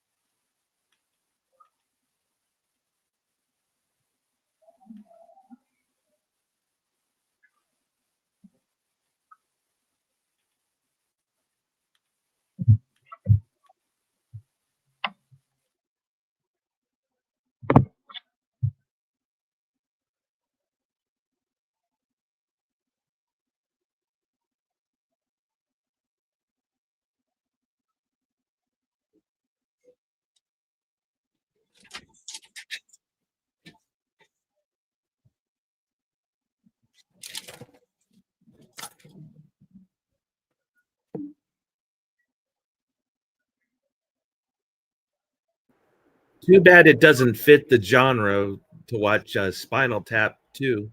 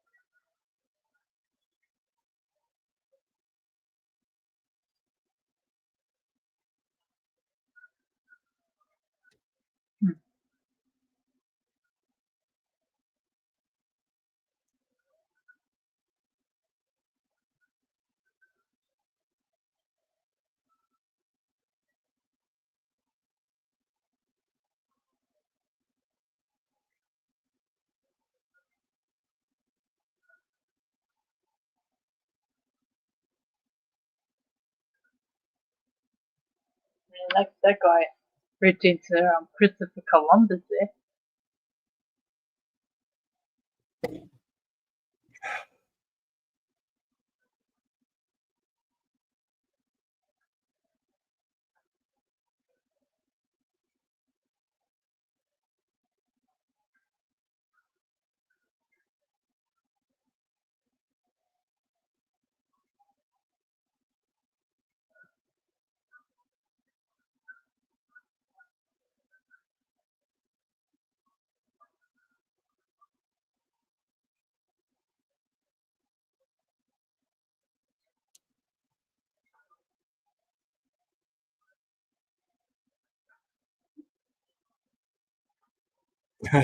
You want me to open it again?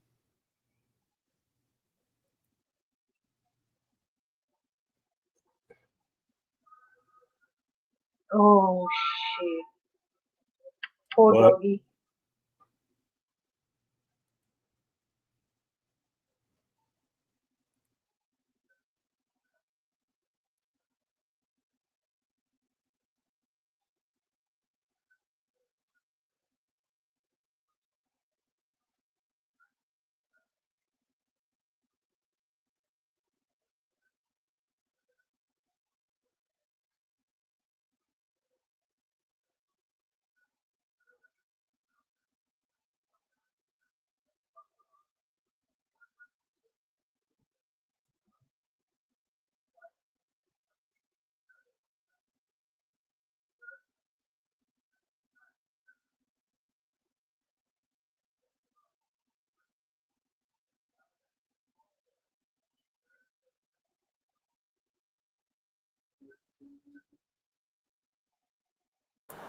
That's my favorite duck.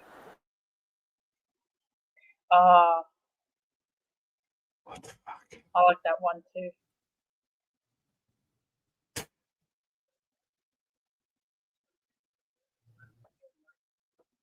That seems appropriate for the thing. I wonder if they have a thing duck. They don't. I looked. Hmm.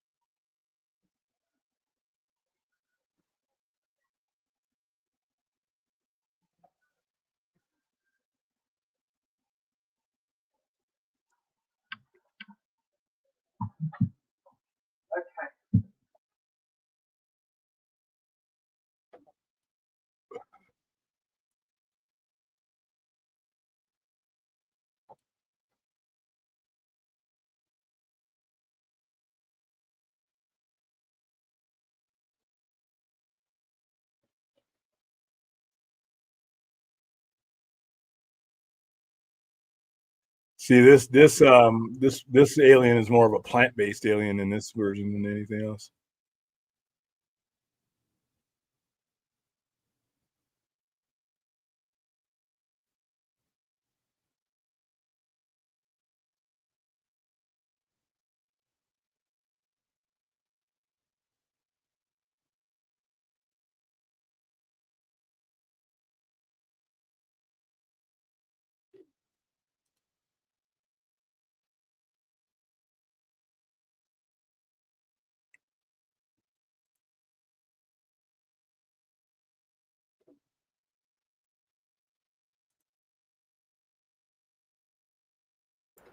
It's not quite the thing duck, but it looks pretty close. Predator duck. That's cool. That's great.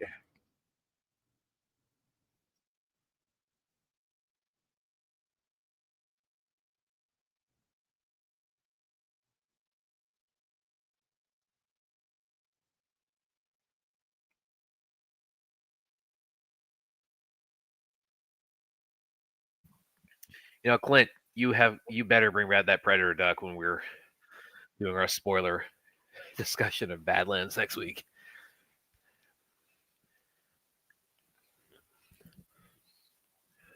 I don't think William's going to do a live chat on that.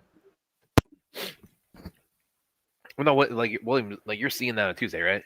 Yeah, I'm seeing it on Tuesday. Yeah. Hey, you got room for me, William?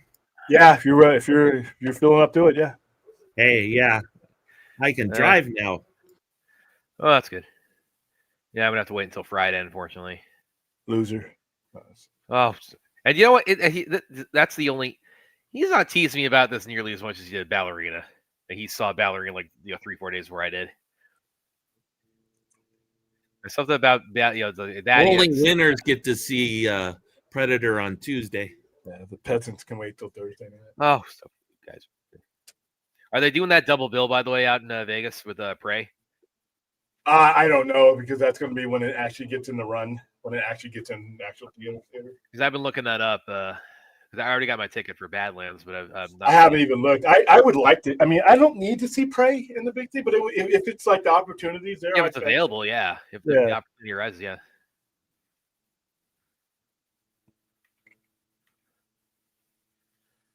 I just saw one mutual on the Twitter saying he'd really love it if they did. I don't know how logistically they could make this work like a triple, with Killer of Killers. Oh, that'd be long. That would be long, yeah, but it'd be worth it. Which one do you think is out of those two? Which one do you think is kind of helped reinvigorate Predator more, like Prey or Killer of Killers? Prey. Like Prey, do you think Prey? Yeah. Because Killer of Killers that really expands the mythos big time. But Prey. The thing about what Prey did is it came after an awful movie. Yeah, it re-energized it with just it was a real shot in the arm. It's no longer the last thing that you saw. Yeah. That's what I really hope what they do in Badlands is that they really they kind of take we kind of get the best of both out of that as with the Prey really builds upon all the really the really great elements that we saw introduced in Prey, including again I do fully expect one of those frozen characters, the Killer of Killers, at least one of them make an appearance, and then I hope they take the kind of the mythos and expansion that was done in Killer of Killers, they just really blow that up in Badlands. I didn't like Killer of Killers that much. It seemed to me they just made that movie to make a sequel of it. See, and what it really did for me is I didn't think you could really do Predator effectively in an animation, and that really changed my mind on that. I mean, that does not feel in any way it's lost its its potency from the mainline series. It's probably one of the most pivotal entries. So, did we make any money for the charity today? Yes, we have. Made a couple $100 so far. Where are we at? Let's take a look at it. See what we got. It's still where it was, but we did move the needle a little bit.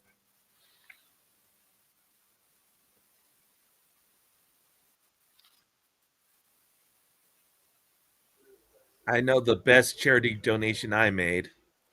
It has paid dividends forever. A scary movie. Yep.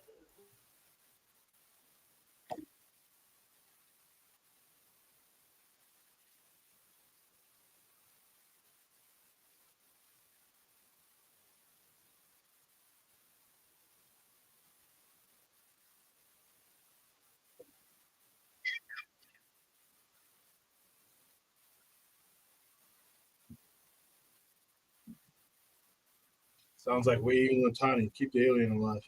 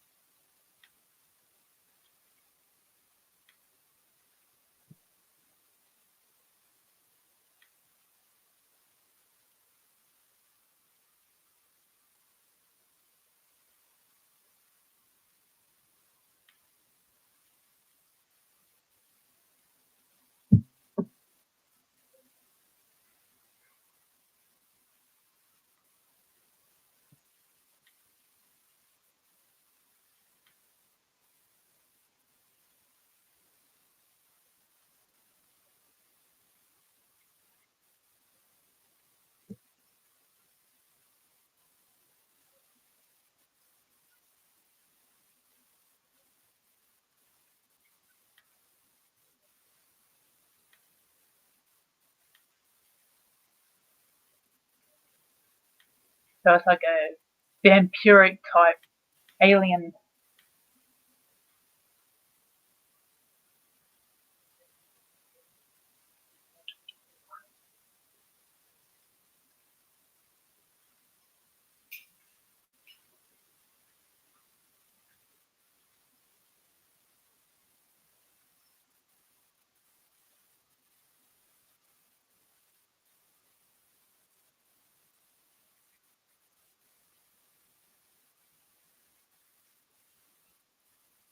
Very interesting.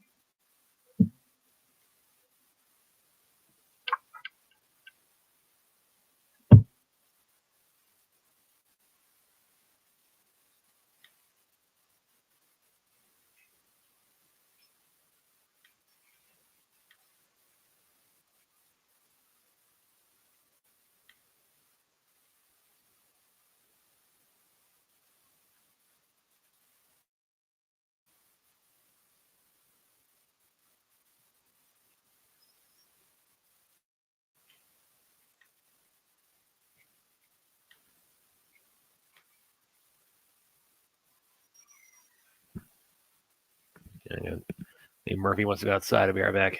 Okay.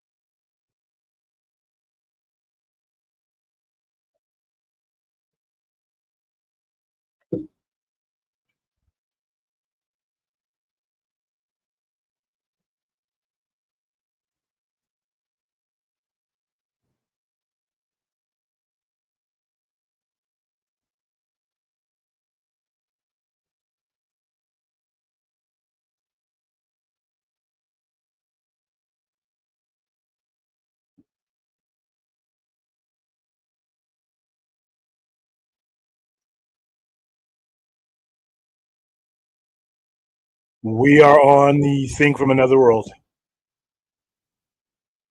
Yeah, we got 2 more movies left, so we'll be at it for a little bit Yeah. more.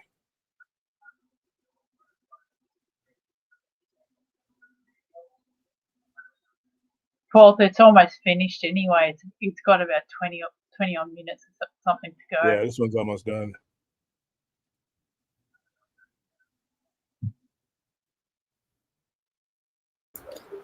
That's a pretty close duck or thing. Yeah.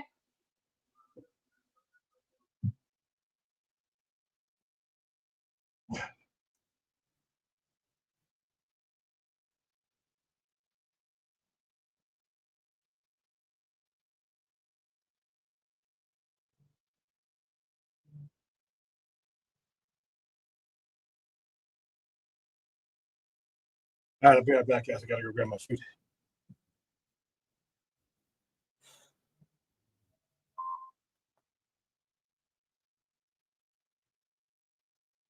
Any kids asking you for candy, William? Yep.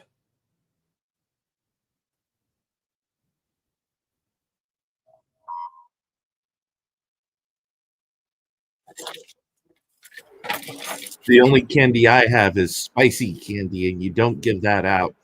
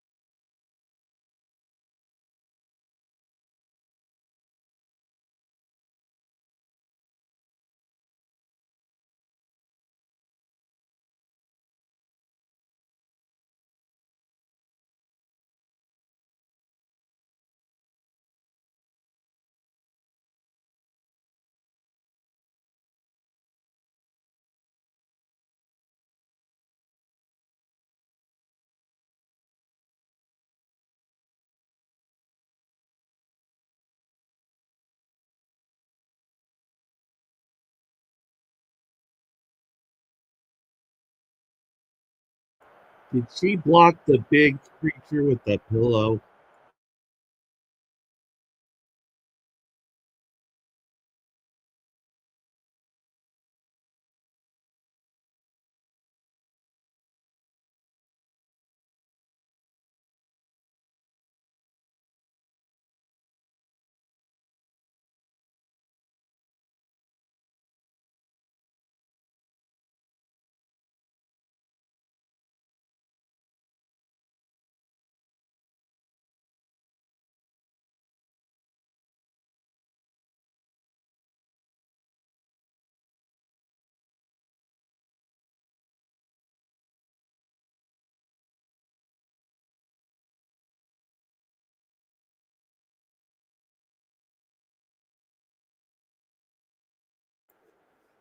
So are we watching Attack of the Killer Tomatoes?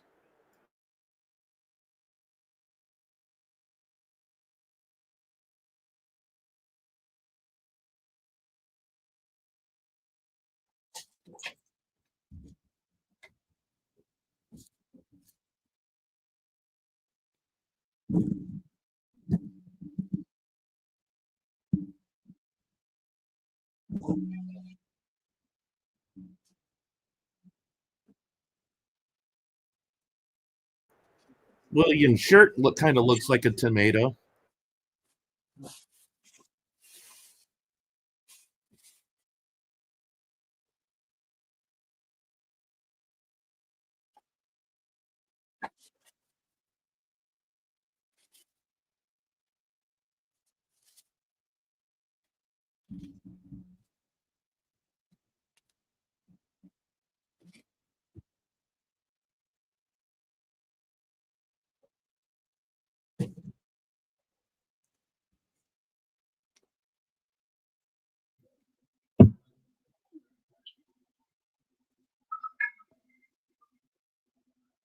We've got about 7 more minutes left.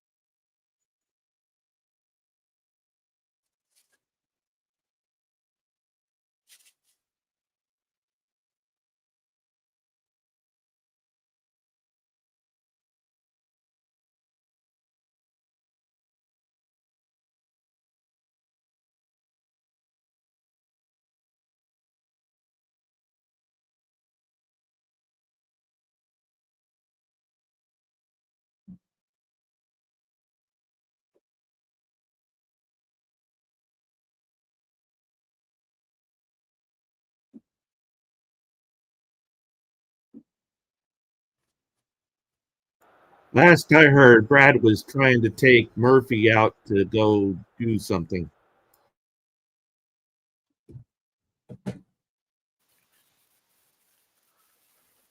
I'll probably to go out to the potty.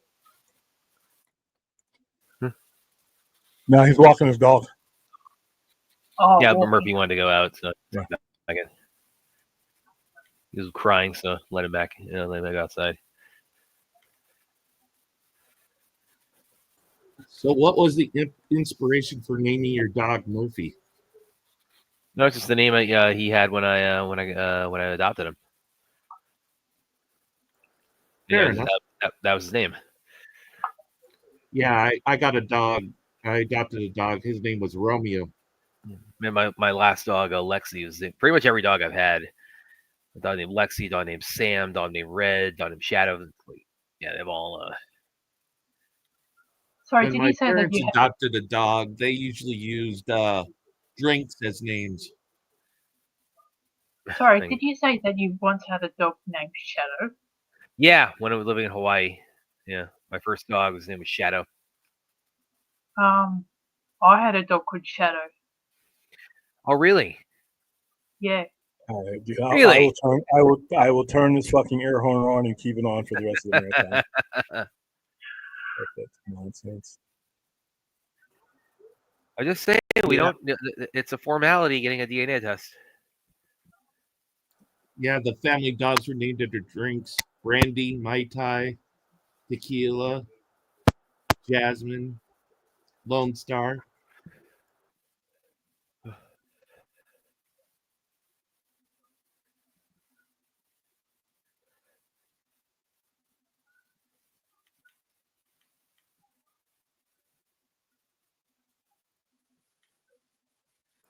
Tequila's a good dog name. Tequila.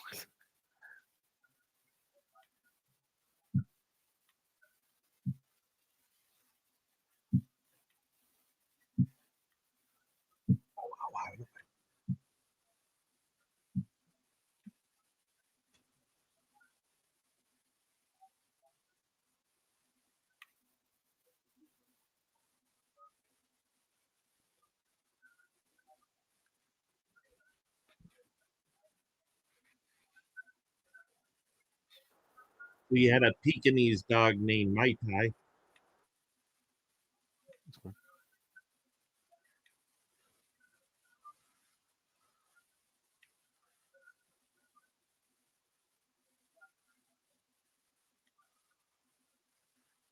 They should be wearing gloves to get the hands on.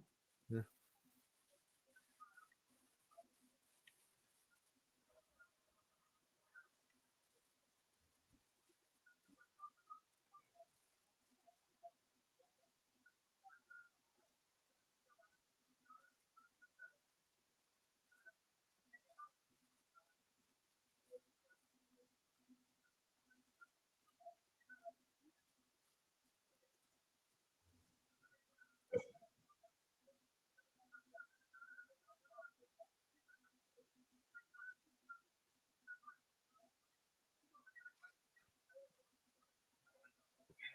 She's dressed up in style.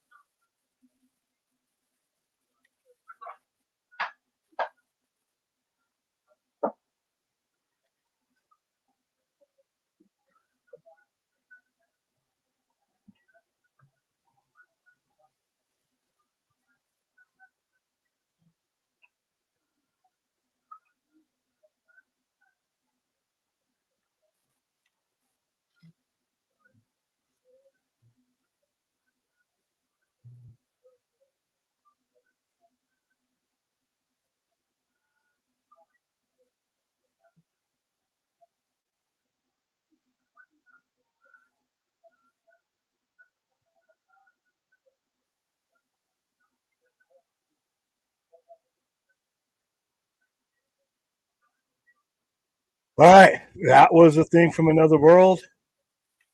Now it's time Yep. for The thing. the thing that people think is a remake, but is really not. But whatever. John Carpenter's The Thing. Let's call it that.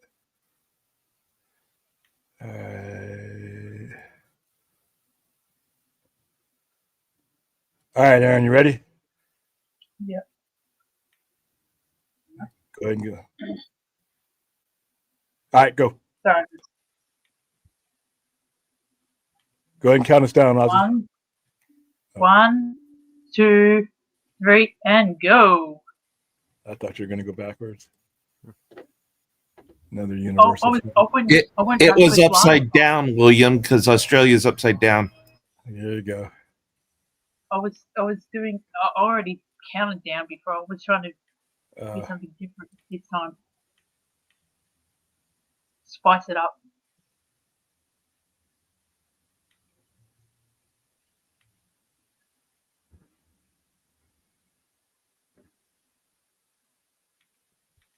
So how do you watch John Carpenter The Thing? Do you look it up or is it I on- have it downloaded, but Aaron, can you put that link in there for him? Yeah. That's what I'm doing at the moment.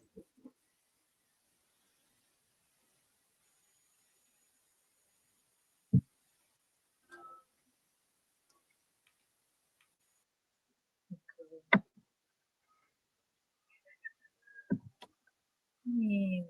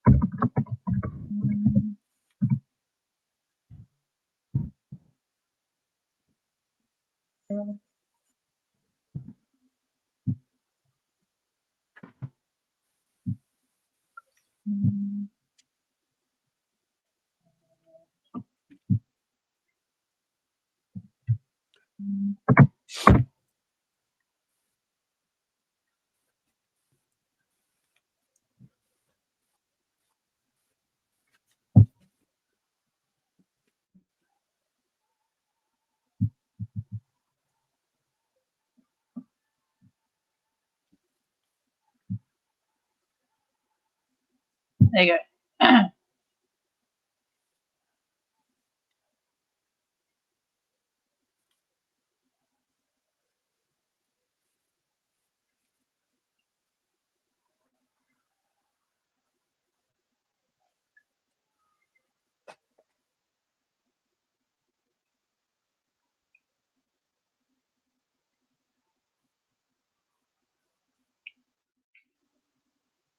So what I've been doing is I've garnered links to places where you can watch the movies,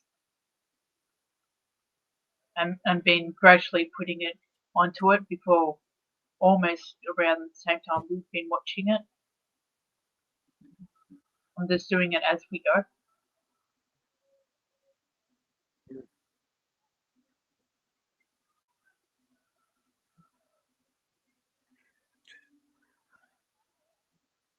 All right, guys, just remember this. We are doing this for a fundraiser, American Foundation for Suicide Prevention. We are trying to eventually hit our total of 20,000. Right now, our overall total between both campaigns that we've done is a whopping $17,154. So if you could donate, that would be great.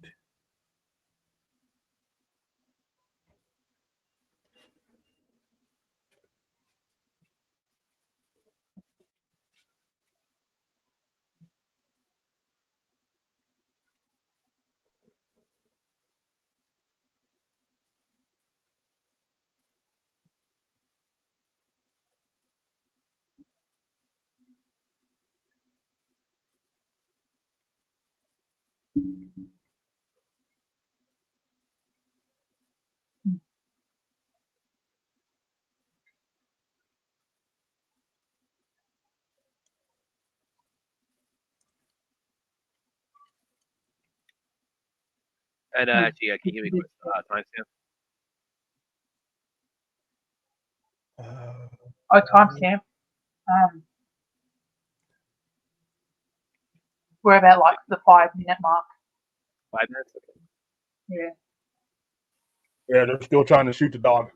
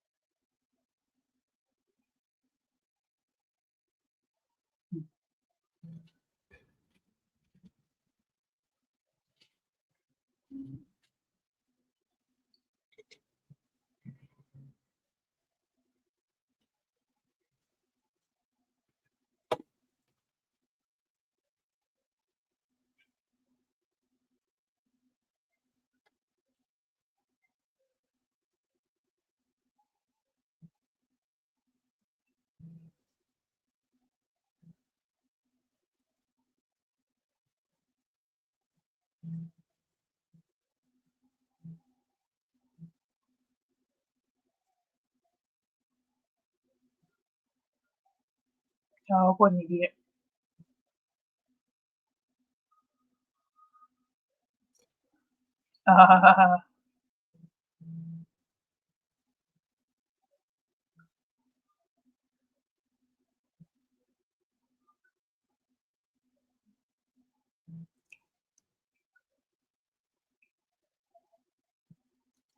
Oh.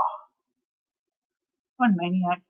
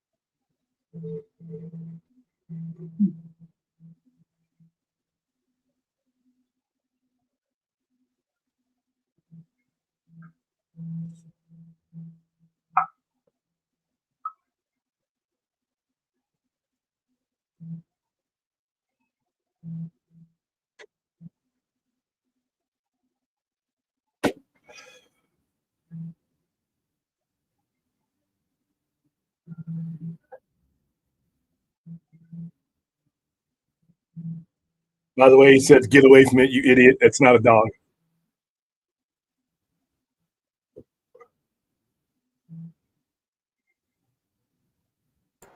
I tell you, William, knowing what I know now, I'm sure and glad I went to the hospital.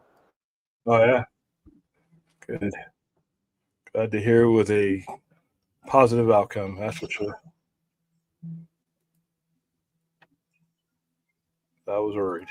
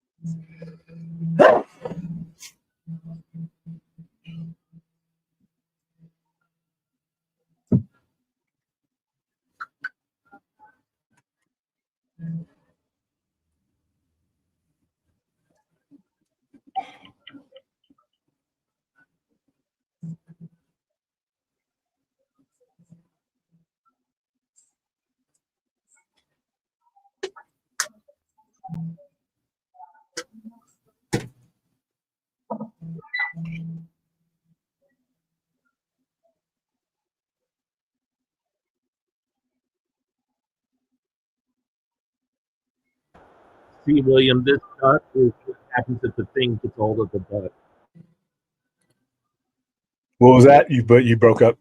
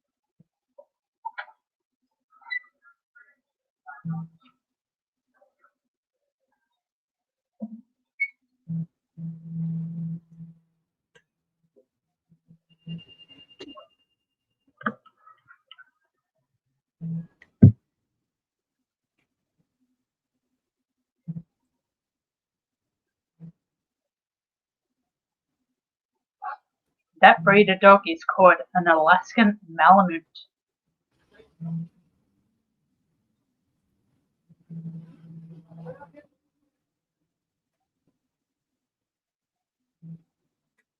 Stevie Wonder.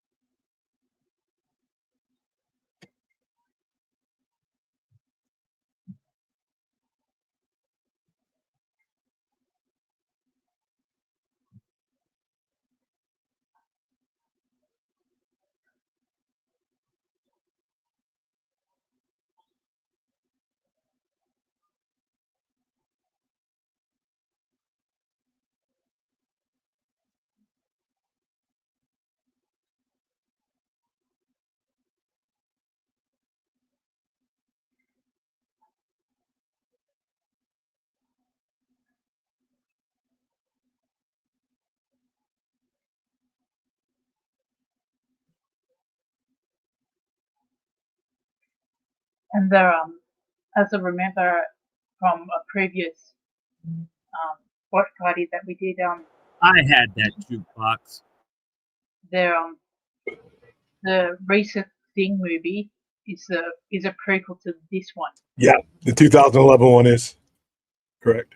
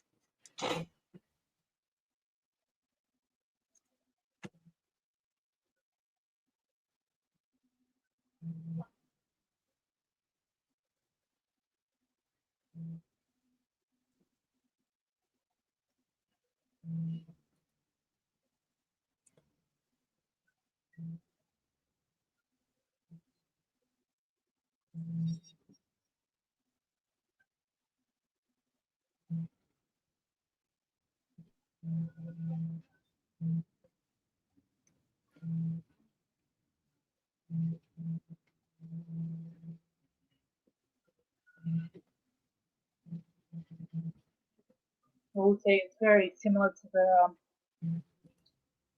the one that we watched. Yeah, just not as gruesome. Yeah.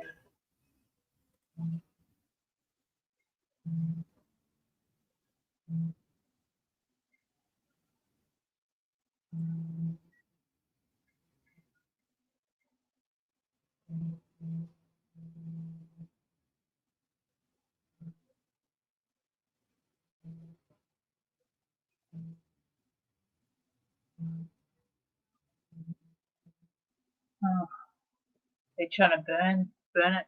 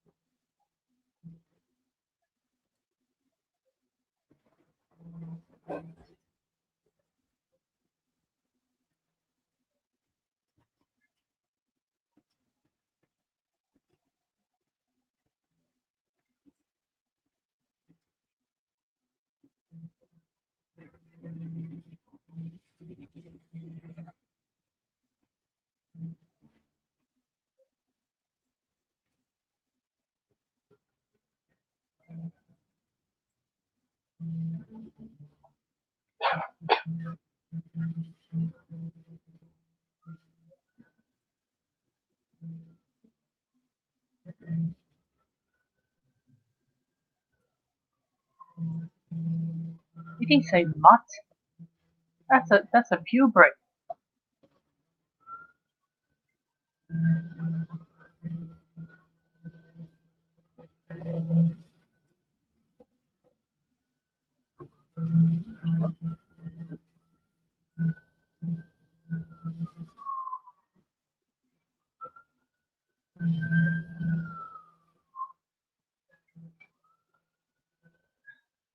Well, somebody's in trouble with the law. Oh, yes. I think that's good. The ambulance passing by, Oh, ambulance. Shit. taking the long route. I finally found an appropriate duck for the thing. Oh, isn't that cute? That's hilarious.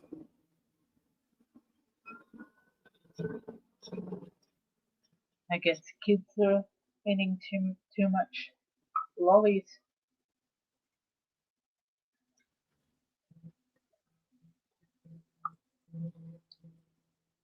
Getting stomach aches.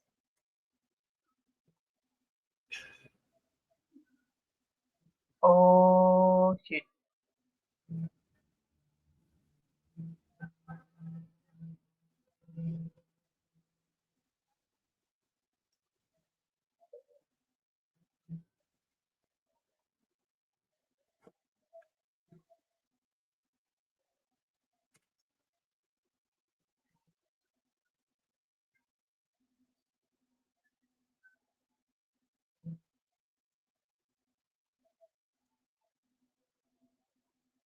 Oh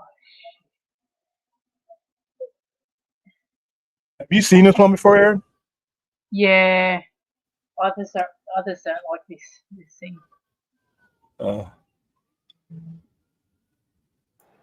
This movie kind of reminds me of a zombie movie. How's that? Infection stuff. Yeah, I can see that a little bit. It's good, especially if somebody gets bitten. Then you like, okay, do we deal with them now, or we deal with them, when we're forced to?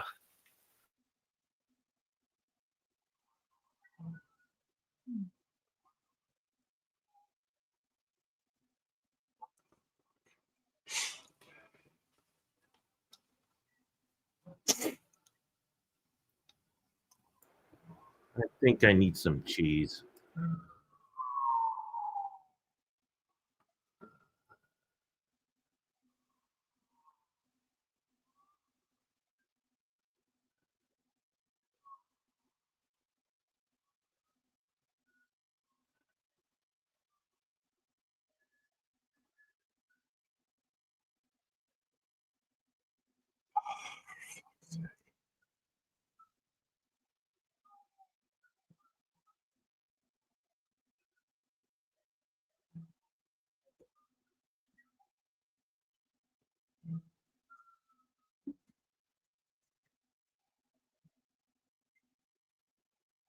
Yeah, I just don't like seeing dogs getting frightened or possibly hurt,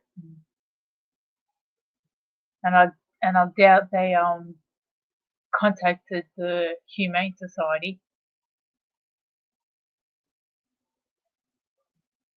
Well, good, because I mean, if they did, they'd have to explain why they did this to the dogs working on this movie.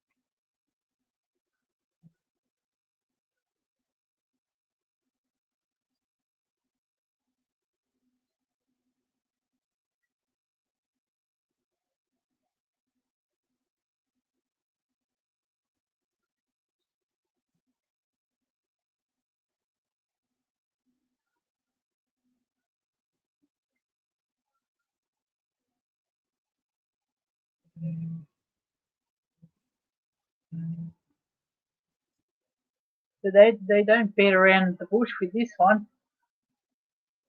20 minutes in, you see the alien. Old school. It's how they used to do it. No human interest.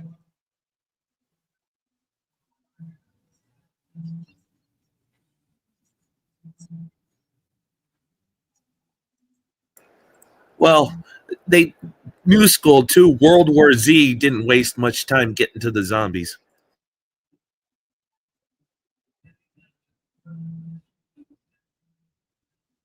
Wasn't the one with Brad Pitt in it? I think so, yeah. Yeah. That the marketing for that film was atrocious, and it's all thanks to Brad Pitt. He kept trying to steer people away of thinking that it was a zombie movie when it was.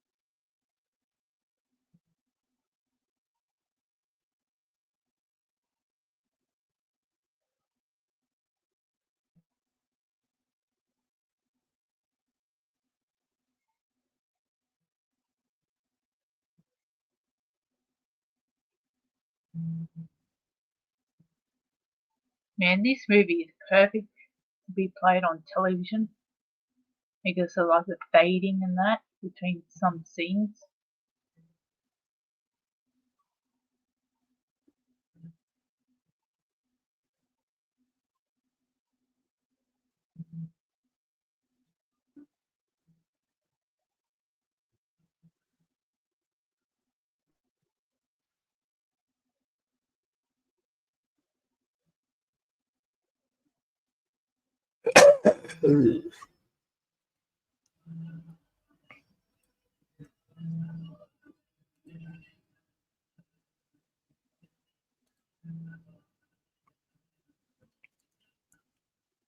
I've never really seen a young Wilford Brimley. He's always old. I mean, even when I first saw him in this movie, he was always old.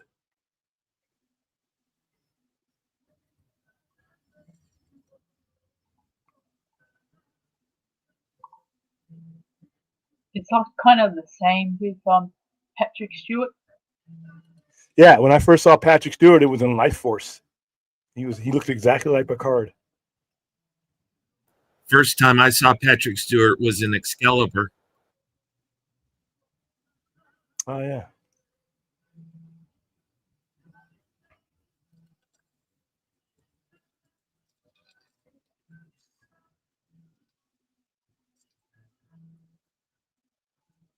And then Dune. Oh, yeah, Dune. Yeah.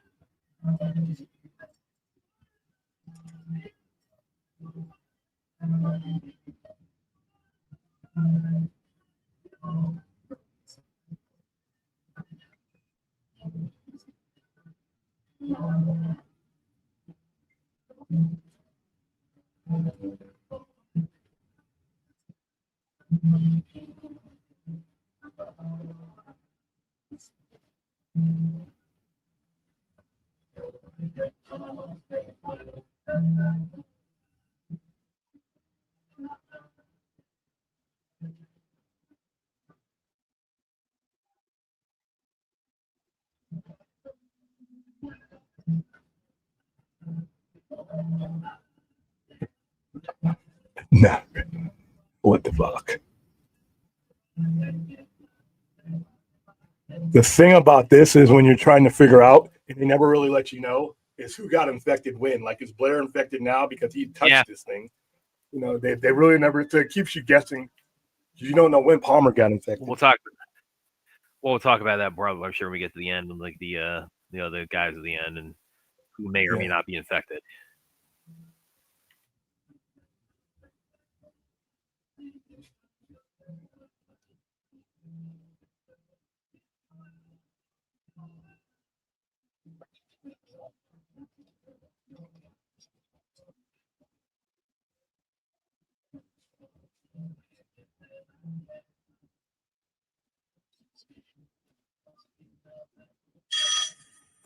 How was episode 2 of Dairy?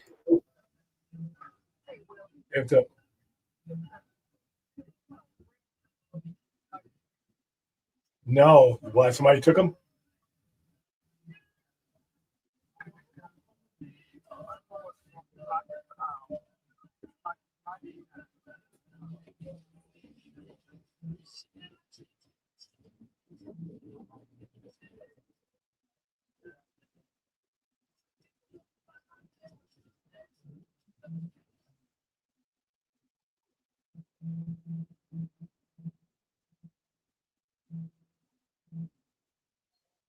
Is he about to talk about diabetes?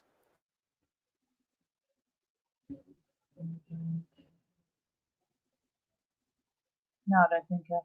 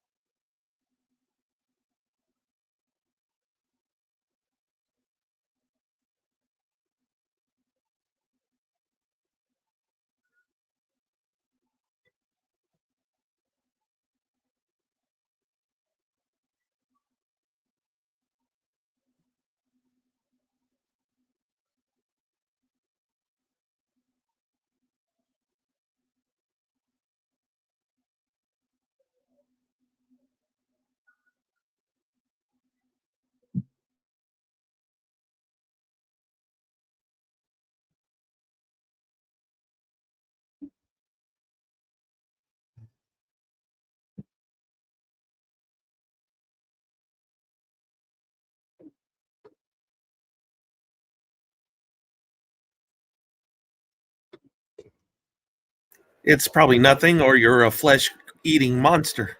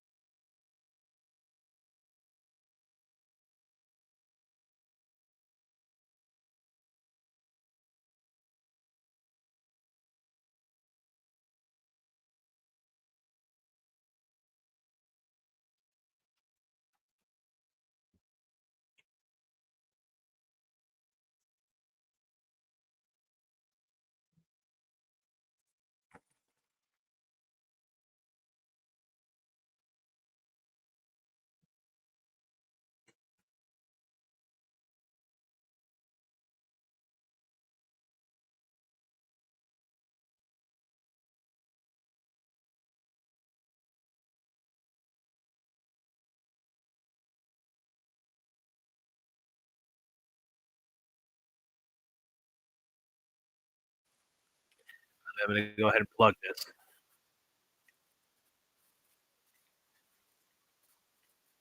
This is from about 4 years ago when I was at Screen Rant. Got to interview one of the stars of this movie, Mr. Keith David, specifically for his role on Creep Show Season 2. I think he was pretty fun to talk to. That's pretty cool. Yep. So I'll put in the put in the chat for you guys who want to check that out.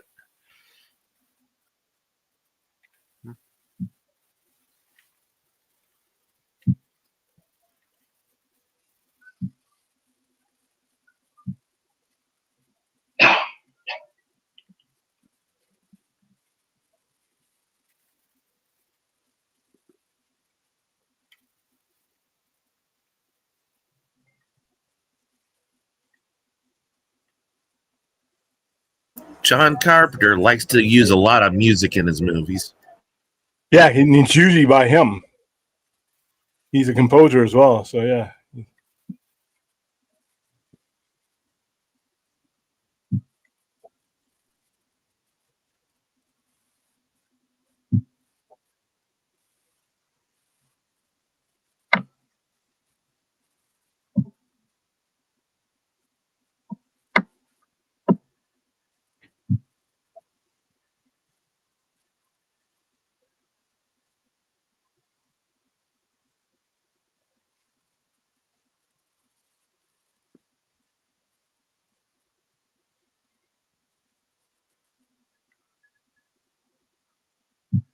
Oh no.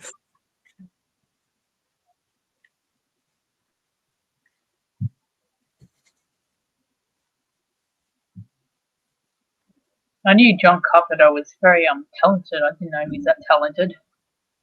That he did music as well.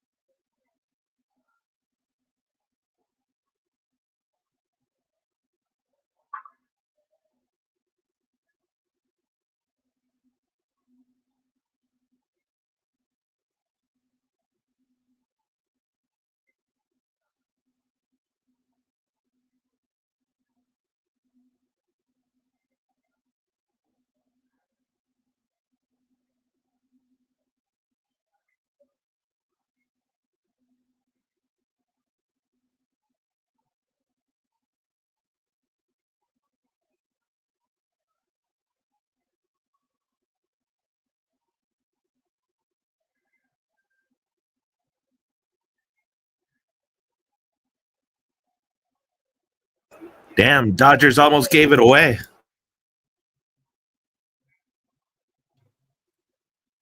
Yeah, I'm watching a little bit of it on my tiny screen here. They got out of it with a Oh. double play.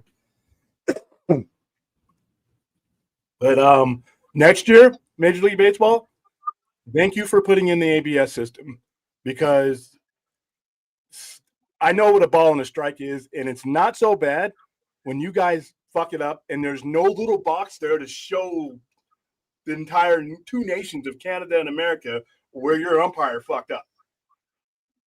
And the box is where it is. And when that ball is up in here and I'm sitting here watching it, yeah. Sons of bitches. But hey, all's well that ends well. I was just listening to it in the other room. I wasn't watching it. Yeah, I have it. I'm not watching it, but I have the game, the pitch count and the pitch box. And I'm like, I'm seeing all this shit outside the zone, and you guys are calling them strikes. Like, all tied up.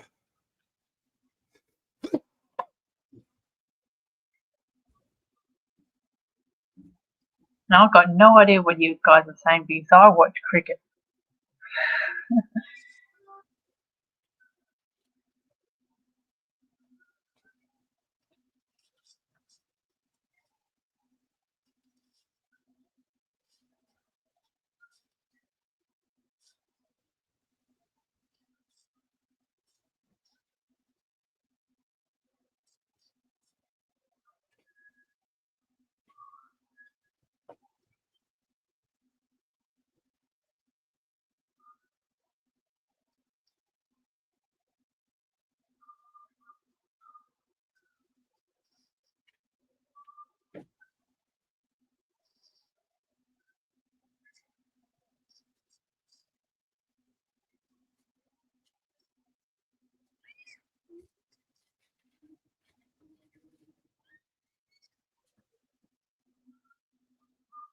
You're all going insane.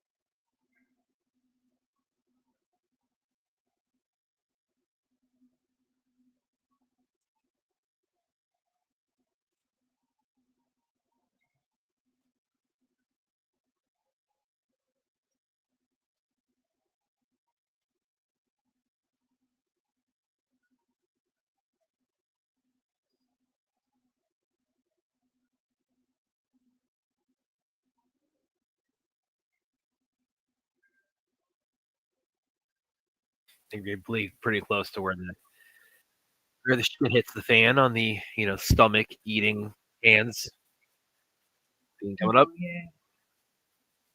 One of the best jump scares ever. Hope you didn't just spoil it for everybody. Shit. Oh, spoil it for people on a 43-year-old movie. Hey, man. How you doing, Jose? You never know.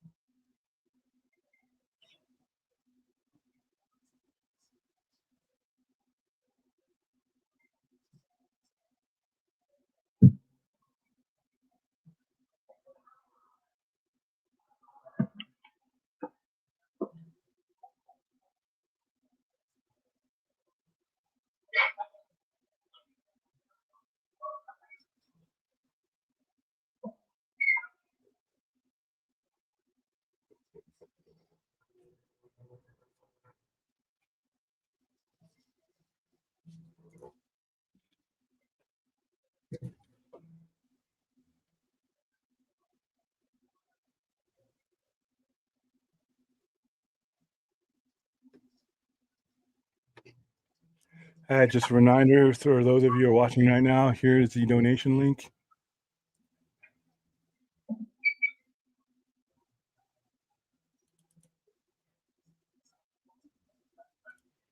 There you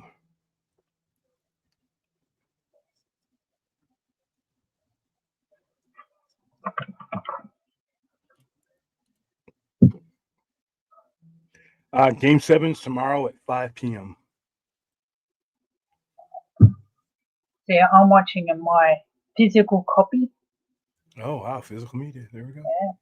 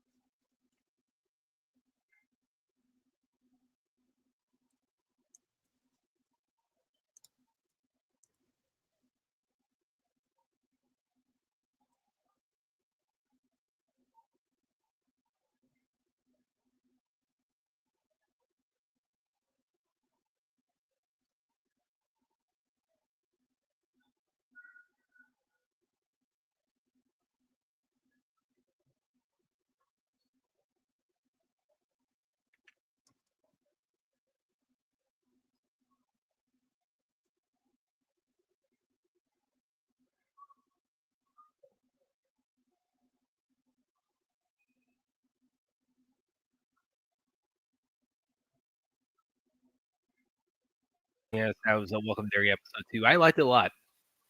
It shows off to a really good start. Really disturbing, really good start.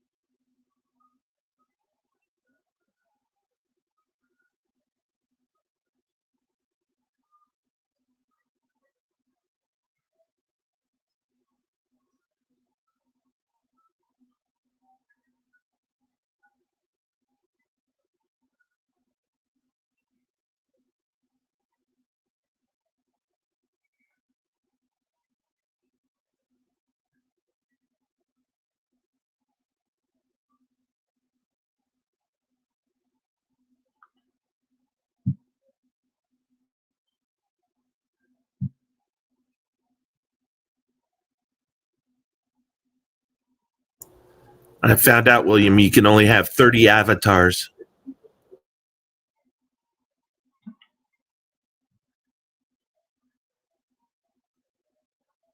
No, really. Like, what? Can you get rid of some and then put new ones in? Yeah, you can delete some.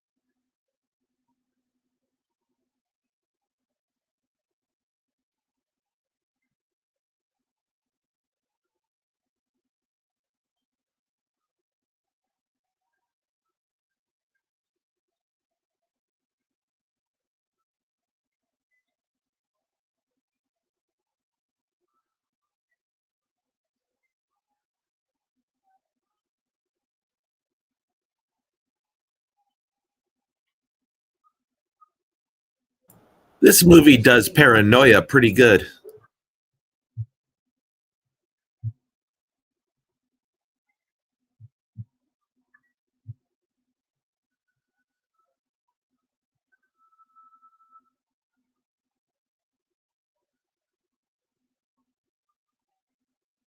The reason why I like both of these movies, both The Thing from Another World and this one, is because they book in the Cold War for the most part. The original one was right or at the beginning of the Cold War, and this one was near the end of the Cold War because the old Cold War would only last a few more. This was made in 82. The Cold War was pretty much over in 89, 90. So it's like you had those decades in between, but it was still the Cold War. It just shows you how long, wide, and expansive the Cold War was. So that's why I find these movies amazing. Plus, they're good movies. When did you first see this one? 1982. I saw it opening day. Oh, right, yeah, because you got to see. I saw it opening day. I saw this on Friday, and I saw Blade Runner on Sunday. Well, that same weekend? They were both released the same weekend. At least I saw them the same weekend. Well, and they both interesting too. They both bombed, and they're not legendary. They both bombed the same weekend. They both went on to cult classic status. Yeah. Like if you look at the movies that got released in 1982, and I did an article of this when I was writing, all the movies that have the staying power, you remember them all, but they don't have. None of those movies influence things like those two did, especially Blade Runner. If you look at all the movies that got released in 1982, those movies did not have the long-reaching, decades-long influence that those movies did. Yeah. Well, I think I was thinking about this, and I thought, well, maybe that's not what I was thinking about, because E.T. became the biggest movie ever made at that point, but that didn't really nobody was trying to make the next E.T. So. Yeah, you can have a movie that's a huge blockbuster, but it can make a lot of money and not have the kind of influence, because the people who go on to make movies don't necessarily pay attention to blockbusters and to dollars. Yeah. Like the people who do anime are heavily influenced by Blade Runner. They weren't looking at the box office; they were just looking at the art. Well, it's been an anime now. Yeah, but, and that's because those guys were kids when Blade Runner was coming out, and it heavily influenced their genre. That's why they did Black Lotus. And like E.T., that came out 2 weeks or so, 2 weeks prior to this. So that kind of steamrolled both Blade Runner and the Thing. The Thing, the budget was $15 million, box office 19.6, which is like, it wasn't like nobody went to see it, but I mean, it did make it. It didn't turn a profit in it, theatrically, but well, you'll hear people say that a film is ahead of its time, and a lot of that time that's overused. This is when it comes to Blade Runner and movies like The Thing, they were ahead of their time, because it was really hard to market movies like this when the world wasn't ready for movies like this. Well, like a big thing it was ahead of course, was the effects. The effects is a big thing. The creation of The Thing.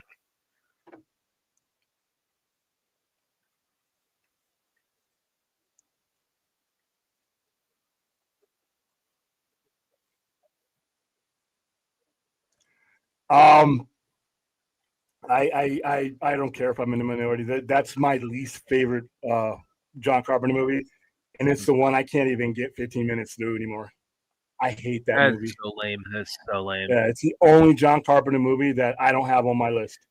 I don't even put it at the bottom of my list of his movies. I just leave it off. Why don't I have the buzzer? I don't want to fuck up my list. Where's the buzzer? If you guys like it, congratulations. They Live is awesome. They Live is really awesome. Oh, They Live is great. I pulled that up a minute ago. Yeah, we watched that last. Kind of unexpected. Like I said, Big Trouble in Little China is the only John Carpenter movie that I just hate. I just don't like. I just don't like the sight of it, the sound of it, and it's stupid. Welcome to Dare. Episode 2 was consistent with episode 1. Now, Hosea, you're really good, but also really disturbing. Yeah, they upped it. The demon, what they did in this episode outdid the Demon Baby. I'm sorry.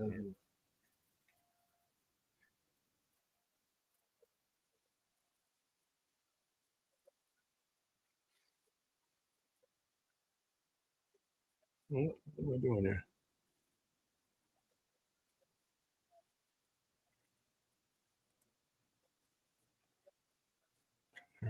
Why do I have pop-ups on?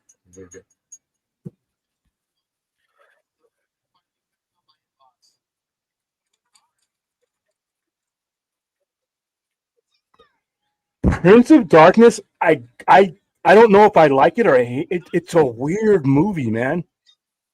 That's the one movie about with John Carpenter that I don't know if I'm missing something. It's a really good movie, I guess, but I don't. Everybody else just got it, and I didn't. I was like, In the Mouth of Madness too. That's another one.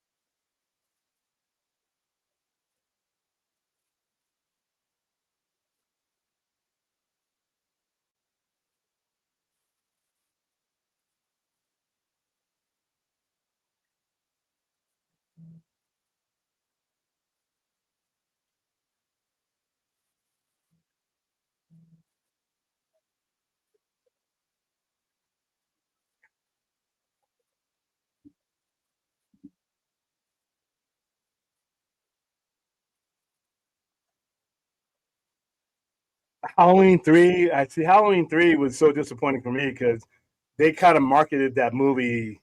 They didn't let anybody really know closing in on that movie that it wasn't Michael Myers, and that kind of messed up.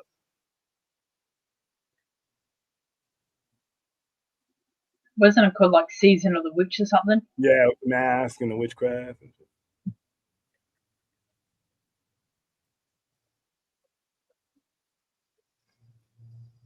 But hey, film is subjective, man. If you guys enjoyed it, you enjoyed it.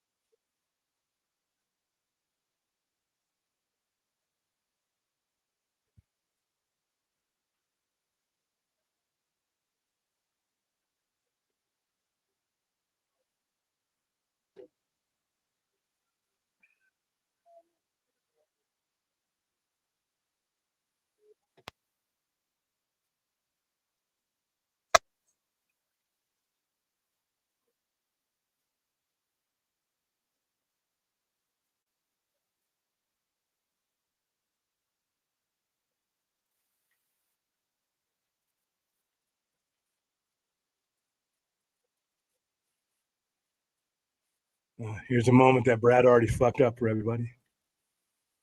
What did I do? What did I do? You spoiled it, but hopefully they forgot.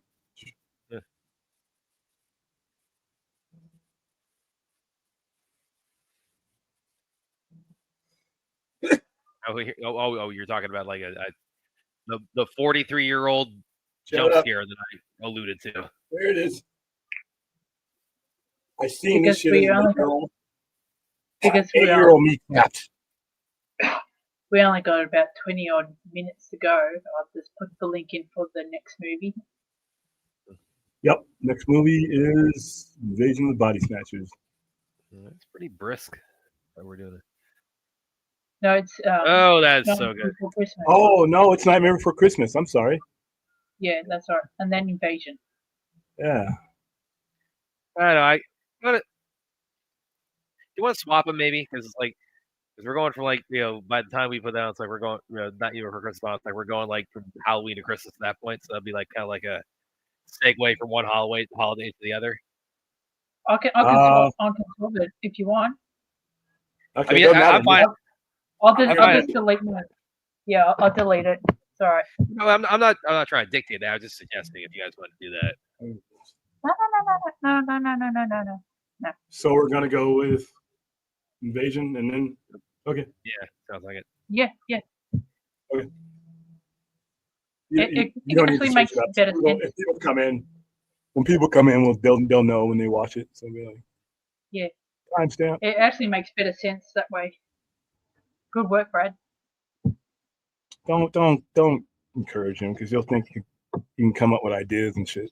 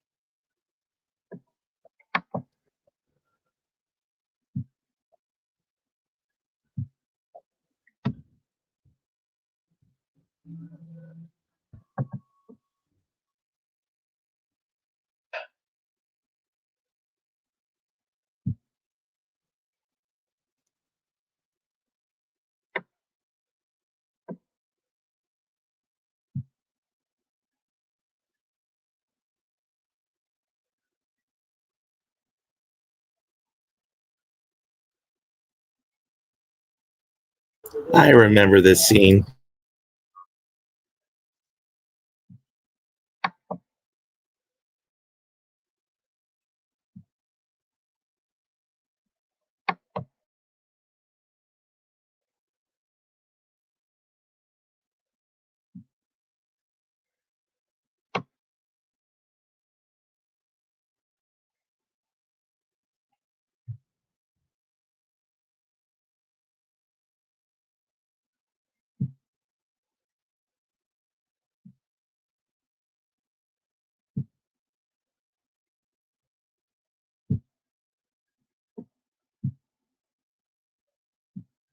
There you go. It's all fixed up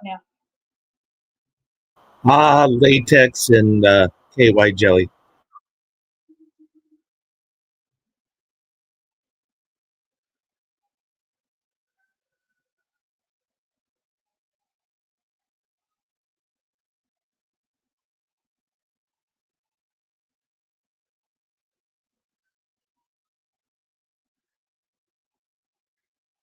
Now the mic's not working. Testing. That's one of Stephen King's ones that I thought that they did a very good adaptation. Because I did a book report on Christine when I was a kid, and yeah, it wasn't.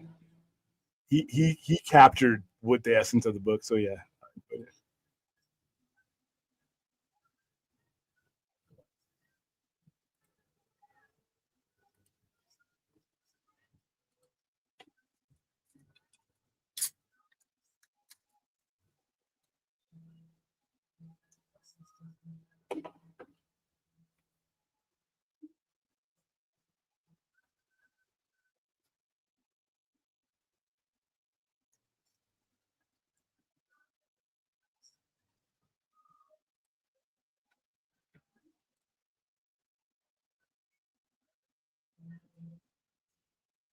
I once did for English. I once did a book report on like Jackie Chan. He had a autobiography. Yeah. I did a book Yeah. report on Star Wars.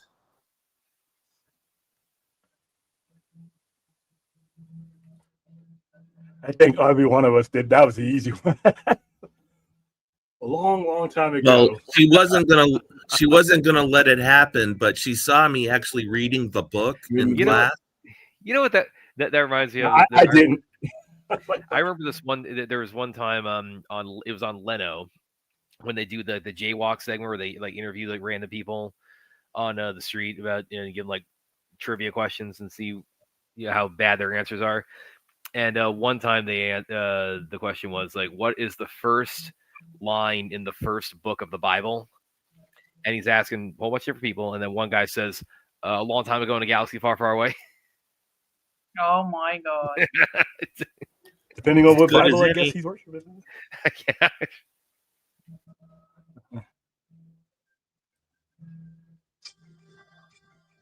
So, with one of my English teachers, he was an American.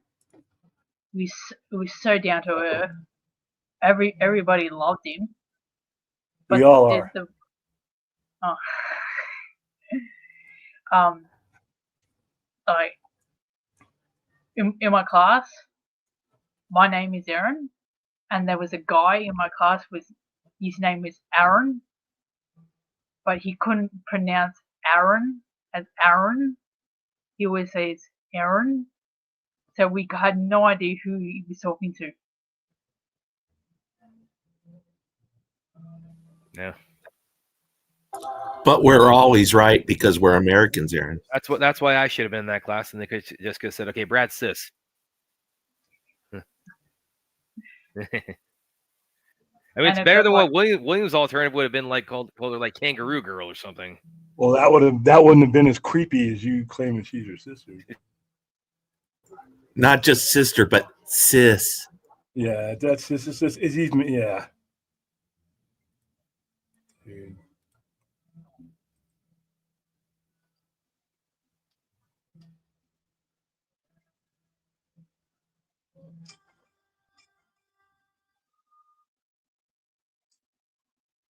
Greatest horror scene in the world coming up.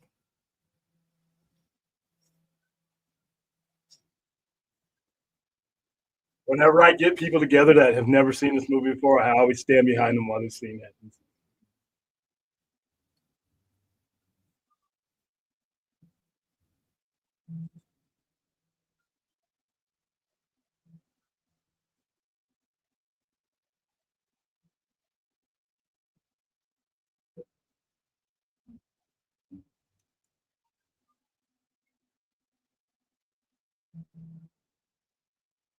All right, guys, real quick, I'm going to head over to Film Junkie and spread the word, and I'll be back. All right.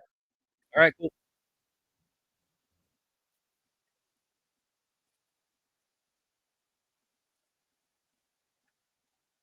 He's heading over right when there's like horrifying monster stuff happening. Or when they test the blood sample and like the guy who's the thing mutates.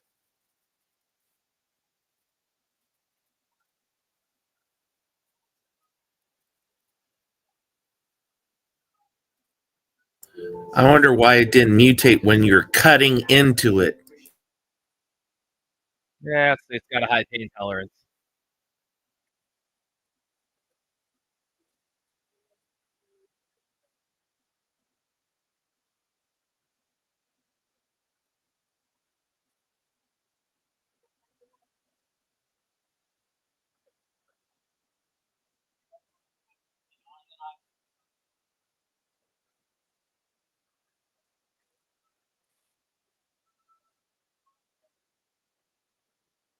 Is there just one more movie in this movie extravaganza? Yeah, two, but they're No, it's Invasion, and then we're gonna be going over to Nightmare Before Christmas.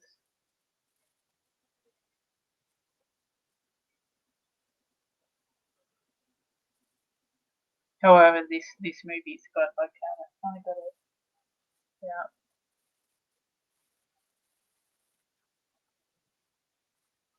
15 more minutes to go, or less.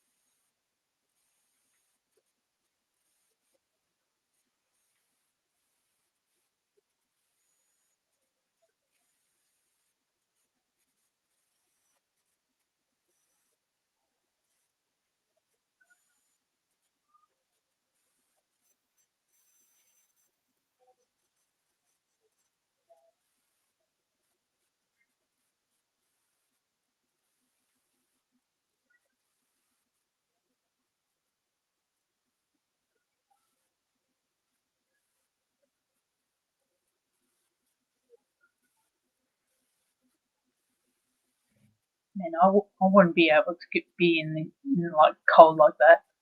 Yeah. My body was shut down.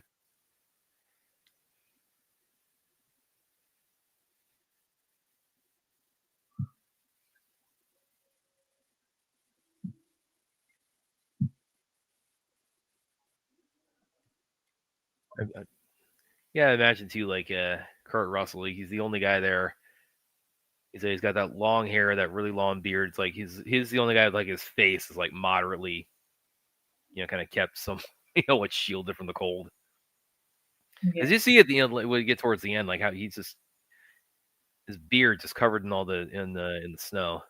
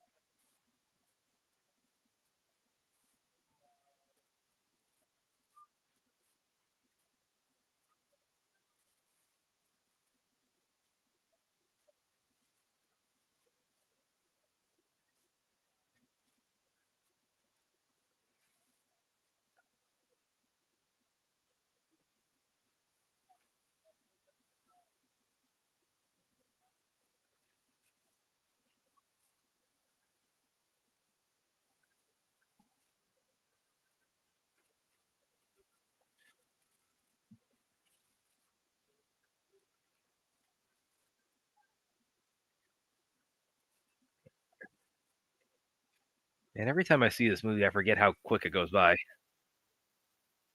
Like we're already Yeah, I got like 10 minutes left. it's crazy.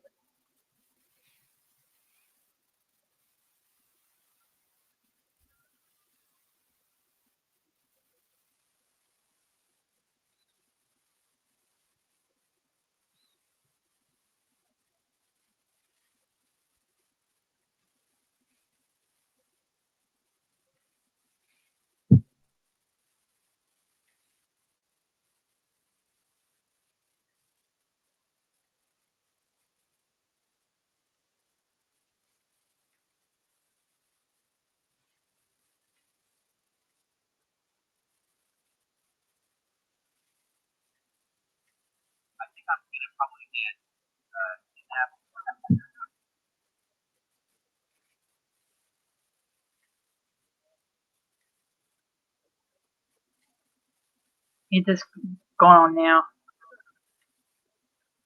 Say again, Aaron? I said he's just come on now. The vodka stream. Oh yeah, I just it's about Williams on there too. I don't know about us. Yeah, again, I was wondering if he was gonna do one. Yeah, I was wondering if he was gonna do one at all tonight because Halloween and.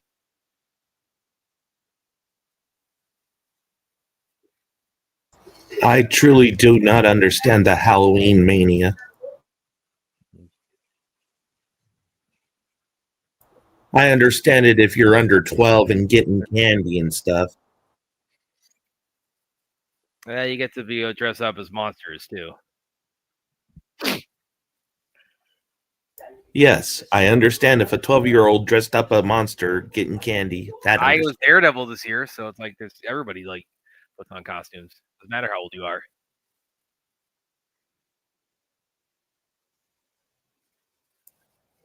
I don't understand that, but hey, you do you.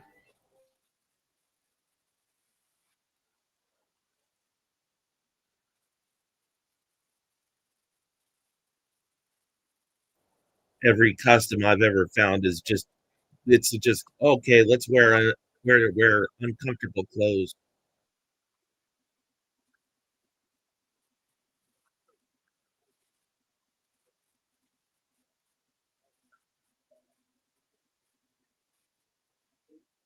Well, the thing is with me, I'll just see it as a day and or even an entire month as an excuse to watch like a hell of a lot of horror movies. Yeah. Oh, that's perfectly acceptable. I'm just talking about the whole gotta slutoween and gotta dress up and all that crap. If you're under 12, yeah, great. That's perfect. That's fun.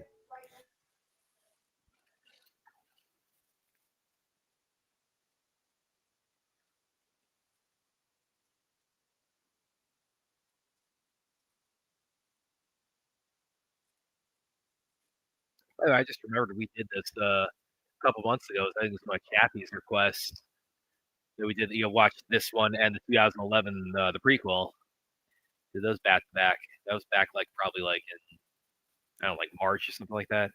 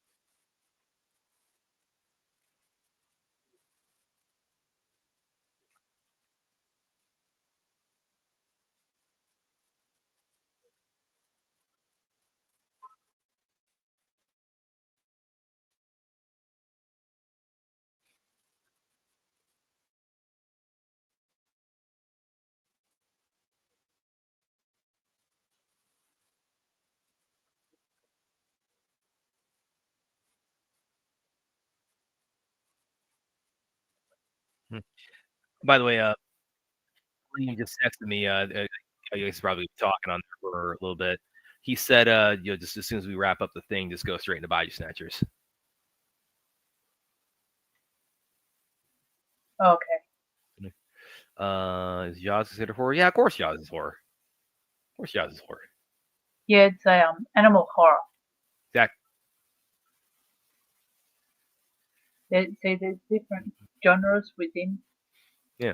And Jaws genre. 3, it's not horror, but it's scary because it's bad. But especially that one again. Jaws the Revenge. I know how to avoid him. Yeah, what yeah, the shark that follows them all the way down to the Bahamas from New York City to get its revenge on the Brody family. And just what is the fatal flaw in the shark's plan again? Tell us, Clint. Sharks live in the ocean. Exactly. Yeah. Oh, this is a good effect here with his fingers getting like caught in the guy's flesh. We live on land. But this shark follows them. I mean, how far is that? It follows them from up close to New York City all the way down to Jamaica. That is what, like that's equivalent to like a cross country trip across the US or Australia. That's like 3,000 miles. They get on a plane. It's like, oh, I'm swimming right underneath your plane, getting all the way down to to Jamaica, and then oh right, there's this one thing I didn't think of. It's like if you guys don't go in the water, I'm screwed. Well, of that story, the shark swimming from New York to Jamaica could happen.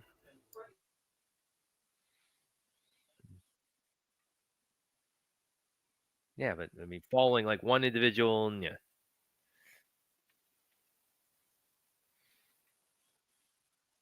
The shark held a grudge.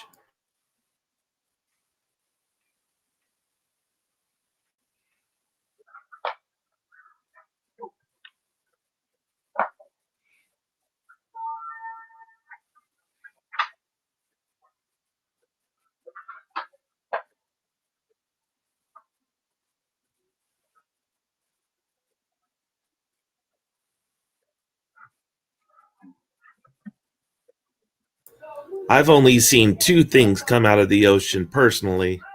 One was the two halibut I caught off of Dana Point, California, and the other was going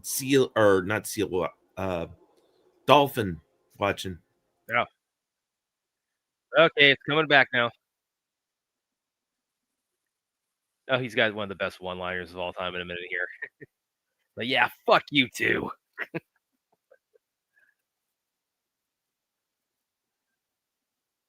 Yeah, stop motion.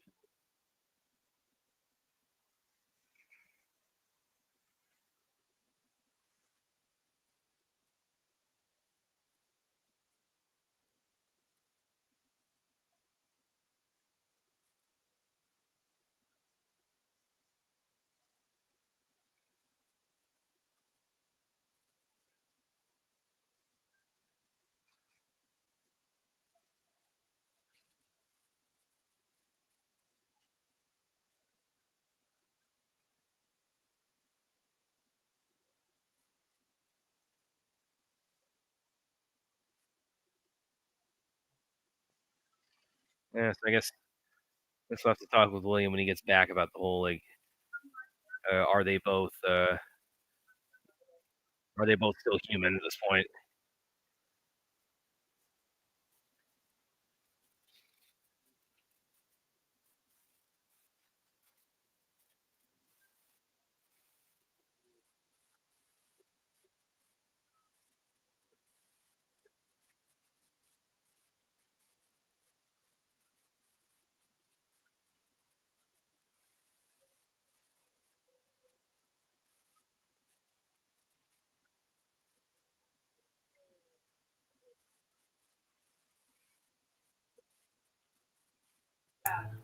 Chocolate chip cookies and milk sounds like a really good idea right now. Oh, now you're the cute little Santa duck.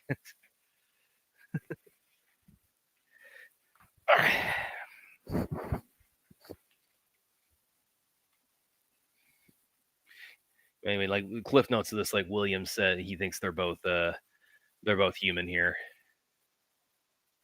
We'll talk more about it when he comes back.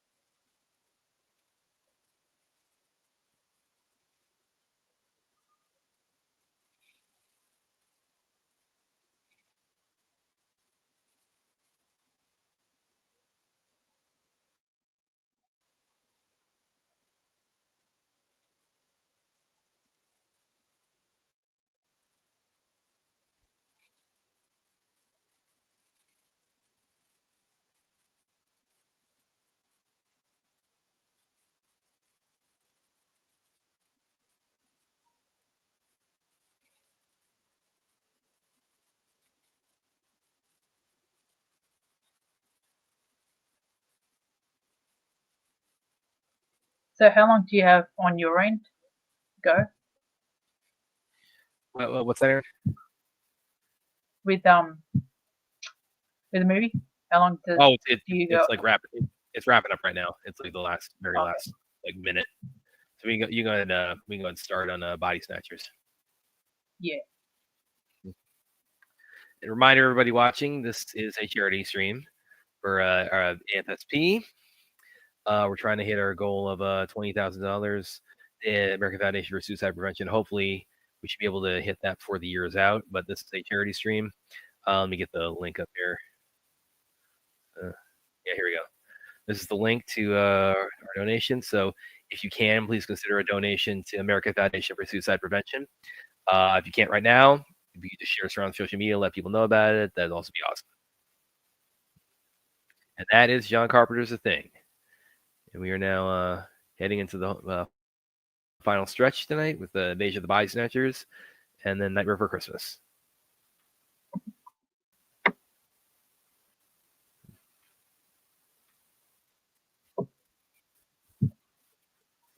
And I'll put a link to the movie Invasion of the Body Snatchers if you want to go and click onto that. Yeah, Aaron, you put that in the chat.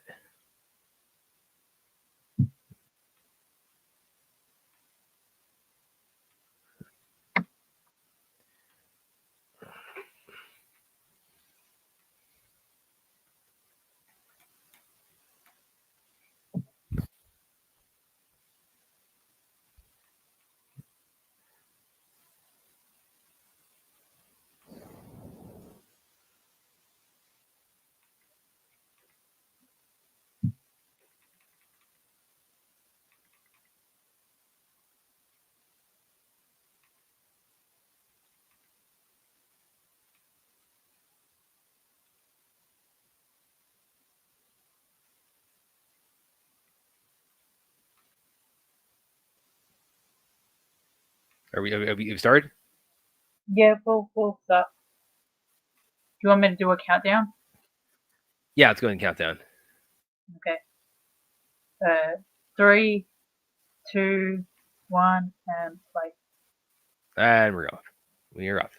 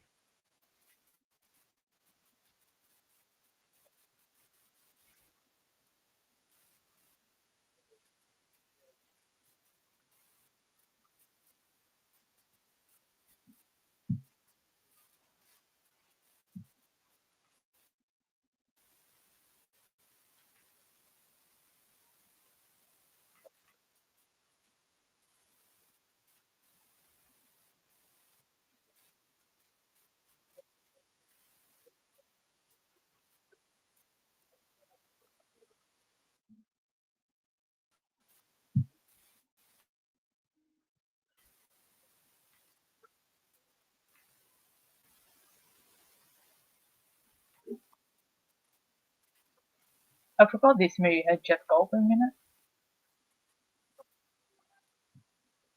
it. You'd rather what?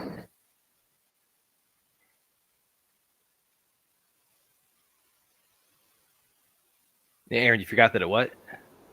That it had Jeff Goldblum in it. Oh yeah, that's right. Yeah, not long before The Fly. It's like 8 years before The Fly.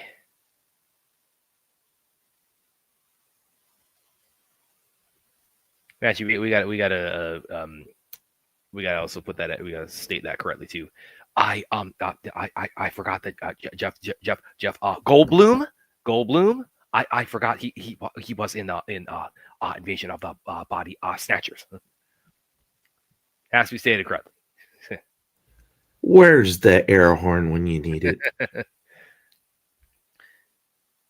But because if there's one thing that life will not be contained, breaks through barriers painfully, even dangerously. But there it is. And my point is that life finds a way. How come you're going back to your avatar self? Oh, because I brought it out on my. I was sitting in at the chair where I usually where I streamed from the other night, and I just can't stay there that long sitting up. So it's like I brought it out on the couch and I'm just laying down. I just don't want to like. Where we at, guys? Laying down here. We're a couple minutes in. Okay, cool. Let me get a timestamp. Hold on. We're good. Let me pull it up. Man, you show up and you should have had the air horn ready for what he just did, William. What did he do? Well, Aaron mentioned that Jeff Goldblum is in this movie, and I just corrected. We had to clarify that. Okay, what, dude?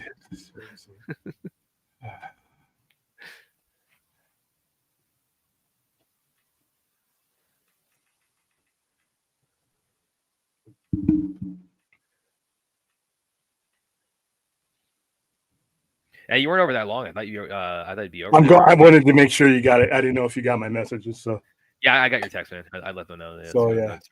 All right, where are you at? Then I'm gonna go right back. Yeah. Which timestamp, guys? We got about 4 minutes in. 4 minutes in. 4 minutes in. Okay, cool. I'll be right back.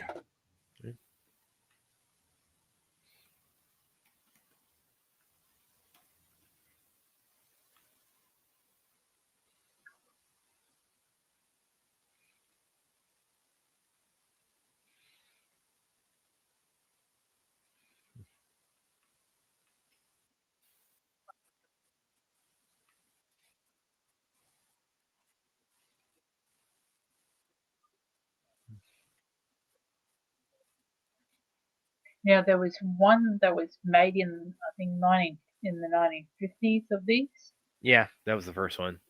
Yeah, and there was a remake with in the Nicole 90s. Kidman in it. Yeah, And they just called it Invasion. Yeah, it was on like I remember seeing like in the video store shelf when I was a kid. It freaked me out seeing that. The design they had for that 90s version. Were you talking about the one Nicole Kidman? I missed the first part of the statement. The 90s remake of it. Yeah, wasn't she in it? Yeah, she was in it.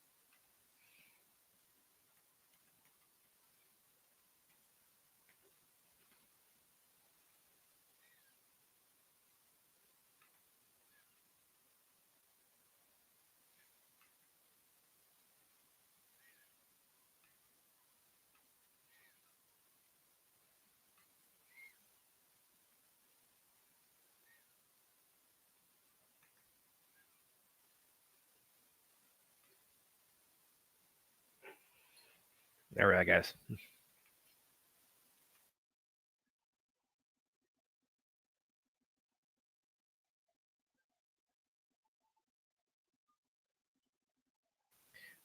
We were watching Invasion of the Body Snatchers 4th.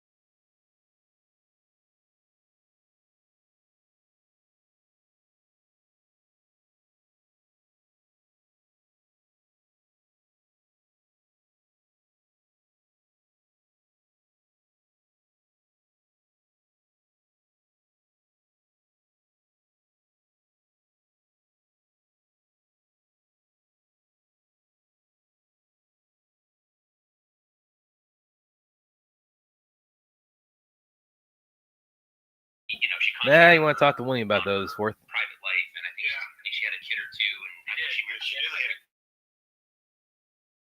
I think we're probably going to be doing Black Christmas because Chappie wanted to do that.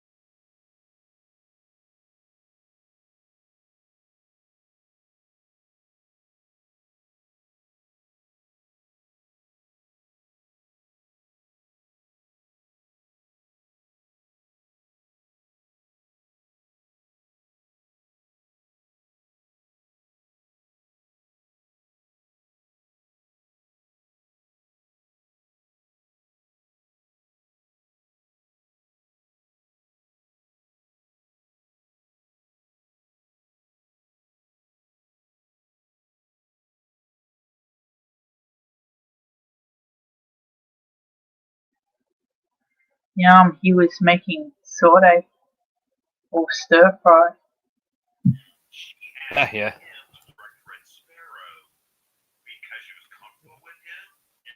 Well, boy, thank you, Larry. Or congratulations to you, Larry. 16 months with us. Happy Halloween. Thank you, Larry.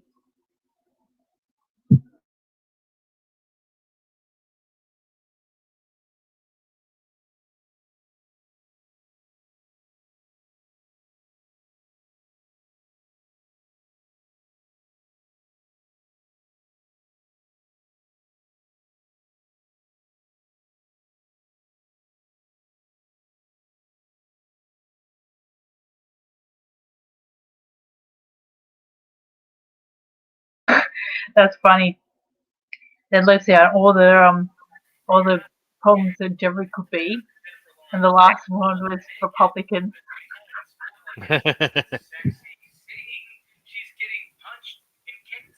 Murphy, what are you doing over there? Oh, my dog.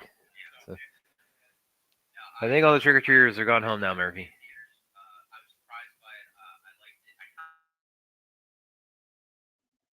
Getting all excited. Well, yeah, he does. You see him around 4th of July.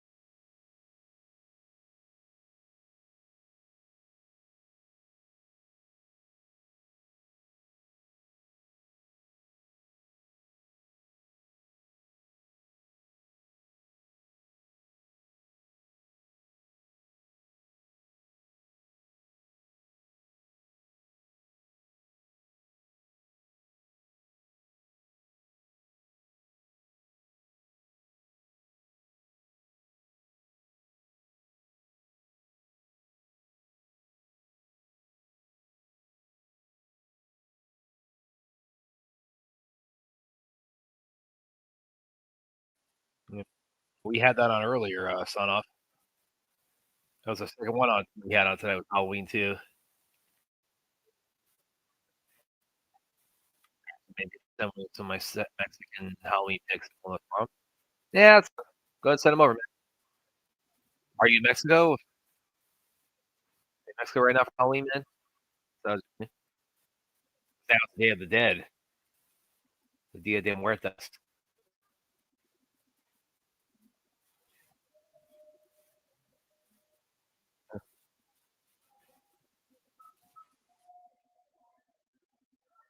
So they're all like staring at him.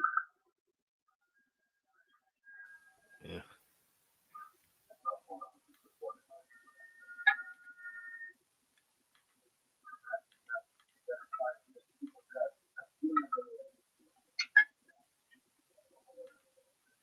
Here's a little bit of interesting trivia from the Wikipedia page for the original Body Snatchers book. It's been adapted for screen 4 times. The first film, Invasion of the Body Snatchers, 56. The second, 78. Third, 93. And the fourth in 2007. I love the story. Also the basis of the 1998 movie, The Faculty.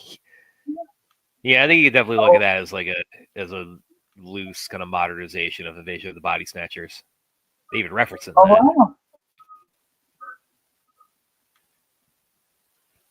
It's got one of the best one-liners of all time in it. And the perfect gift was guaranteed to jack you up. That's how you take out an alien. Yep. Baby Jeff Goldblum.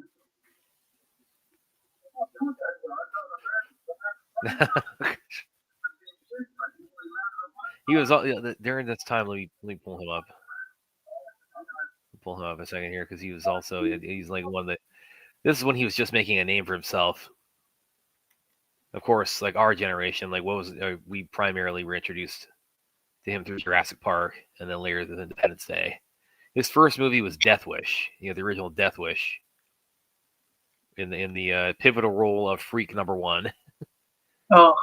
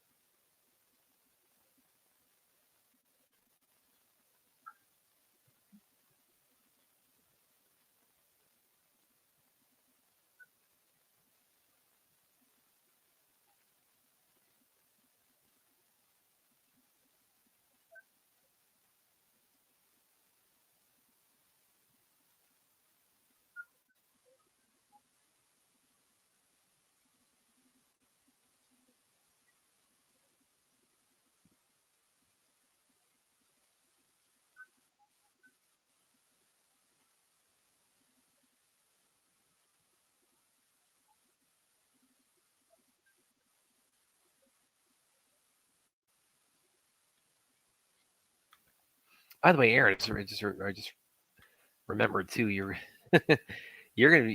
most anticipated. You're gonna be seeing Goldblum again pretty soon. Your most anticipated thing in about 3 weeks from now in Wicked Part 2. Oh yes. Yeah, I just remembered. Yeah, he's as the wizard. Wizard, yes. Yes, he is the As wizard. the not so wonderful Wizard of Oz. No. Very, very nasty one. It's interesting to see him play a bad guy.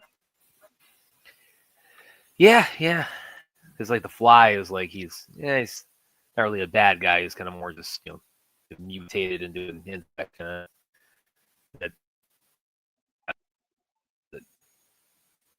Yeah, Goldblum Like is like he's a not. Yeah, he's good. like a neutral type character. Yeah. Not good, not bad.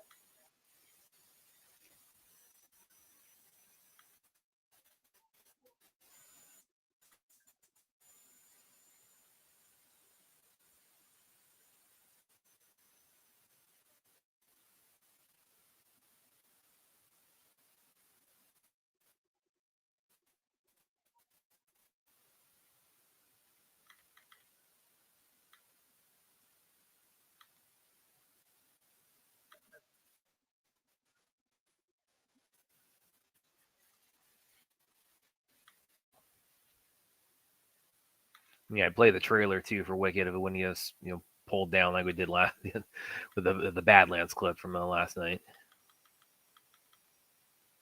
They pull us down for just the weirdest stuff.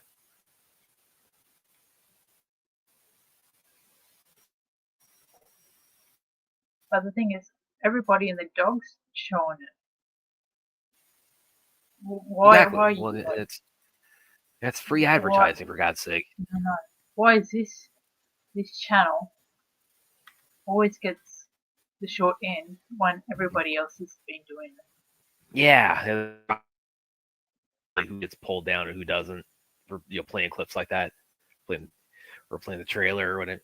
I mean, our first big one was when we did the Rebel Moon Netflix event midstream. It was just like we're not on anymore. It was like a half hour to get it back up, and that really annoyed William because he was doing Rebel Moon promotion, so this shouldn't have been a problem.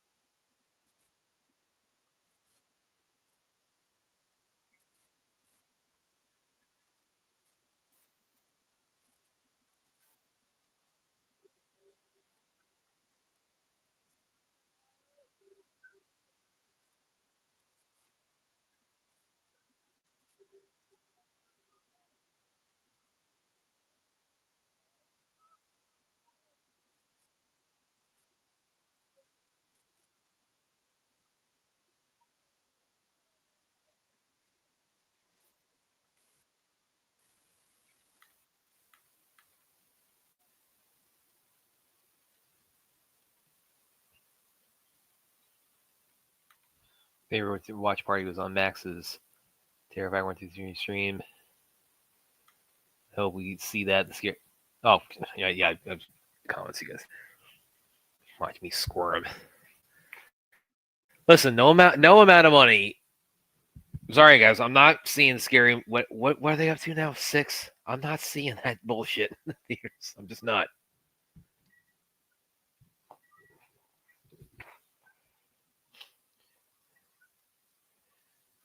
There was nothing cinematic about that because there's nothing cinematic about Scary Movie. They were all terrible.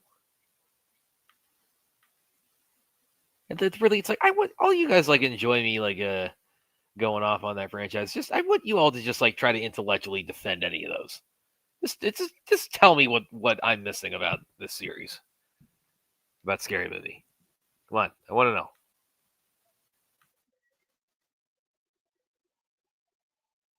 Like how they're going to be making it this time, because back in the day there was jokes that you can get away with which you can't get away with these days. Yeah, that's true. Are they going to water down a lot of stuff?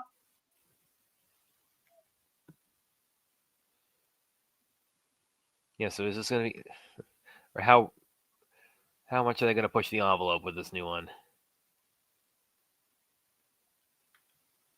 So just part of why I say we don't need another Scary Movie. Just don't.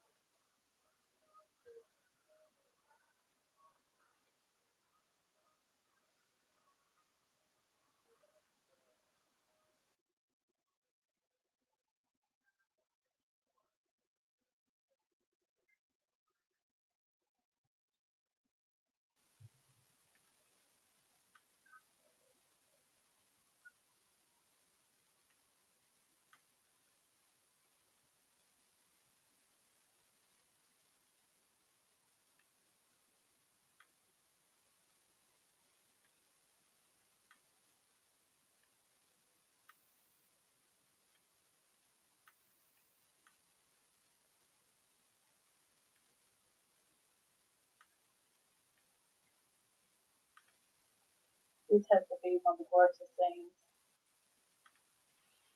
It has to be what? One of the grossest scenes. Yeah, With yeah, the guys definitely. and the kind of like little cartoon things.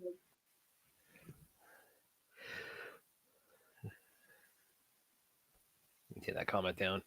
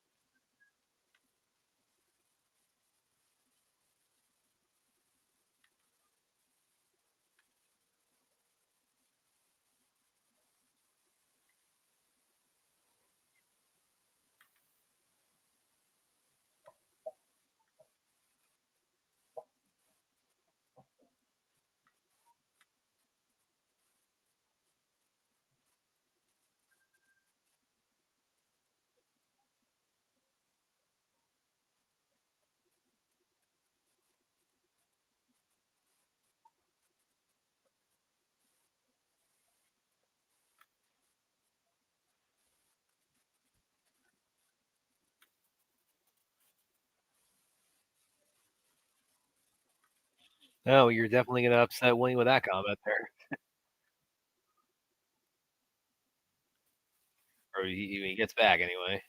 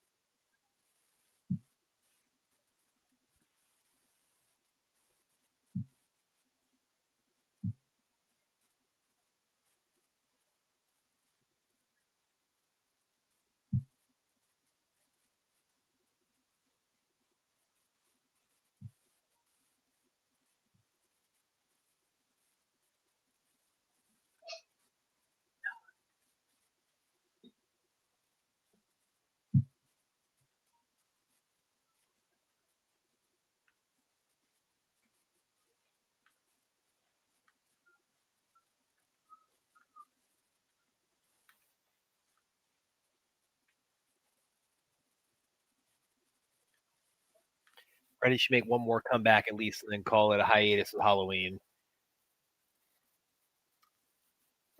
Yeah, Williams got more of the opinion.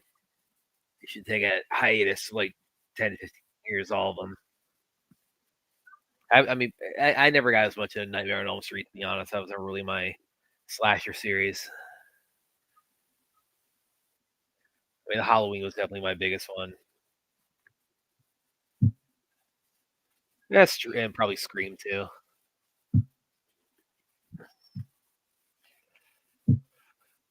Yeah.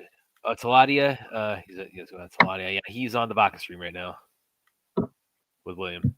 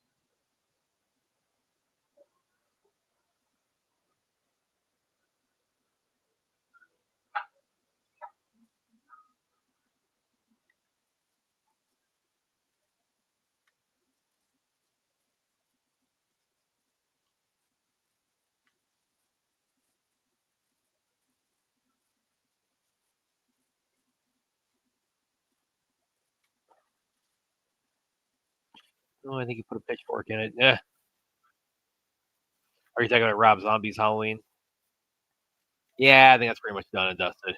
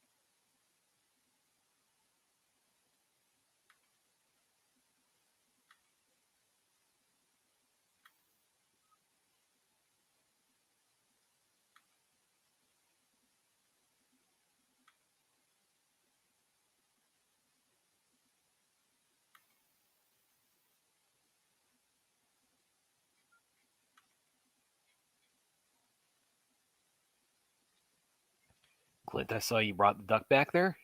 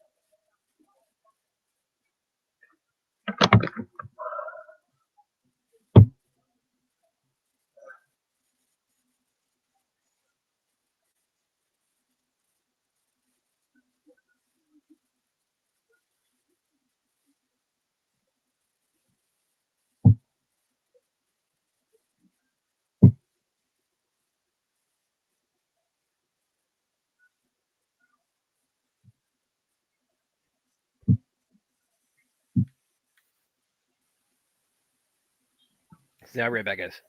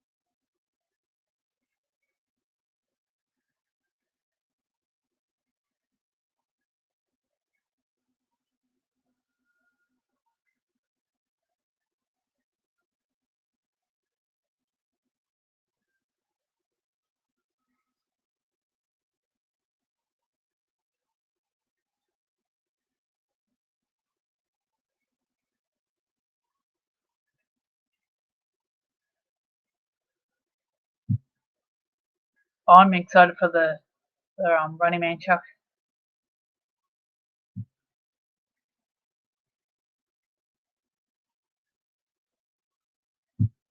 It looks like a pretty good movie from what I've seen. I wonder if it holds up to the original.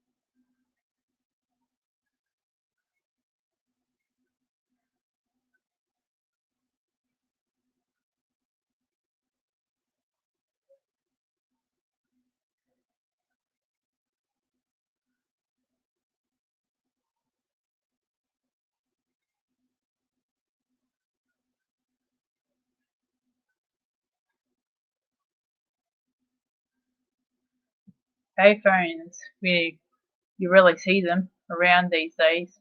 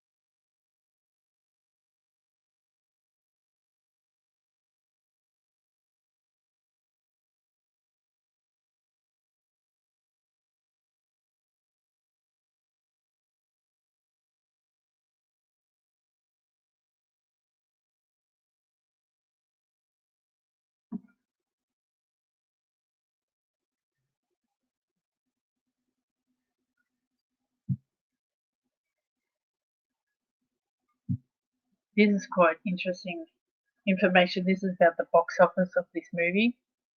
Invasion of the Body Snatchers premiered in the United States on December 22, 1978, showing on 445 screens nationally. Between its premiere and December 25th, the film had earned a total of, holy shit, $1.298 million. What? That can't be.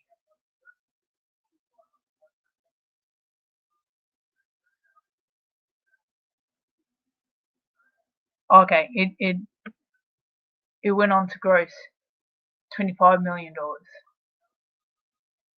in the United States, equivalent to 121 million. Someone needs to change that.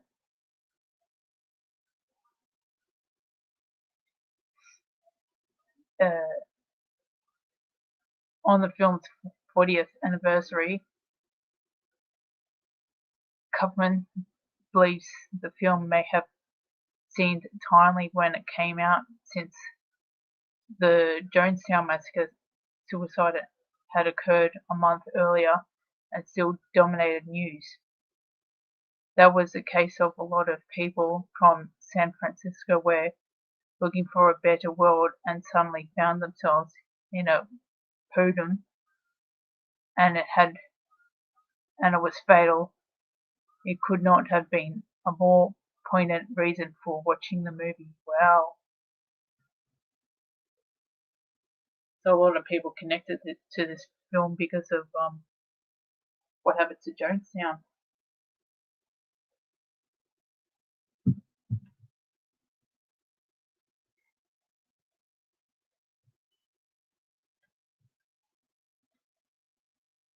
Doesn't seem to show you what the budget for the film is.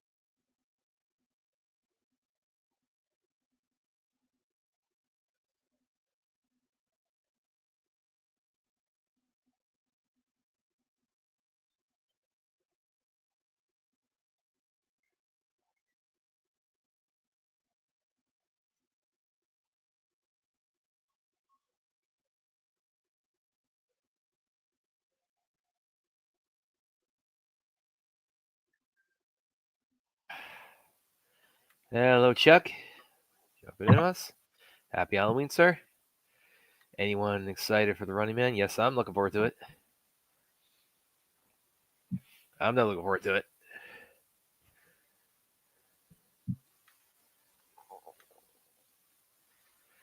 I'm living Halloween spooky. Yeah, I've seen a lot of people having a lot of fun at the Dodgers' expense.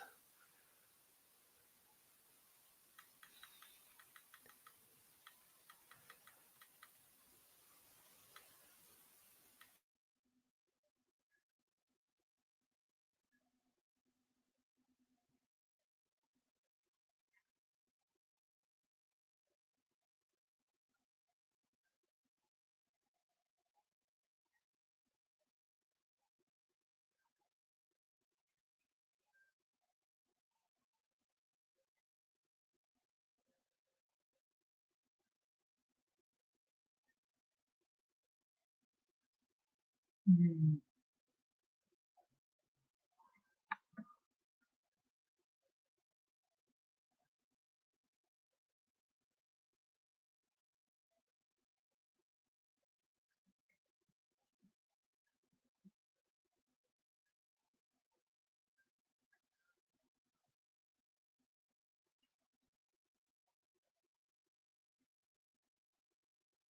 Oh, gross.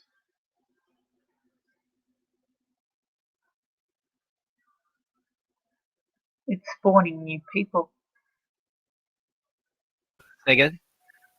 It's spawning new people. Yeah, exactly.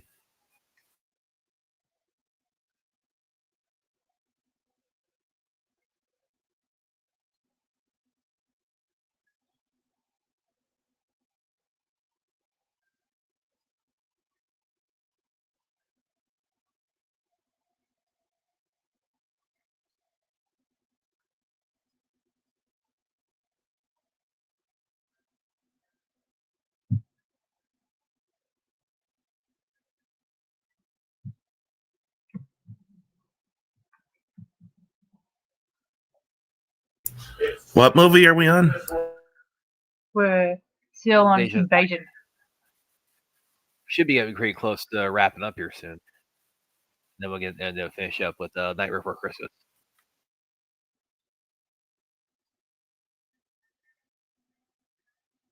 By the way, just a reminder, everybody watching. Let me get there's a link here. I think William's gonna be back in a minute or two. Oh, here's this one comment from Fourth. Aaron, you love this. He said, "Just turn on the Furious." Yeah, after my interview with the director went live, of course you should turn it on. It was as soon as they released it, that is.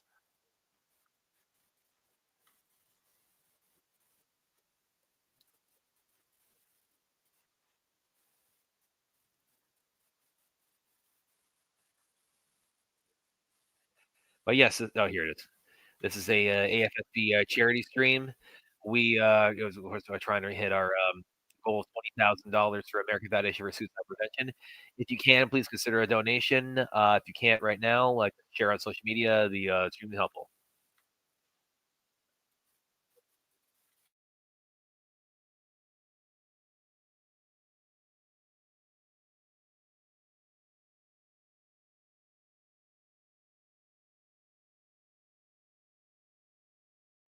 So, any movies you really hate, Brad? Sure, there are. But, I mean, why do we want to talk about that? Let's talk about stuff we like.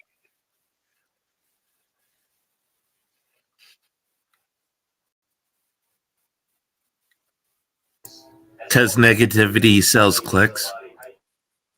Yeah, we're not trying to sell clicks. We're trying to like raise money right now. And you don't do that with negativity. You do that with positivity.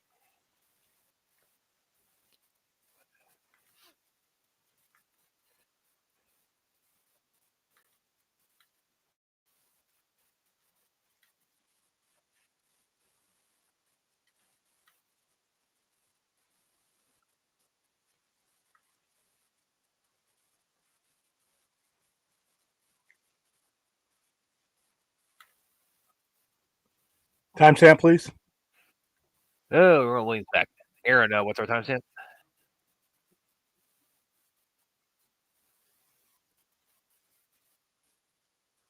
Are you still mute? Oh, sorry. Our timestamp is 1:17.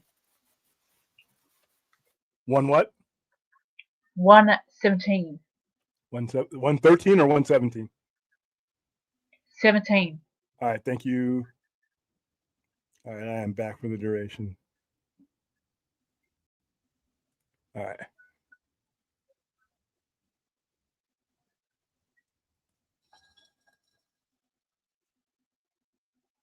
Another Cold War movie that has a remake in the beginning of the Cold War and in the midst of the Cold War.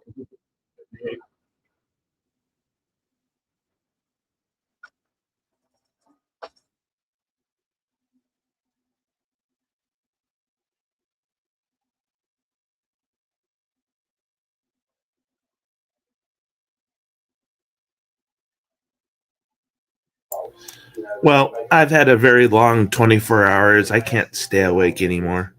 You all have a good night. All right. See you, man. See ya. Hope you have a good sleep. Oh. This is just as he left, I was just watching the infamous watch party. Brad watching is scary. See, sometimes people watch those. Again, you guys think if anybody thinks I'm actually sitting through Scary Movie 6, it's like I have a bridge to sell you.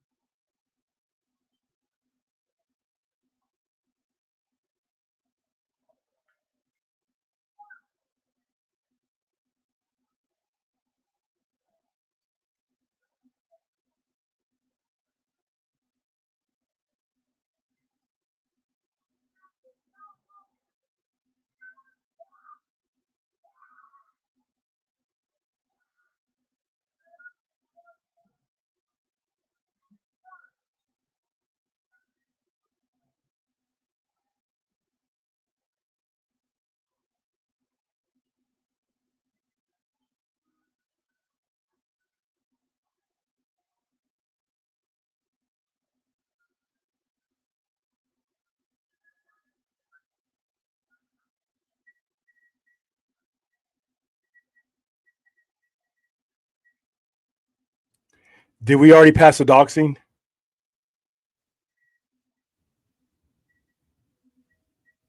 The dog scene? Yeah.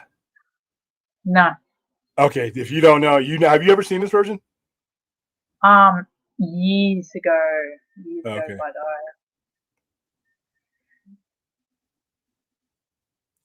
Yeah, that scene's creepy as fuck, dude.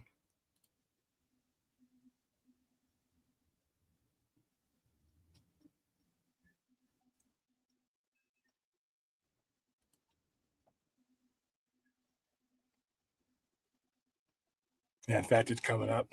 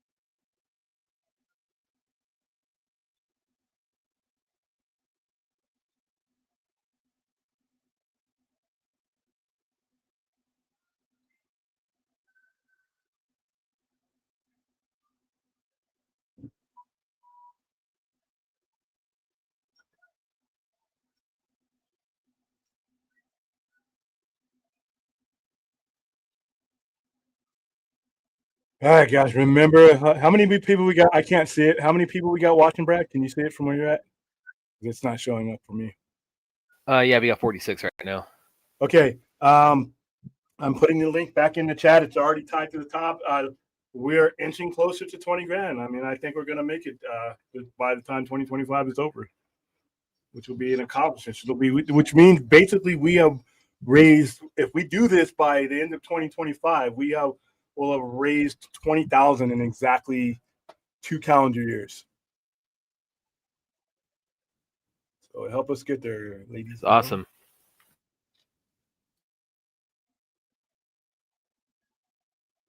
And you got like 42 people watching on X.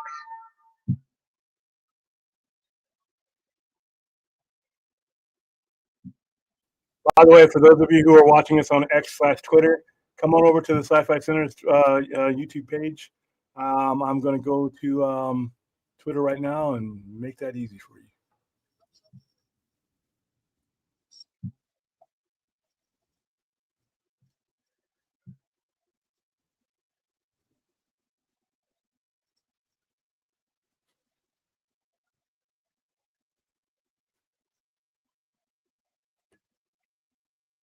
Let's do it this way.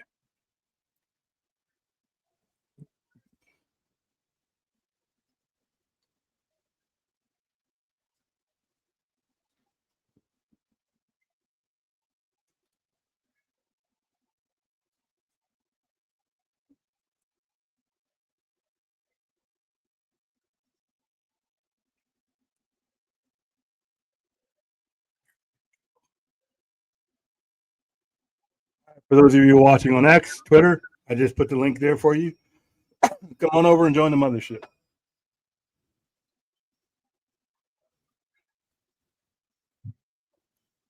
Have you ever thought about also doing stuff on Rumble as well? Not as familiar with Rumble. You're gonna have to get me up on that. It's Rumble, kind of like RUMBLE? it's kind of like an alternative to YouTube. Oh. Yeah.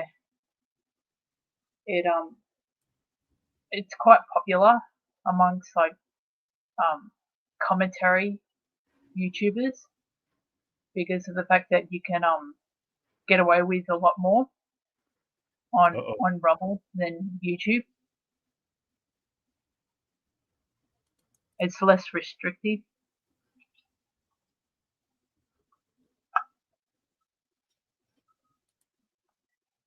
I know I've ummed and ahed and contemplated whether to create a Rumble account or not.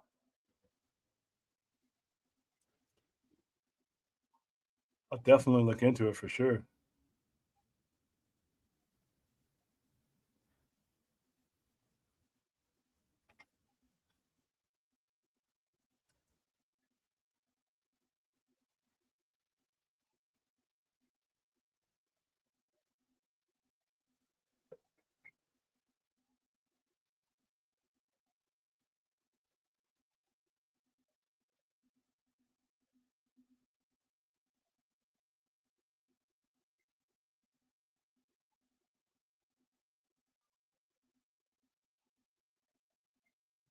So like also on X, I quite a few years ago I went on to Getter, which was another alternative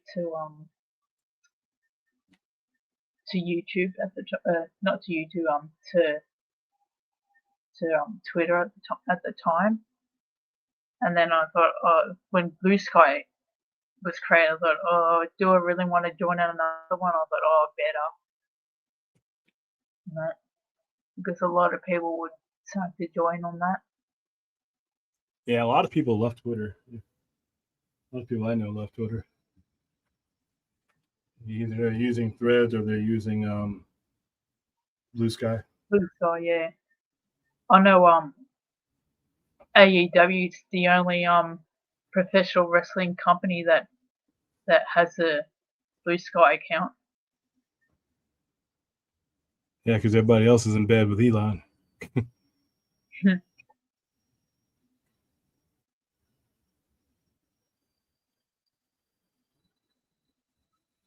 Yeah, you wouldn't believe how many AEW wrestlers that are on there. It's Yeah, pretty well, much I signed up to it's most pretty of much the entire roster at the moment.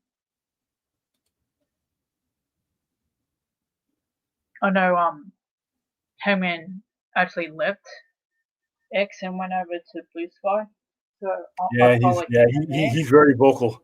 He's very Yeah. vocal. Don't fuck around. Oh, yeah.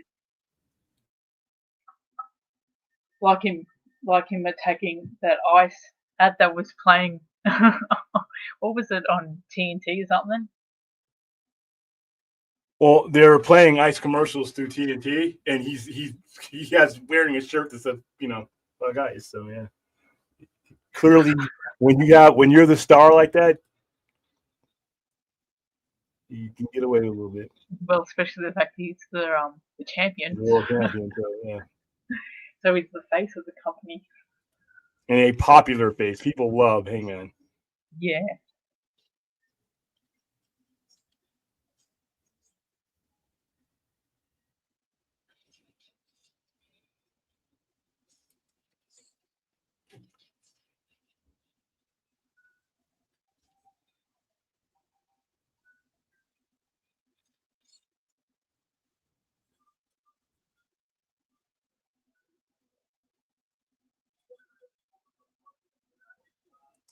This movie is brilliant but depressing at the same time.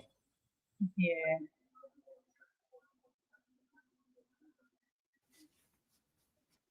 There's an element of isolationism.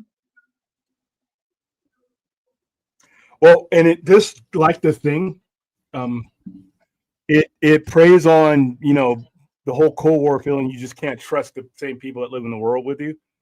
Especially when the whole Red Scare and the Soviet spy. I mean, this is the height of the Cold War in this movie, and a lot of spy craft, a lot of things, a lot of traitors and stuff. So it made you feel xenophobic, and that's what the Cold War was based on: distrust of the East and distrust of the West.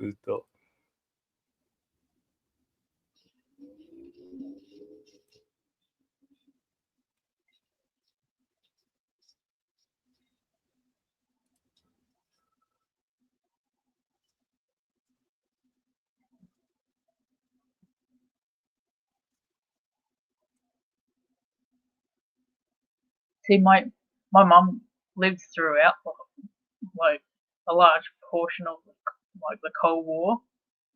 It's such a frightening time, even for Australia, because we had spies in our countries and that. You know how you had your two spies, your couple? They weren't they sent to death or something? Yeah, we had our own version of that.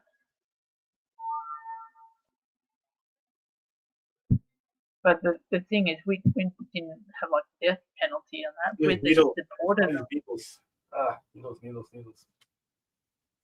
Needles don't bother me when I'm getting stuck with them, but when I'm watching other people getting stuck.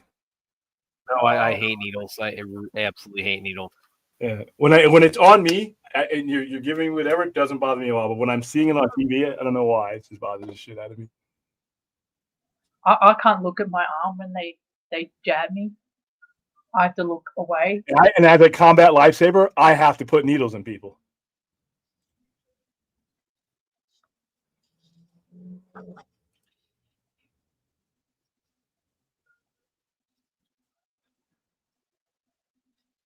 So you like had two jobs, that and weapons.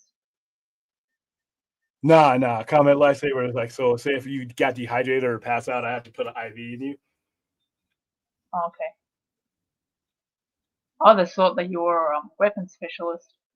Yeah, but a combat lifesaver is an additional duty. It's a skill you acquire, so you can if there's mass casualties, you can help out. Or if there's no medic near, you can keep someone alive until a medic gets there. It's not a MOS or a specialty. It's just an additional duty. Okay. Like you could be a cook in a combat lifesaver. You could be, infantryman in combat lifesaver.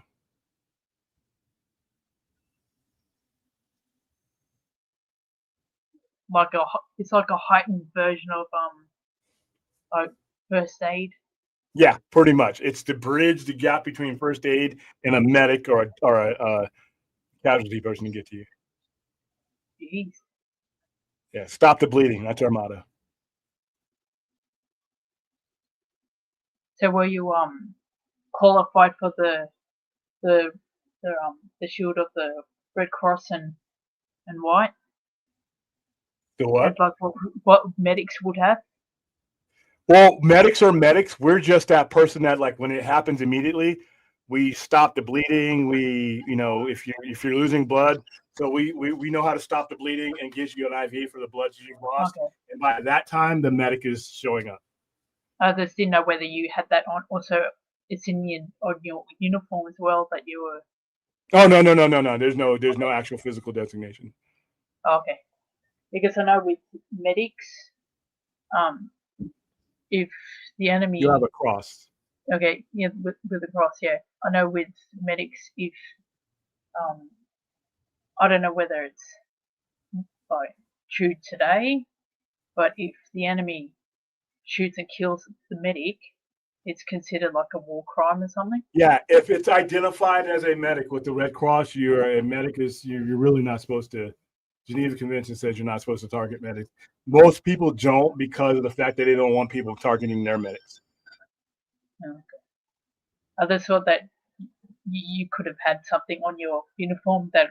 Nah. I would carry around a little bag that had my IV and my medical and my bandages and all that. That's basically how you would identify me. But it's the same green stuff that matches the rest of my uniform. So. Okay. Damn. So you weren't protected. Nah. If something went down, it went down.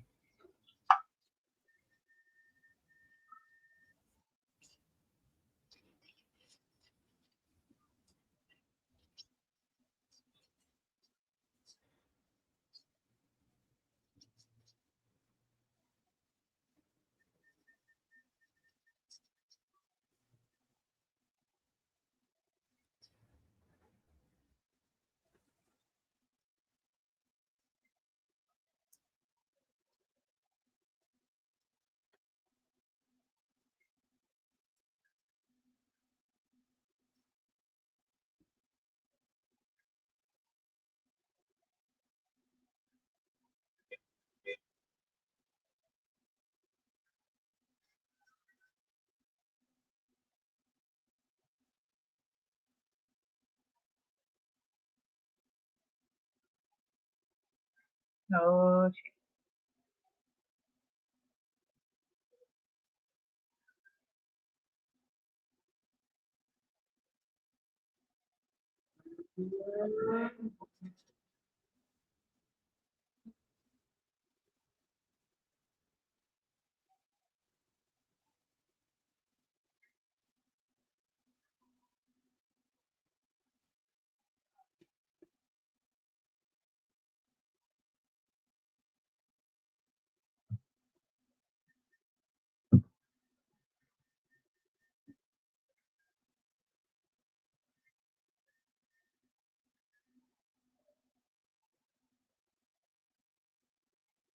Here's the dog.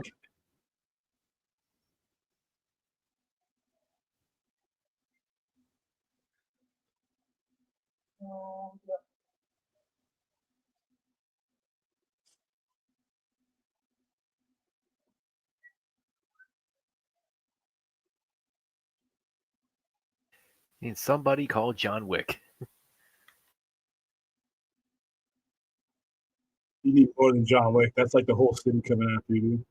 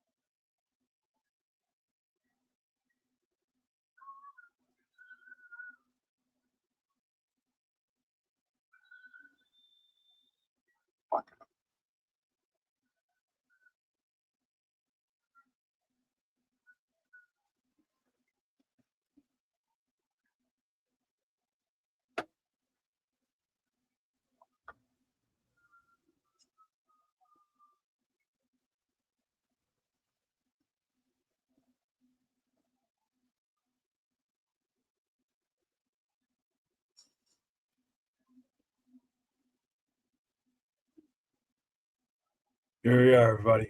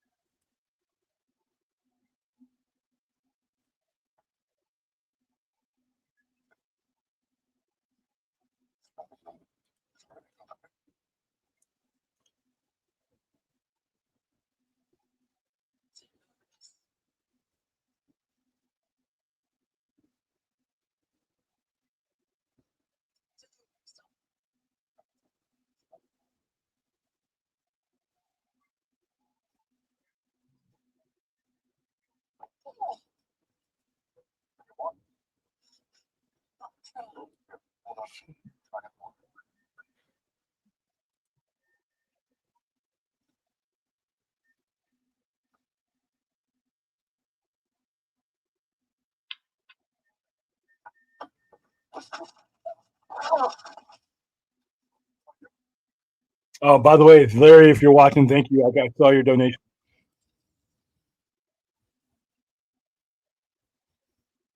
Oh, that was a big needle in Pulp Fiction. That was ridiculous.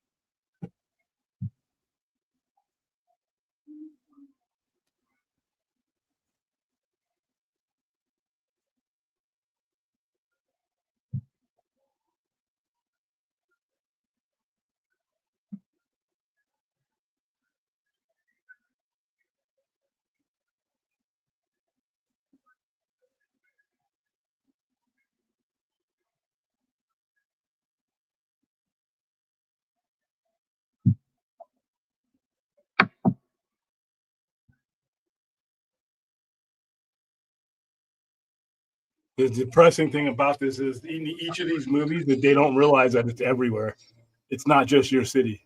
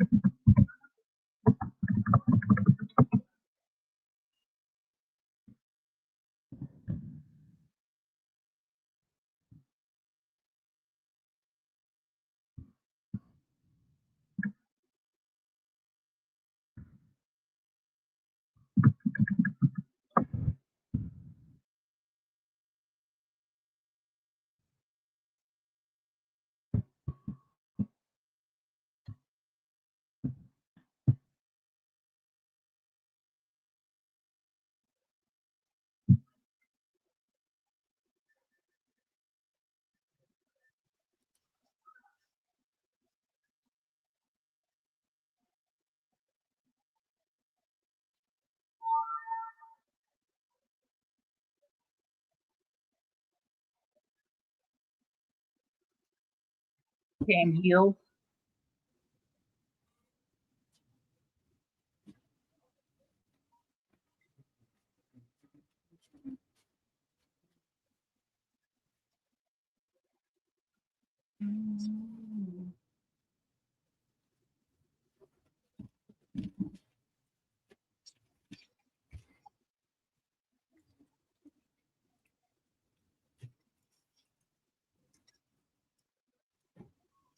This sucks. This part of the movie really does suck for them.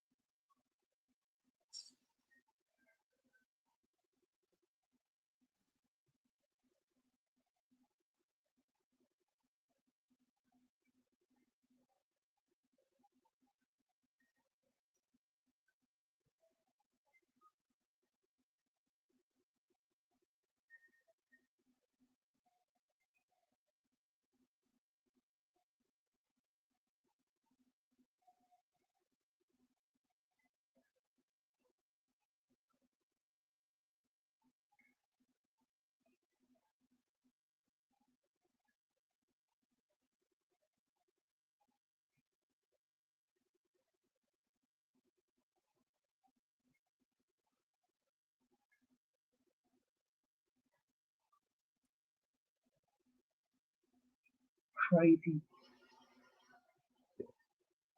No happy ending here, unfortunately. Yeah.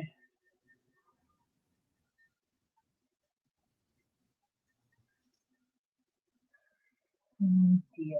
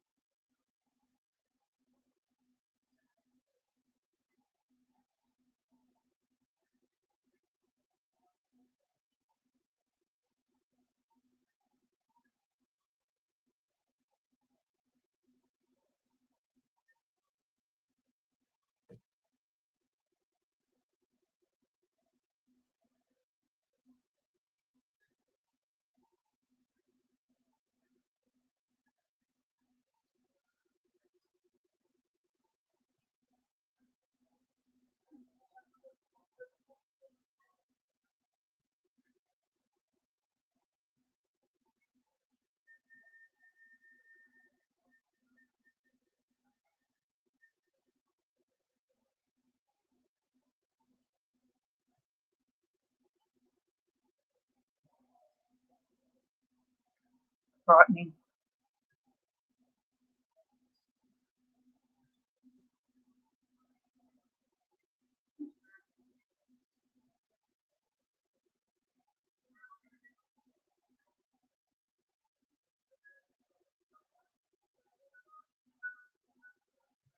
What was that old saying during the Cold War?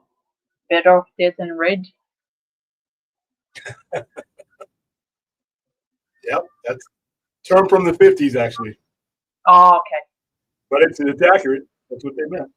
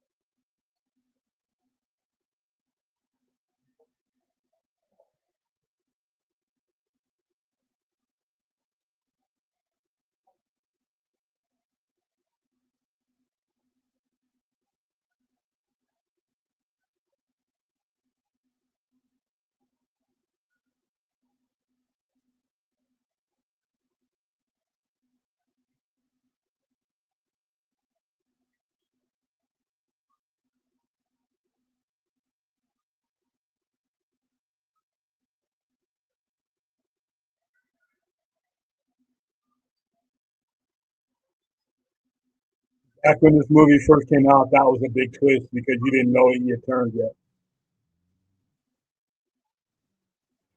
All right, that was Invasion of the Body Snatchers. Now it's on to Nightmare Before Christmas. Let's get that one rolling. Which, like Die Hard, is a Christmas movie. Yeah, whatever, dude. It's not. The brain dead argument that Die Hard is a Christmas movie is beyond me. I don't know what you guys are smoking, but hey, It's just watching. It's just watching. it is not a Christmas movie. I remember being in a line when that movie fucking opened. That is not a fucking Christmas movie. Absolutely a Christmas movie. You're out of your mind. Absolutely. I'm not even dignifying the discussion because it's so silly. It's absolutely so a Christmas movie. It's so 100% silly. a Christmas movie. Silly bullshit. The All most right, Christmas Aaron. movie, the hardest Christmas movie is Nightmare Before Christmas. This was one of your picks. I'm ignoring Brad because it's easy to do. Go ahead and count us down. Okay. One. Oh, got to cut out. 5, 4, 3, 2, 1. You are worthy of the kangaroo one, Zero. I can't wait to get that. Stop this kangaroo madness. Yeah, I true thing about this is that I don't think I saw Nightmare. Is that when it came out in like '93? I think I don't think I saw it until like, oh, how long after it did? I didn't see it till 2021 because No, I saw it before then, but it had been out for a while. Movie. To me, I just looked at it as a kid's movie, and I was a grown man, so I didn't do it. However, when we first came back and we were allowed to do stuff with COVID, the very first drive-in I did was Nightmare Before Christmas and Santa Claus Invades the Martians. Oh no, I've seen this theatrical. I saw it. I think it was that. Well, now it's like they put it out every year. And I saw it theatrically. I think right when theaters were opening up after COVID.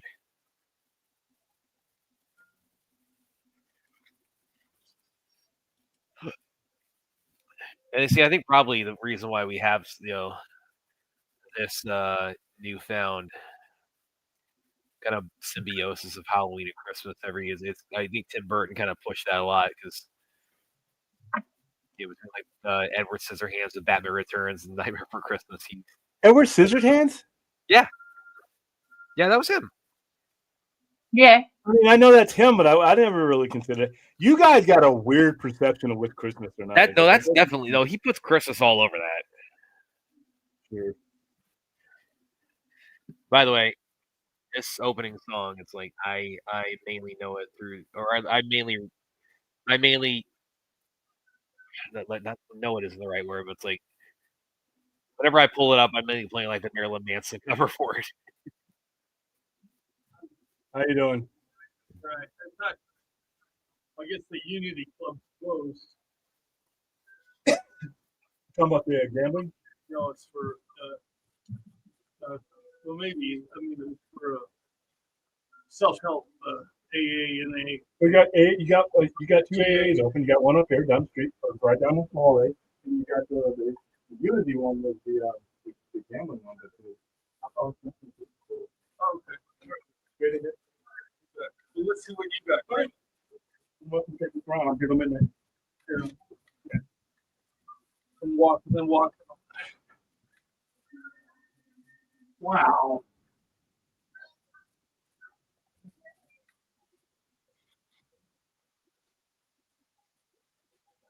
So what's your name, sir? My name is William. William Dave. Nice to meet you.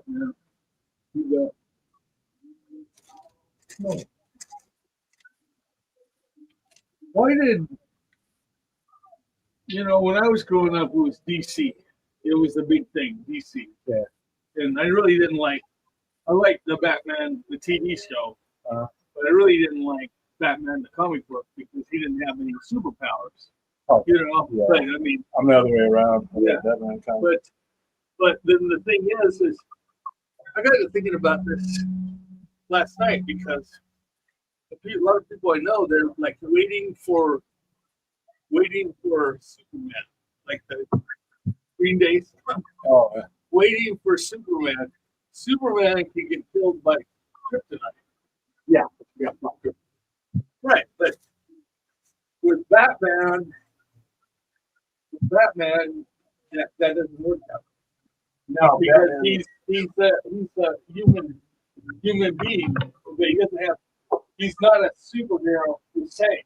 armored to probably one of the smartest men in the world, trying to outthink it, just getting to him, and then if he get to him, he took on Superman. So, and he literally took on Superman. He has a plan for everybody. So I think Batman is probably the hardest person to focus on. He's waiting for you. If you were to meet you today, you would figure out your weaknesses and your psyche and say, this is how Nate's going to attack me. I'm ready for you. That's how that. Dave, go for it. But I'll go by Nate. Okay. Batman is probably one of the most dangerous reverse. Wow. Well, I'll have to come up here sometime, William. This place is great. I mean, this is just the front part. Yeah. This my thing is right now is I'm a senior citizen, and let me get your card. Okay. Yeah. If you want to find me, the best day to find me are here on Friday and Saturday. Oh, right on. I'm here pretty late on that. Yeah. I used to drive taxi cab. I'm not doing that anymore, but I gotta get some work, and I want to get a Substack. But see, the thing with the Substack is you have to read. I mean, you have to write. You have to read. You can do the reading part. The writing part. Yeah, that's why I have a YouTube channel. That's well, yeah. Well, Substack. We got a big problem in this country, as you well know. I mean, in this year. They were the people I know in this country. I don't know Italy. What is this one? This is what is this? That is DC Frontiers. That is basically a retelling of the entire DC universe from the point in time when each of those characters appeared at the time period that they appeared in. So, that's a reasonable price too. Yeah, and you get a lot. It's an entire series. Yeah. I was so pissed when.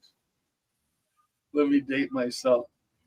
We had comic books. I bought comic books all the time in our little town, and then they raised the price.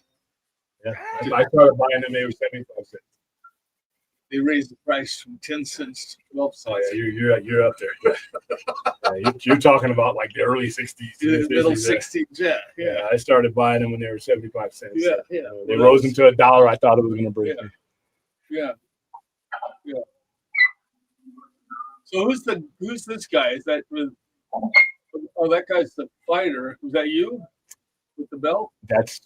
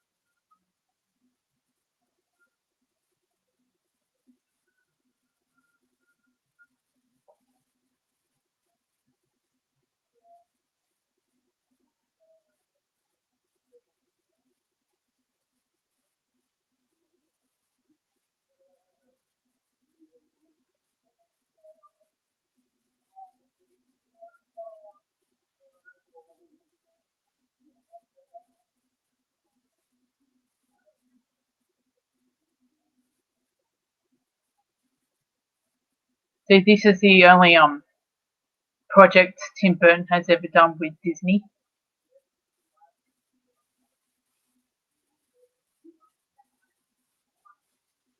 Supposedly, Disney didn't really treat him all that well, so he went back to well, he didn't necessarily go back to, but he made sure he stayed with Warner Brothers because the Warner Brothers allowed him to do whatever he wanted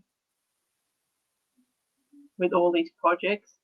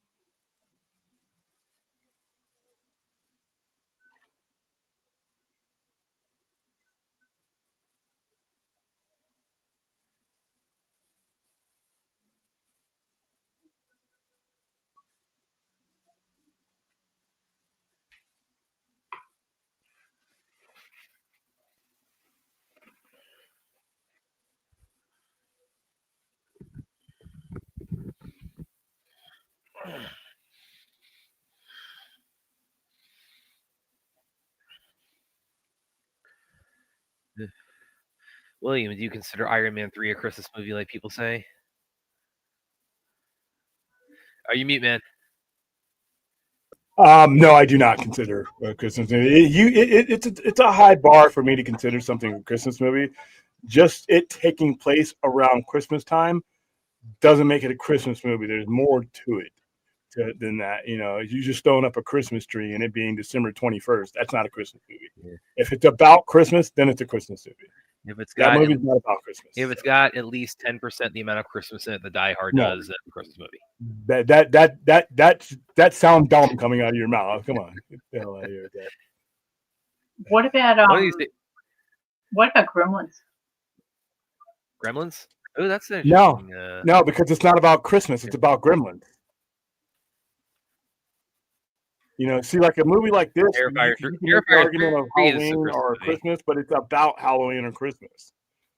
The subject and the setting is not what makes it a Christmas movie.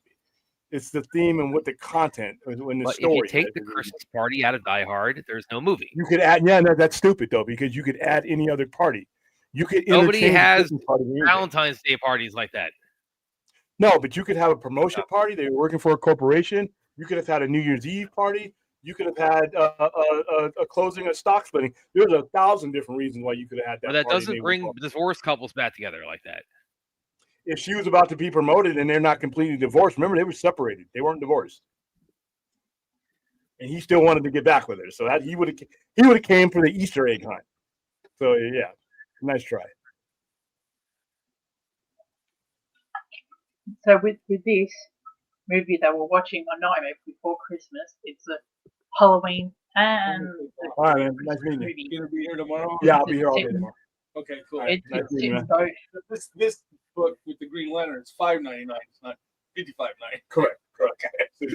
You know what? Isn't a half Halloween Die Hard? My glasses aren't that great. All right, man. Thanks a lot. No problem. What'd you guys say? Oh, Aaron's talking about this is compared to Die Hard singularly a Christmas movie. Yeah, this is about hybrid Christmas movie. Oh yeah, it's not even like Santa Claus Conquers the Martians. That's a Christmas movie. Oh, that's not a Christmas movie. Yeah, it is. This is about Santa. You can have Santa doing stuff on when does 4th of July. Okay, not only do you just have Santa, he's an integral part of the story. He is the story. Yes, like the movie called The Santa Claus. The movie called The Santa Claus. This argument. This is a dumb argument. I cannot believe I fueled it. This is silly shit you come up here with. I'm gonna write. I don't even think you're being serious right now. You're trolling me. Write a book. What are you I'm doing? not even gonna write a feature. I'm gonna write a book on why Die Hard is a Christmas movie one of these days. Troll. It's like I got fourth 1,000 up here. Calling you Brad. Yeah, I 1,000. bet Zack Snyder thinks that Die Hard is a Christmas movie. So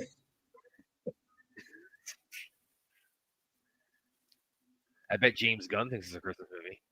so what? They're wrong. I bet Kevin Feige thinks it's a Christmas movie. I bet Chad Stahelski thinks it's a Christmas movie. I bet all these filmmakers believe it's a Christmas movie. Sure.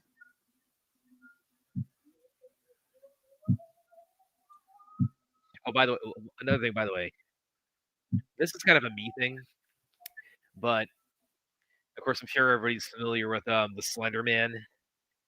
You know, Yeah, I can see it. Yeah. So you can see like the Yeah, resemblance to Jack Skellington. Creepy ass.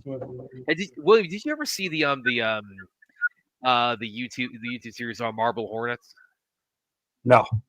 Oh no, that's probably that was my first kind of the way I became aware of a Slender Man. Oh yeah, That's I pretty big. watched the documentary about it. That's how I got it. Yeah, go look that show up on YouTube. It is really something. It was my introduction to a Slender Man. Oh yes, That's a now weird introduction to that. well, it was for a lot of people. Oh, this is of course my first introduction to Slender Man was through like all these creepypastas.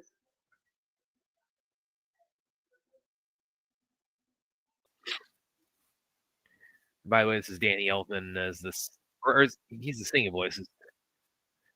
I think he's the singing voices. Of course, he's gotten into some trouble in the last couple of years. Yeah. Yeah. There's only one Batman thing my ass. Didn't he get Me Too'd? Yeah. Well, I mean, I don't know if he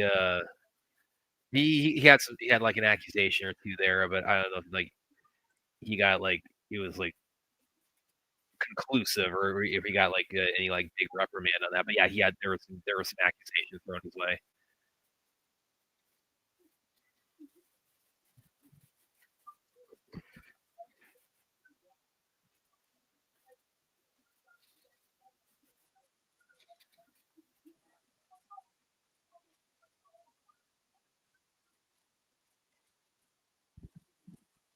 What's this?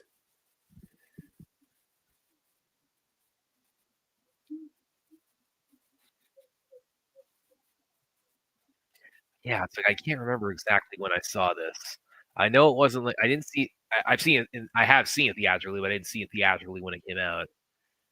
And actually, I don't think it even did that well when it came out, did it? Yeah, it was it was mixed. What I Oh, they actually did pretty good. Yeah, but critically. Yeah, the budget was 18. The box office is 108.5. So it did not bad, especially for its budget. It did pretty good. But then it's like what it's snowballed into since it's it's become like 50 times bigger than it was at the time.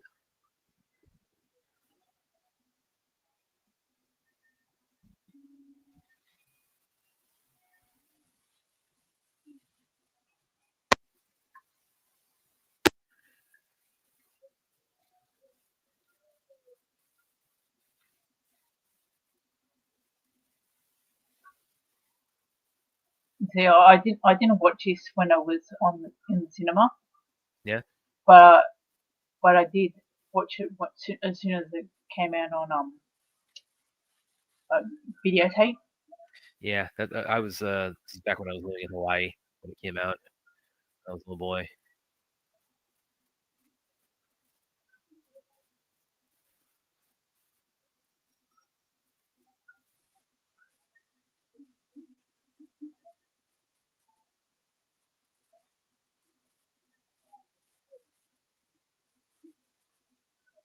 It's only until like recently I end up getting it on DVD. Yeah. Oh, and I didn't know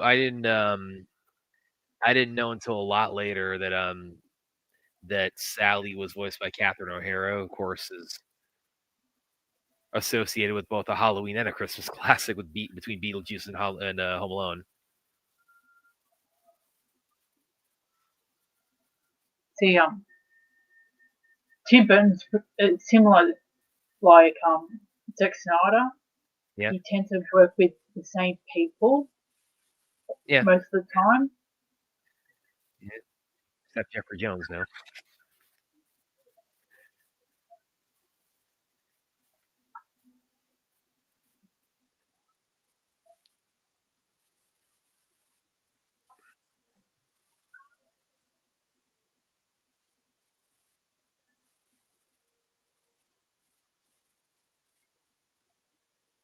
But yeah, I mean, Burton didn't direct this. This is Henry Selick.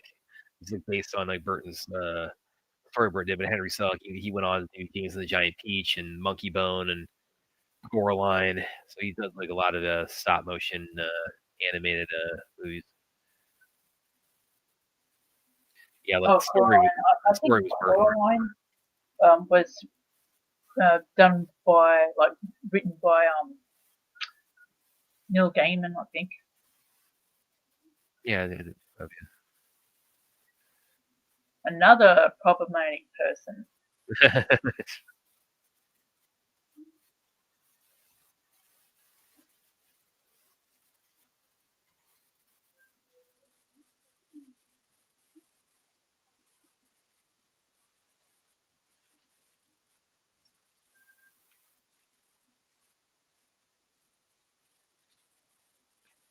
I kind of wonder what was I'm sure for like all the three of us, our intro to Burton was Batman. Yeah, for sure. Yeah. It was his Batman. It's definitely my intro to him and my intro to Batman was 89. What year was Beetlejuice released? Beetlejuice 88. Yeah, then it would have been Beetlejuice for me. And then Pee-wee's Big Adventure was 85. Okay, no, then it would have been Pee-wee's Big Adventure. That's why I saw that in movies. Yeah, and when did the TV show? The TV show ran from like 88 to 92. TV show that they got away with way more than they should have on that show. TV's Playhouse, yeah, that was from 88 to 92. I mean, just that titles. I've never watched anything like Pee-wee related. Not even the original? No, I don't think Australia even got Pee-wee. Man, you gotta fix that. I think it was just an American thing. And then I think I don't know if it's the first movie. I don't know if it's the first movie I saw in theaters, but it's the first one I can remember seeing in a theater was Batman Returns. It's the first one I can remember seeing theatrically. Burton. Yeah, it came out my senior year.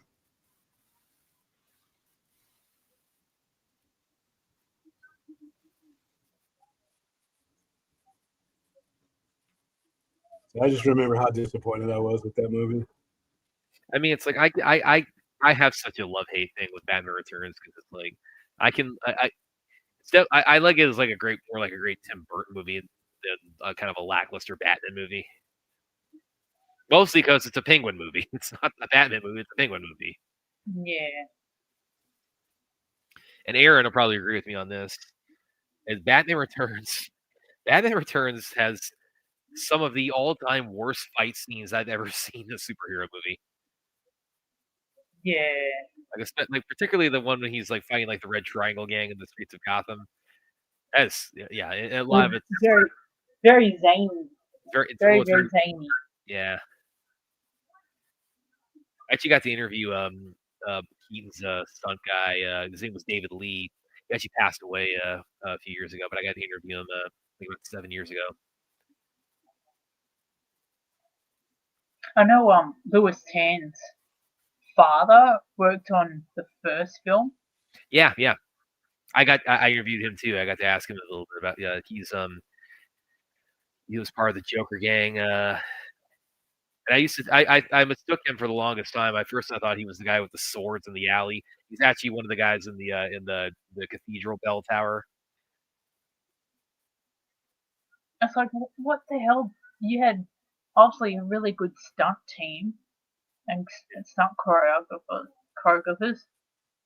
Why didn't you transfer that over to the next one?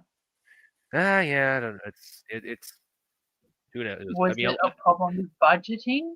I might have just been like, again, the suit is just, anybody will tell you the suit is just a nightmare to try to move in.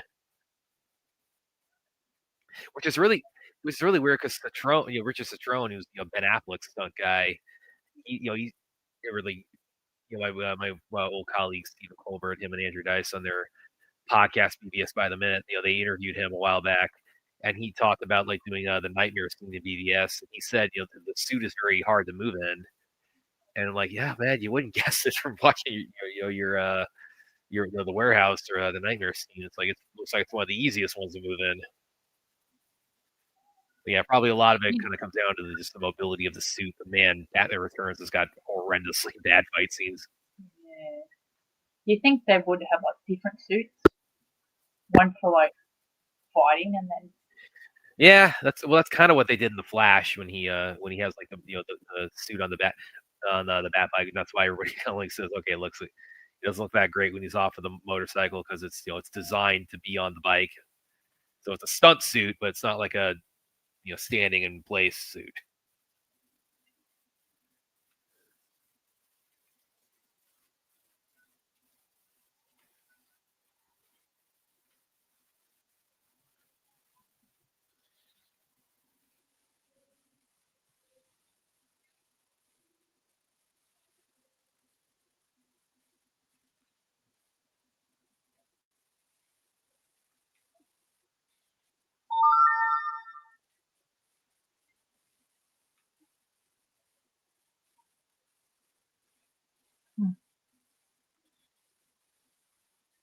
tomorrow we'll be starting to hear Mariah Carey sing. Yeah.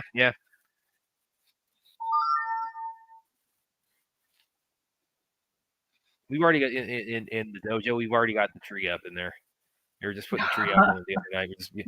Just like it's exactly what I go. I go right sun up November 1st. I am in Christmas mood. Really, I start getting into Christmas mood like as we start approaching Halloween. Really, I just see it in sight already. It's funny because you guys, around this, soon to be this month for you guys, great for us. You guys have Thanksgiving. Yep. Yeah. Well, at this Was point, it like earlier on in the month or later? Yeah, it's later. Later. And I mean, realistically, it really is just kind of it's basically kind of become, it's the prelude to Christmas. It's like the opening act of Christmas. Ah. I mean, watch like the Thanksgiving parade, they do in New York. It's like there's Christmas everywhere for that. It's the hors d'oeuvres before the main meal. Yeah, it's the appetizer, yeah.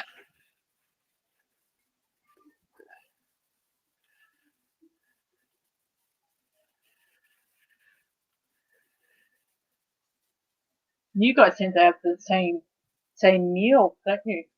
For Thanksgiving and Christmas. You think you would have like different? Like diversify it, nah. Different meal set. All turkey. All turkey.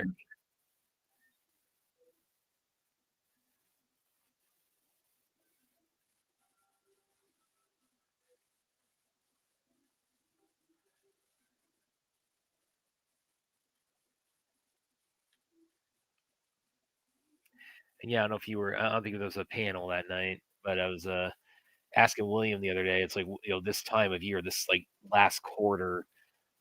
What does that represent revenue wise for the Sci-Fi Center? He said it's about 40% like annual revenue. Wow.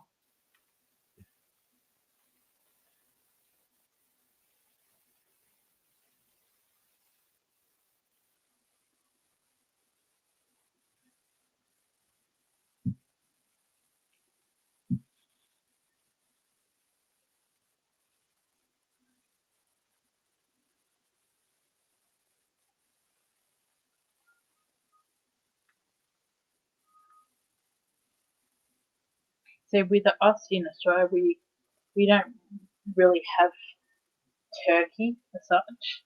Yeah. We tend to eat primarily chicken. Yeah. Yeah, I definitely could do that too.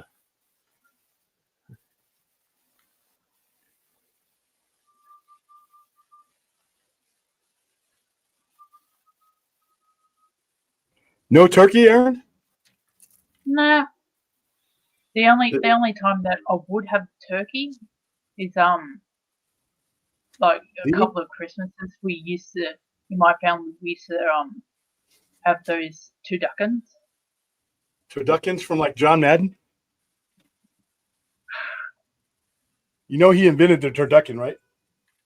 No, I didn't know.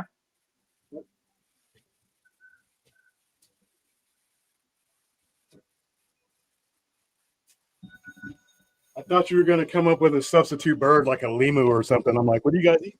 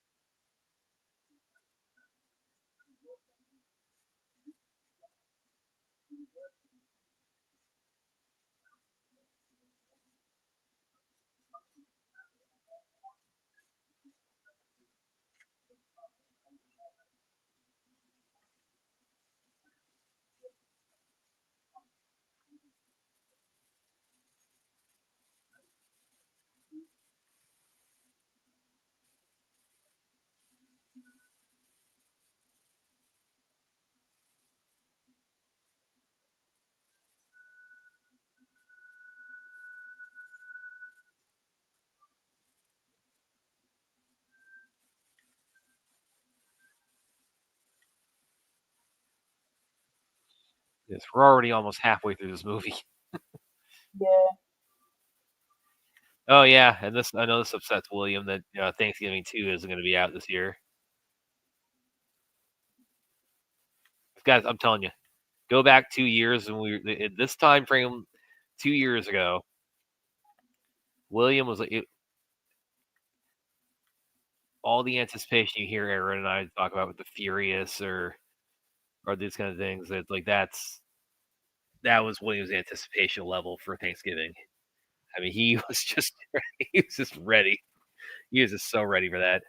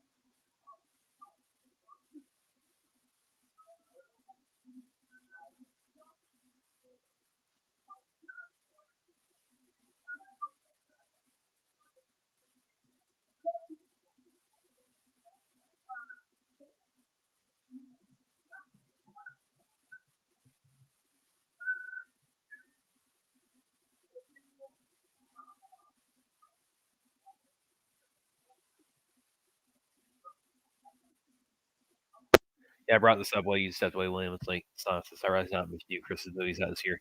Not that really it springs to mind like Christmas oriented, like released during Christmas, but not like yeah, nothing nothing that nothing like Die Hard that's overtly Christmas. Yeah, the closest thing I can think of is that the Grinch is getting like a 25-year commemorative release. But as far as like anything new, I know William is that he's definitely not thrilled that Thanksgiving 2 is not out this year. Look it up real quick. We got on the docket November, December.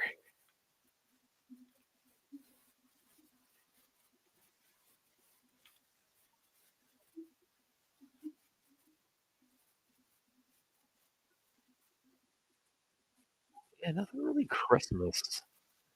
Oh, you got something we got here.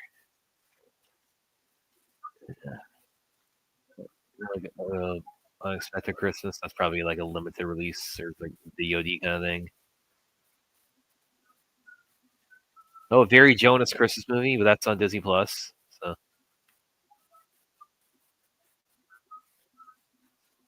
Guys, the link is at the top of the chat and it's also in the description. We're about halfway through this movie. So yeah, very short we're movie. exactly halfway through this movie.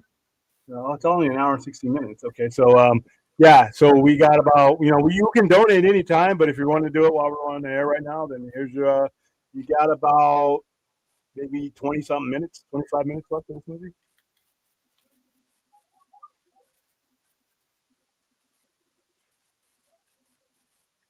Why is it that so many?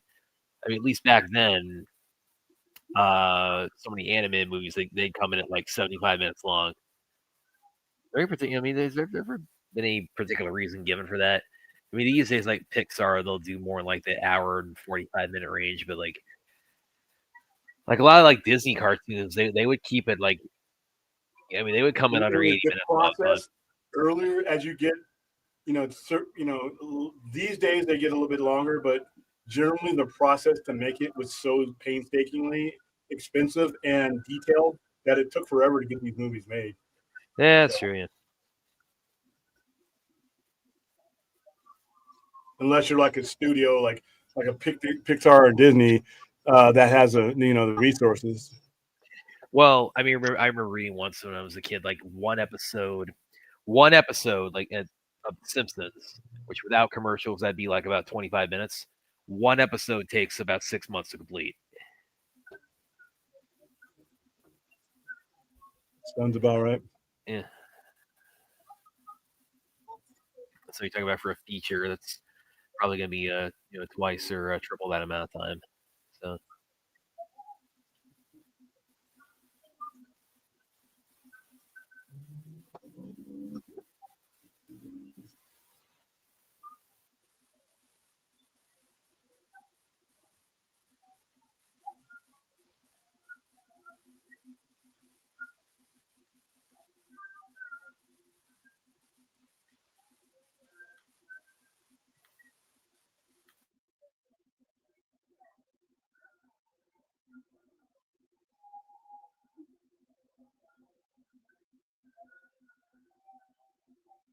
Oh, Roger Ebert loved this movie.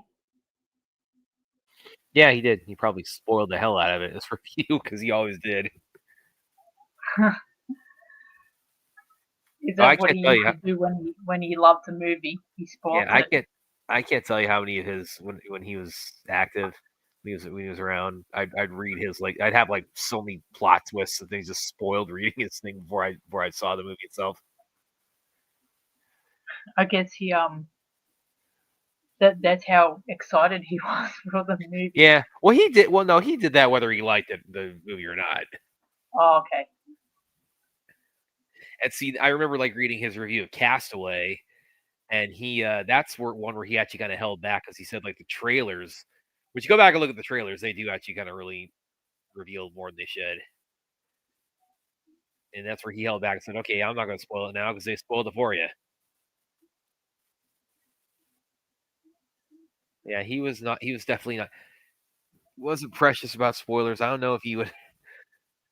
I don't know how he like managed like doing that with like today's like social media component to early reactions.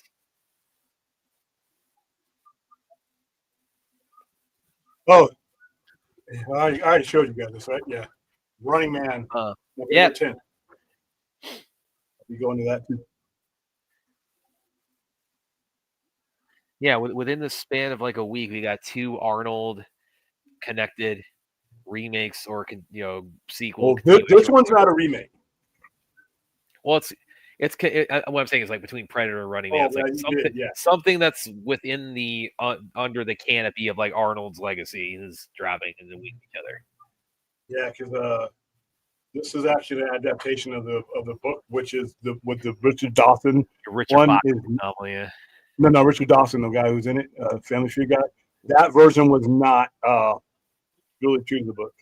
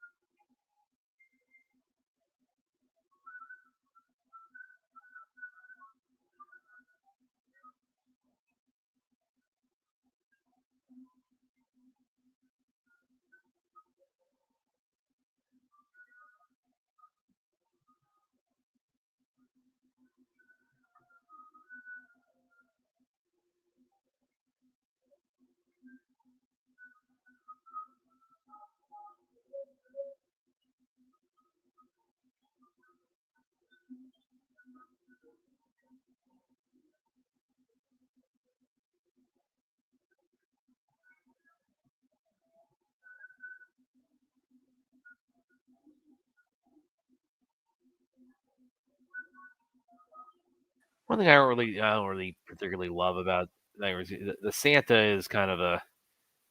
I don't really love the Santa in this movie that much.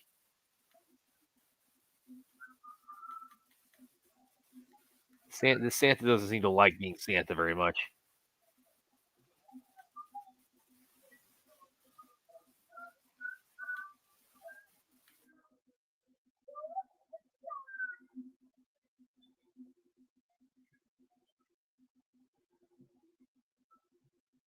In 2001, Disney began to consider producing a sequel, but rather than using stop motion, they wanted to use computer animation. Burton convinced Disney to drop the idea. He said, I was always very protective of The Nightmare Before Christmas, not to do sequels or things of that kind, Burton explained. Jack visits Thanksgiving World or other kinds of things, or just because it felt the movie had a purity to it, and the people like that lot, and people like it because of it. It's a mass market kind of thing. It was important to keep that purity of it. So that will put the Yeah, I don't think this particularly needs a sequel. Yeah. I think it's like, yeah, you know when you get hit lightning in a bottle. William, you're mute. The thing about that is they kept saying that same exact thing for Toy Story. Every director wants their thing to be their thing, but if you're running a business, they said the same thing about Toy Story. After one, they didn't need a two. After two, they didn't need a three. And definitely after three, they didn't need a four. And every time they've released one, they've done well. So I don't know about that.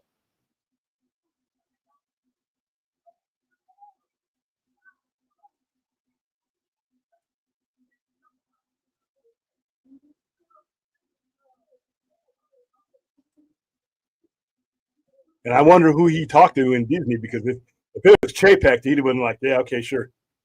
You want to do it? No, we'll get somebody else.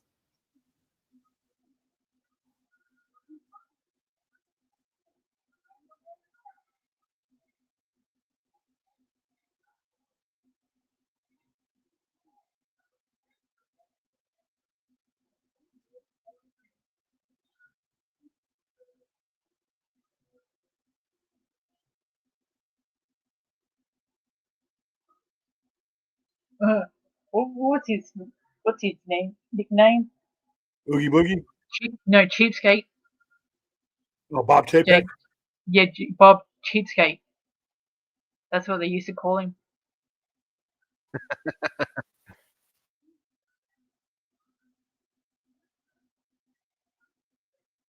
It's like, it wasn't just like normal individuals that came up with that. It was employees, ex-employees.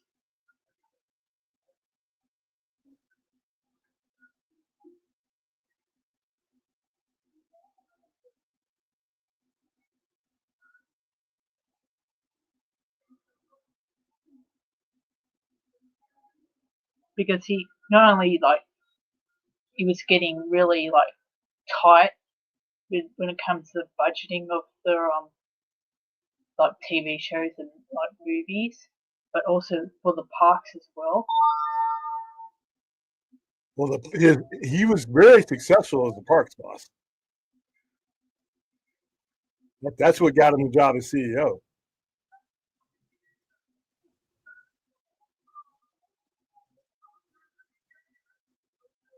All right, guys, we got 54 people watching. If you can, donate. If you cannot, spread the word, please.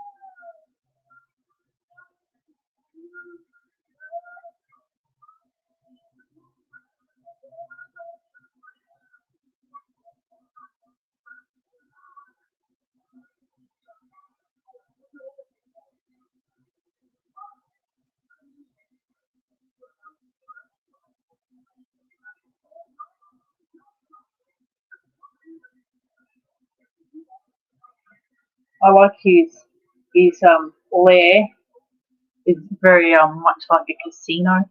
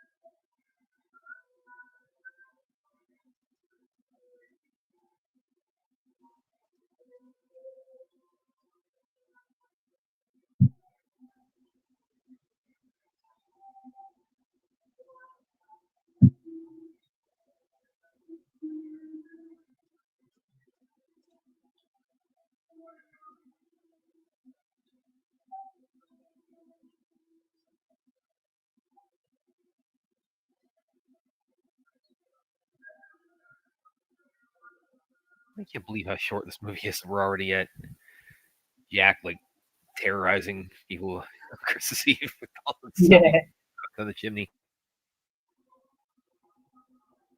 we got about, I think, 15 minutes ago.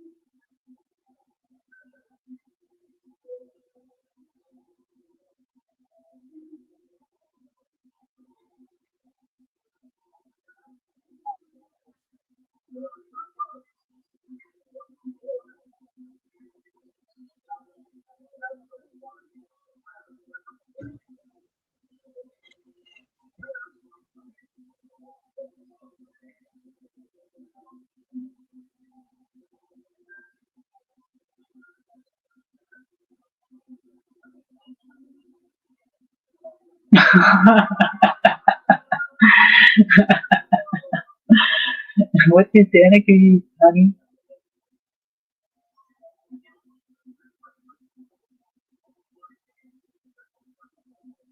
That's funny.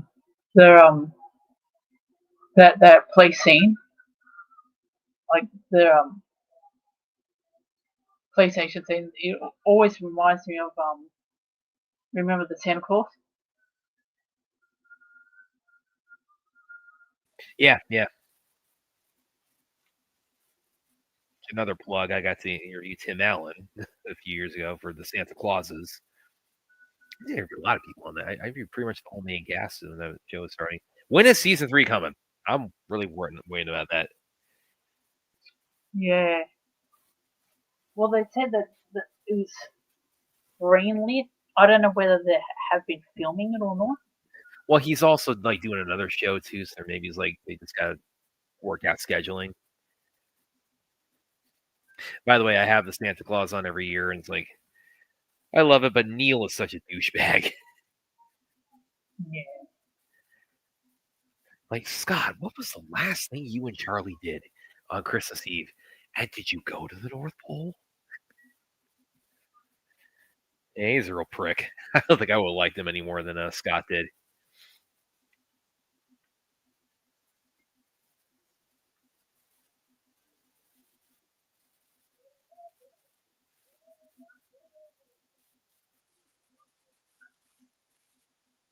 Yeah, the first one was always the better one.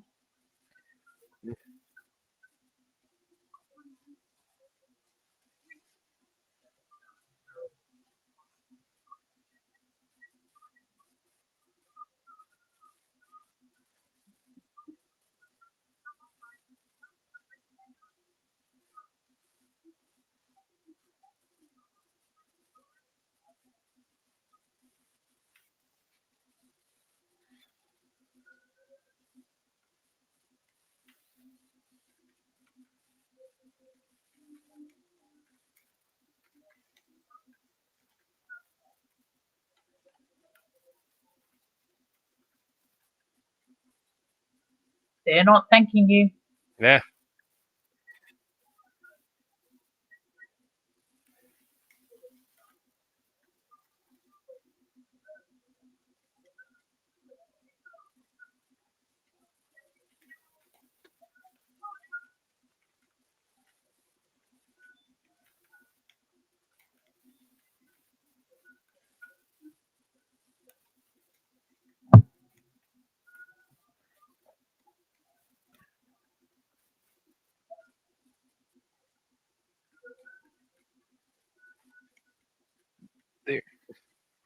They're trying to hit us.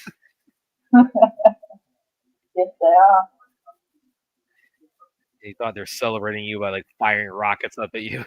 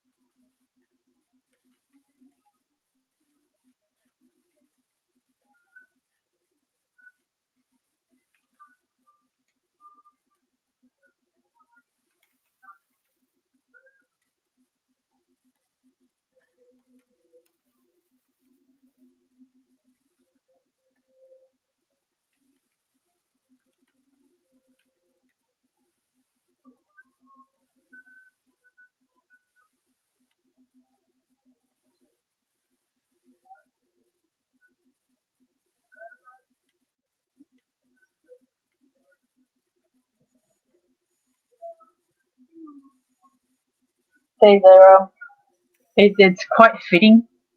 He had the man as a Dr. Jekyll, Mr. Hyde type character, a two-faced. Yeah.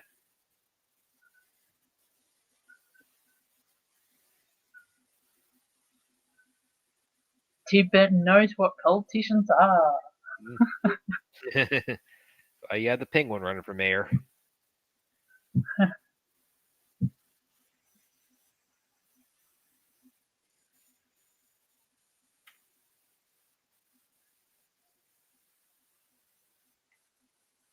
And it's quite fitting that Jack Skeleton falls into a cemetery.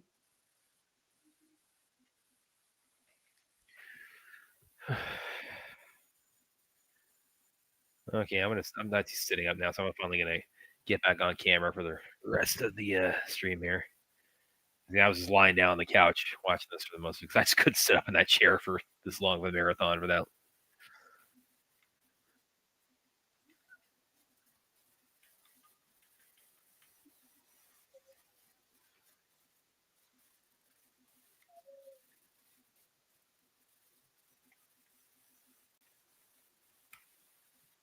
I think you're froze, Fred.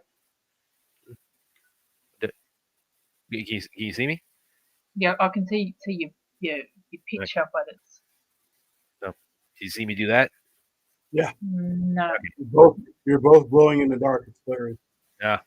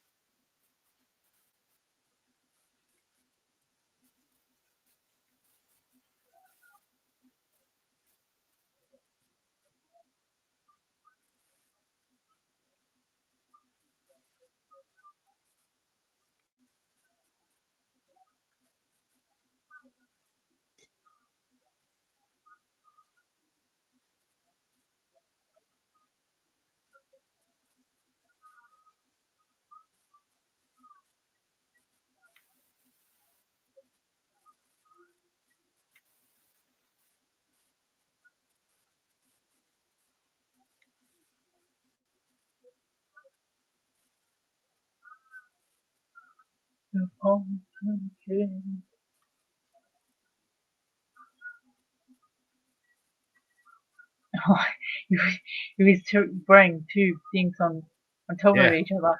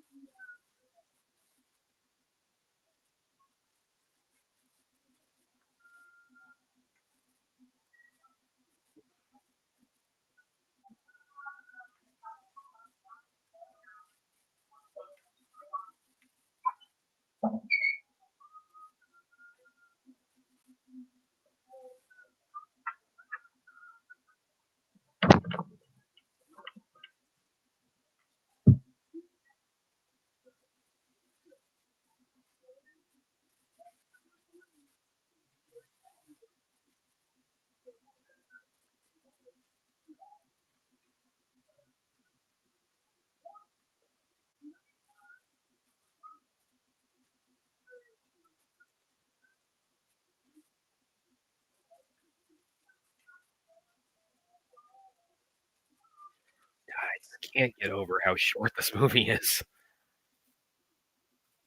Yeah, it's almost finished. It's got about a few more Like minutes 6 minutes left.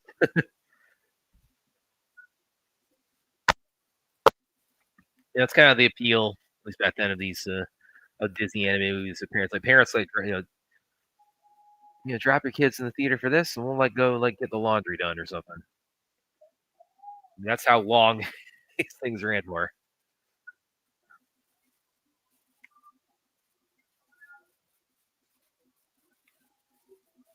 As we're kind of near the end here, just a reminder, everybody watching, this is an AFSP charity stream. We're trying to reach our goal of $20,000 to AFSP for the end of this calendar year. Right now, we're at 17,189. So pretty damn good. But of course, you want to hit 20 grand. So if you can, please consider a donation. If not, just share around social media is also very helpful. We want to try to get that up to $20,000 total before the end of this year. 2 months left.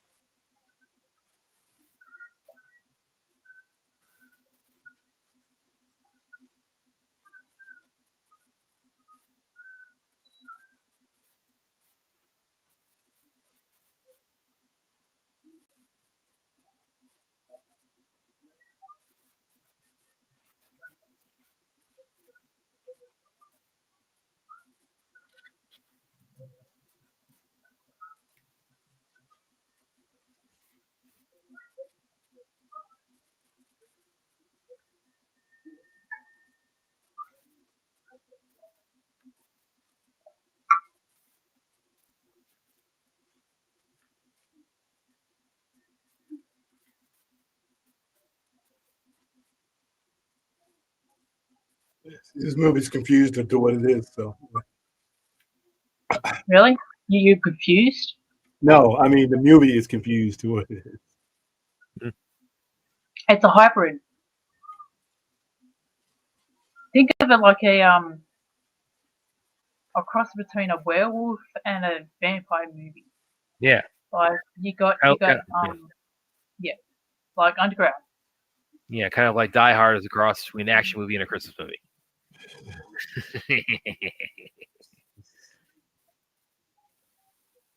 You know, like you got the Underworld movie. The what? The Underworld franchise. Yeah. You know like with that. Kate Beckinsale. And in the first movie, you got the guy who got both bitten by a werewolf and a vampire. That's what Nightmare Before Christmas is.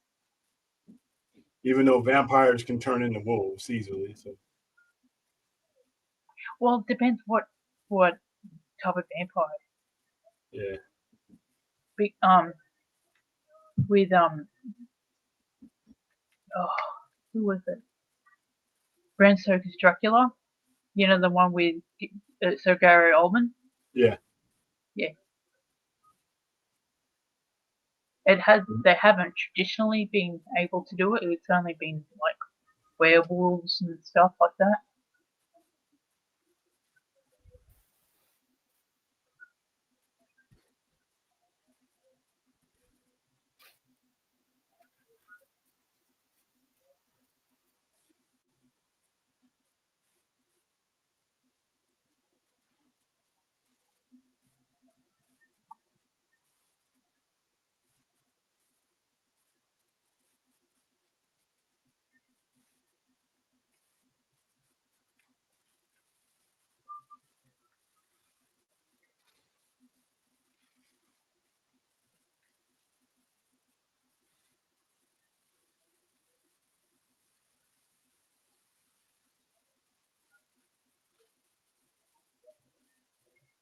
I still don't understand the physics of this hill either. They walk on the like the top, like you're gonna ravel like a carpet like that.